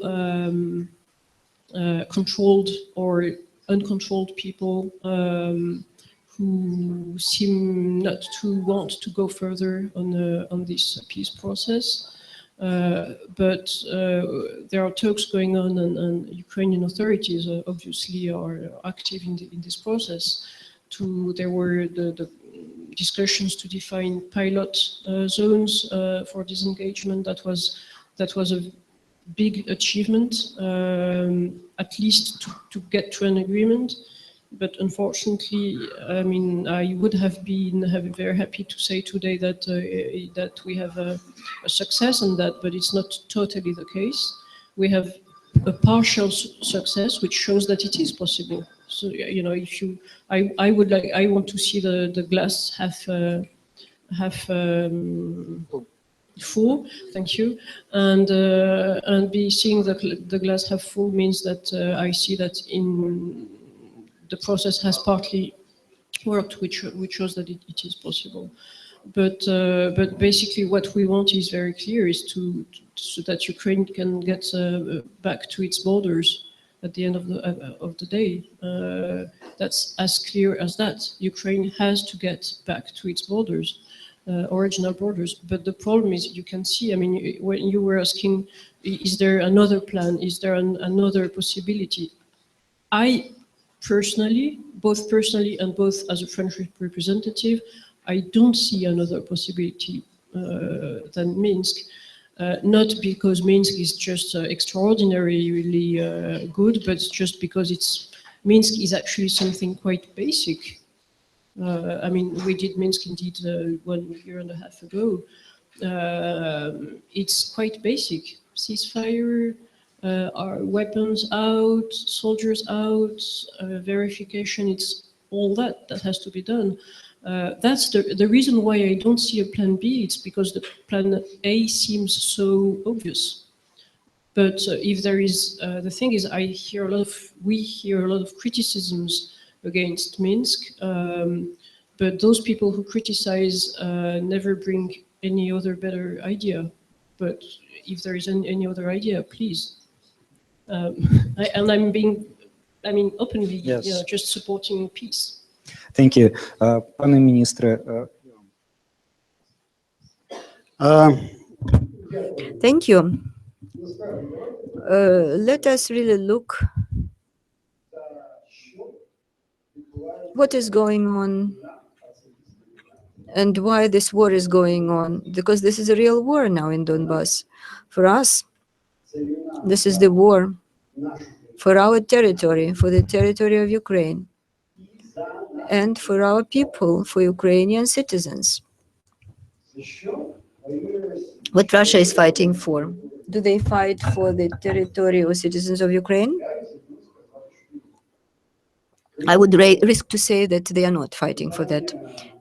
For them, this is another issue.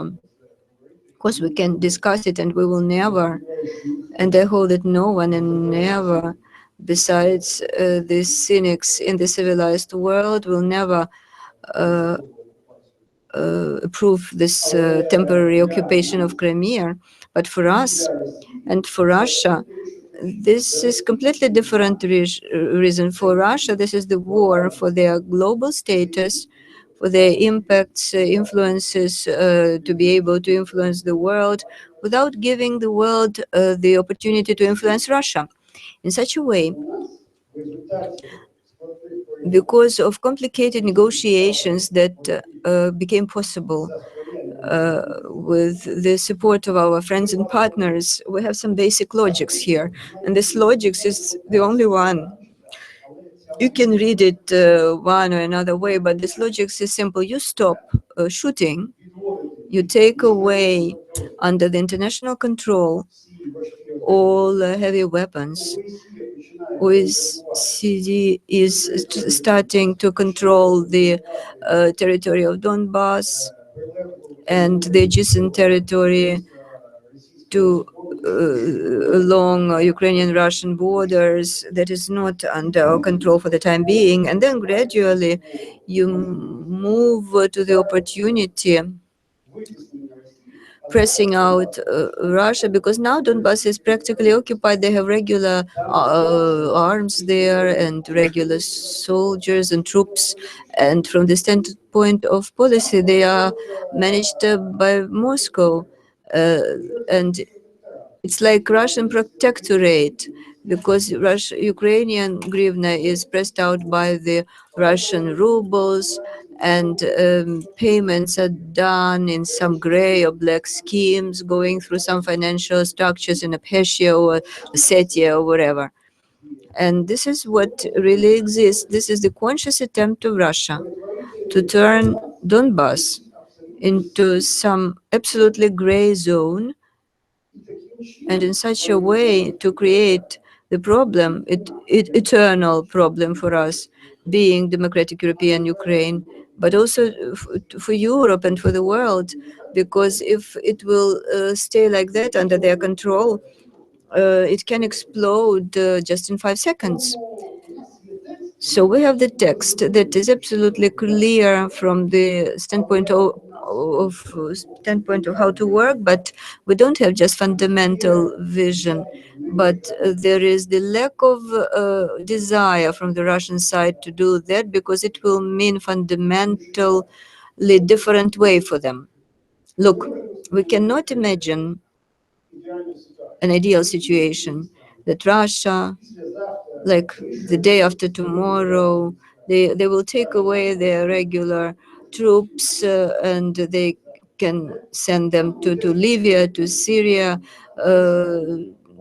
They will leave several people that will follow the process, cooperate with OECD. They have the access to all the mines, to the storages where they keep their arms. And of course, we know the plan together with international organizations, how they're going to control the borders. So there is a logic when Russia is out. And OSCE, in fact, is coming in. And then this is going to be a complicated transition process, because today in Donbass, there are thousands of people cooperating with occupants. They have huge propaganda. We have to build that process. But because by that way, we can move ahead.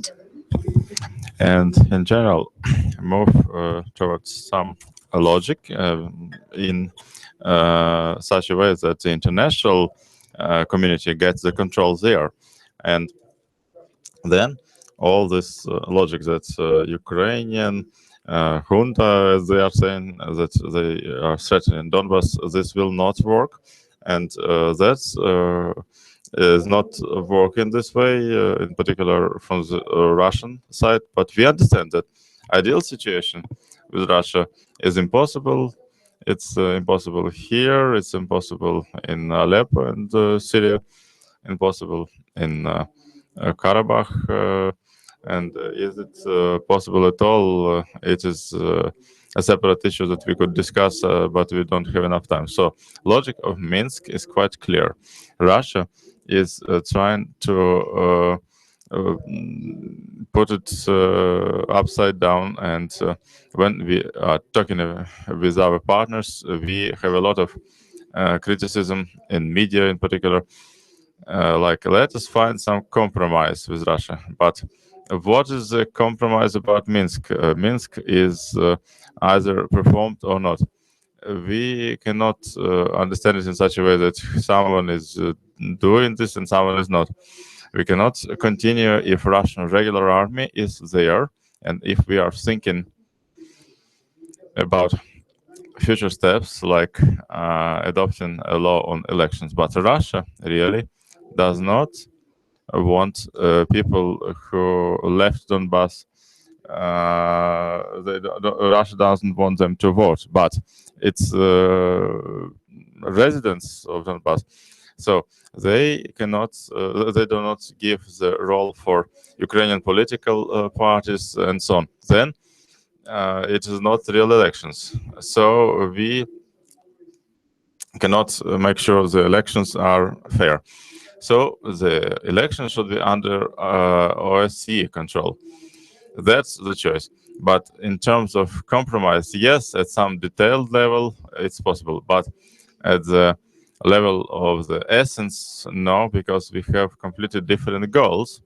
And what Russia is doing, it is an attempt to destabilize via Donbass and other channels, to destabilize Ukraine and the region. And if the situation goes on this way, it will be a fundamental challenge to the European project, because currently the current European project will not exist in this case, will cease to exist. And this is the difference, the fundamental difference. And without finding the ways around this fundamental difference, surely Russia is trying to negotiate on this issue and that issue, but unfortunately this doesn't solve.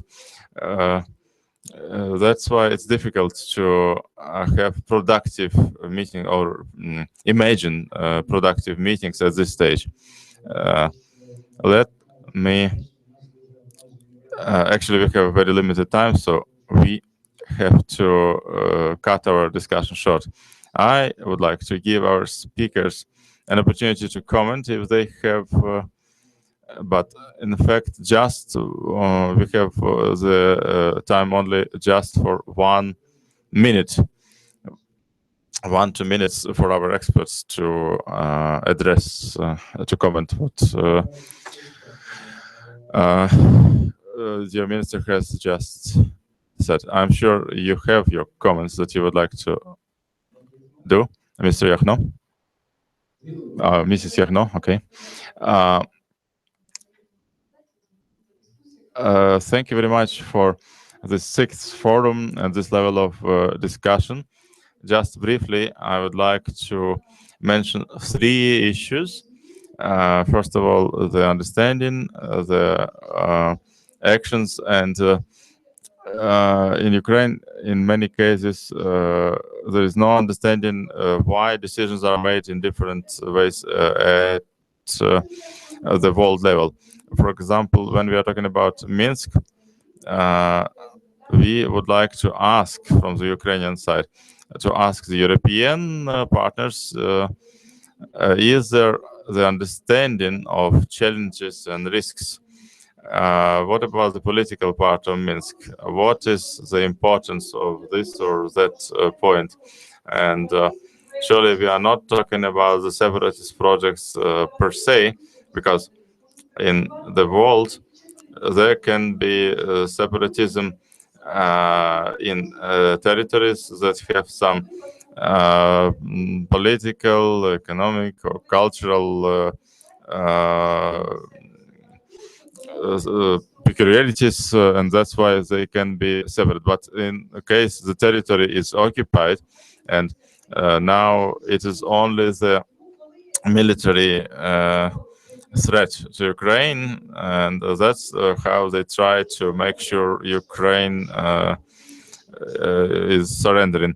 So if we are talking about the elections, in fact, the elections can be, people can vote in Rostov or even in Moscow because there is no real border there. So how can we make sure there is election there if there is no real border between this region and Russia? Russia is playing on this, and that's what I would like to focus on. And second, talking about opportunities and actions, Russia is talking about names. It's not really a good position, not a strong position, because if Russia is like an empire, has or geopolitical force, they are saying that there should be this person or that person at the top, and it is sort of the hybrid logic. In some issues we cooperate with Russia, European leaders say. In some cases we don't cooperate. So is this good or sufficient approach from the European point of view in terms of the threats and the risks from Russia? There will never be what we had in the past in the post-Soviet space, when people discuss should we be in the CIS or not, should we introduce visas with Russia or not. In fact, the CIS is already has already ceased to exist. Even the customs union ceased to exist because Belarus and Kazakhstan have not introduced the same duties on Ukrainian goods as Russia, and so there will never be such unions at this territory. And this hybrid approach is wider than when we are discussing the military conflicts between Russia and Ukraine. And in this sense, when, for example, after the elections in European countries and other US, surely a lot of institutions are not working. After World War II, UN Security Council was one of the winners, but now the UN Security Council it really is not working. So, okay, thank you, Lesia. we have very limited time, just 1 minute. And Mr. Boshkov, you have a comment? We will have to finalize just 4 small suggestions. First, when I heard what the minister had to say, we need some medium-term strategy or concept of relations with Russia, because there is a number of issues where we don't have answers, like visas, like our diplomatic relations, prolongation of the agreement with Russia. We don't have the agreement there. I am against, actually, because what happens if we don't ratify this agreement, by the way, and or don't prolongate it? And so the question is, the life with Russia is sort of this cold relations, and surely we need partners in order to help us in this process. As for Minsk, it is not written on marble or bronze, so we can find some other, or try and find some other formats. Surely Minsk is a format that was born, but if we have free will, why don't we cross out the first 3 points of Minsk, which are not linked to everything else? And why don't we discuss it in Normand format? And the truth format seems to be optimum at the moment, even though it's not very good. Second, I think it would be good to have internationalization of the regulation of conflicts, and I mean that international missions like Reporters Without Borders, OSCE missions, and so on, like Red Cross and humanitarian organizations. So this would be very important, and the conference of peace donors would be also important. And last thing that is important, just a small last point, we need to focus the attention of Western partners. That was very correct, but let us imagine what happens if we have the Russian scenario. Just let us imagine. We have points 4 to 13, and also the 7th point. And in this case, we have full-scale civil conflict in Ukraine. This terrorist threat from this 2 regions, it covers the whole of Ukraine, and then it's a migration scenario. So it's a very significant threat of this risk. So our partners need to understand this. On behalf of Gorshenin Institute, I would like to thank everyone who have come, and after today's discussion, we have discussion issues, but now we have even more questions, and surely we have a lot of things to think about, and this is the benefit of this forum.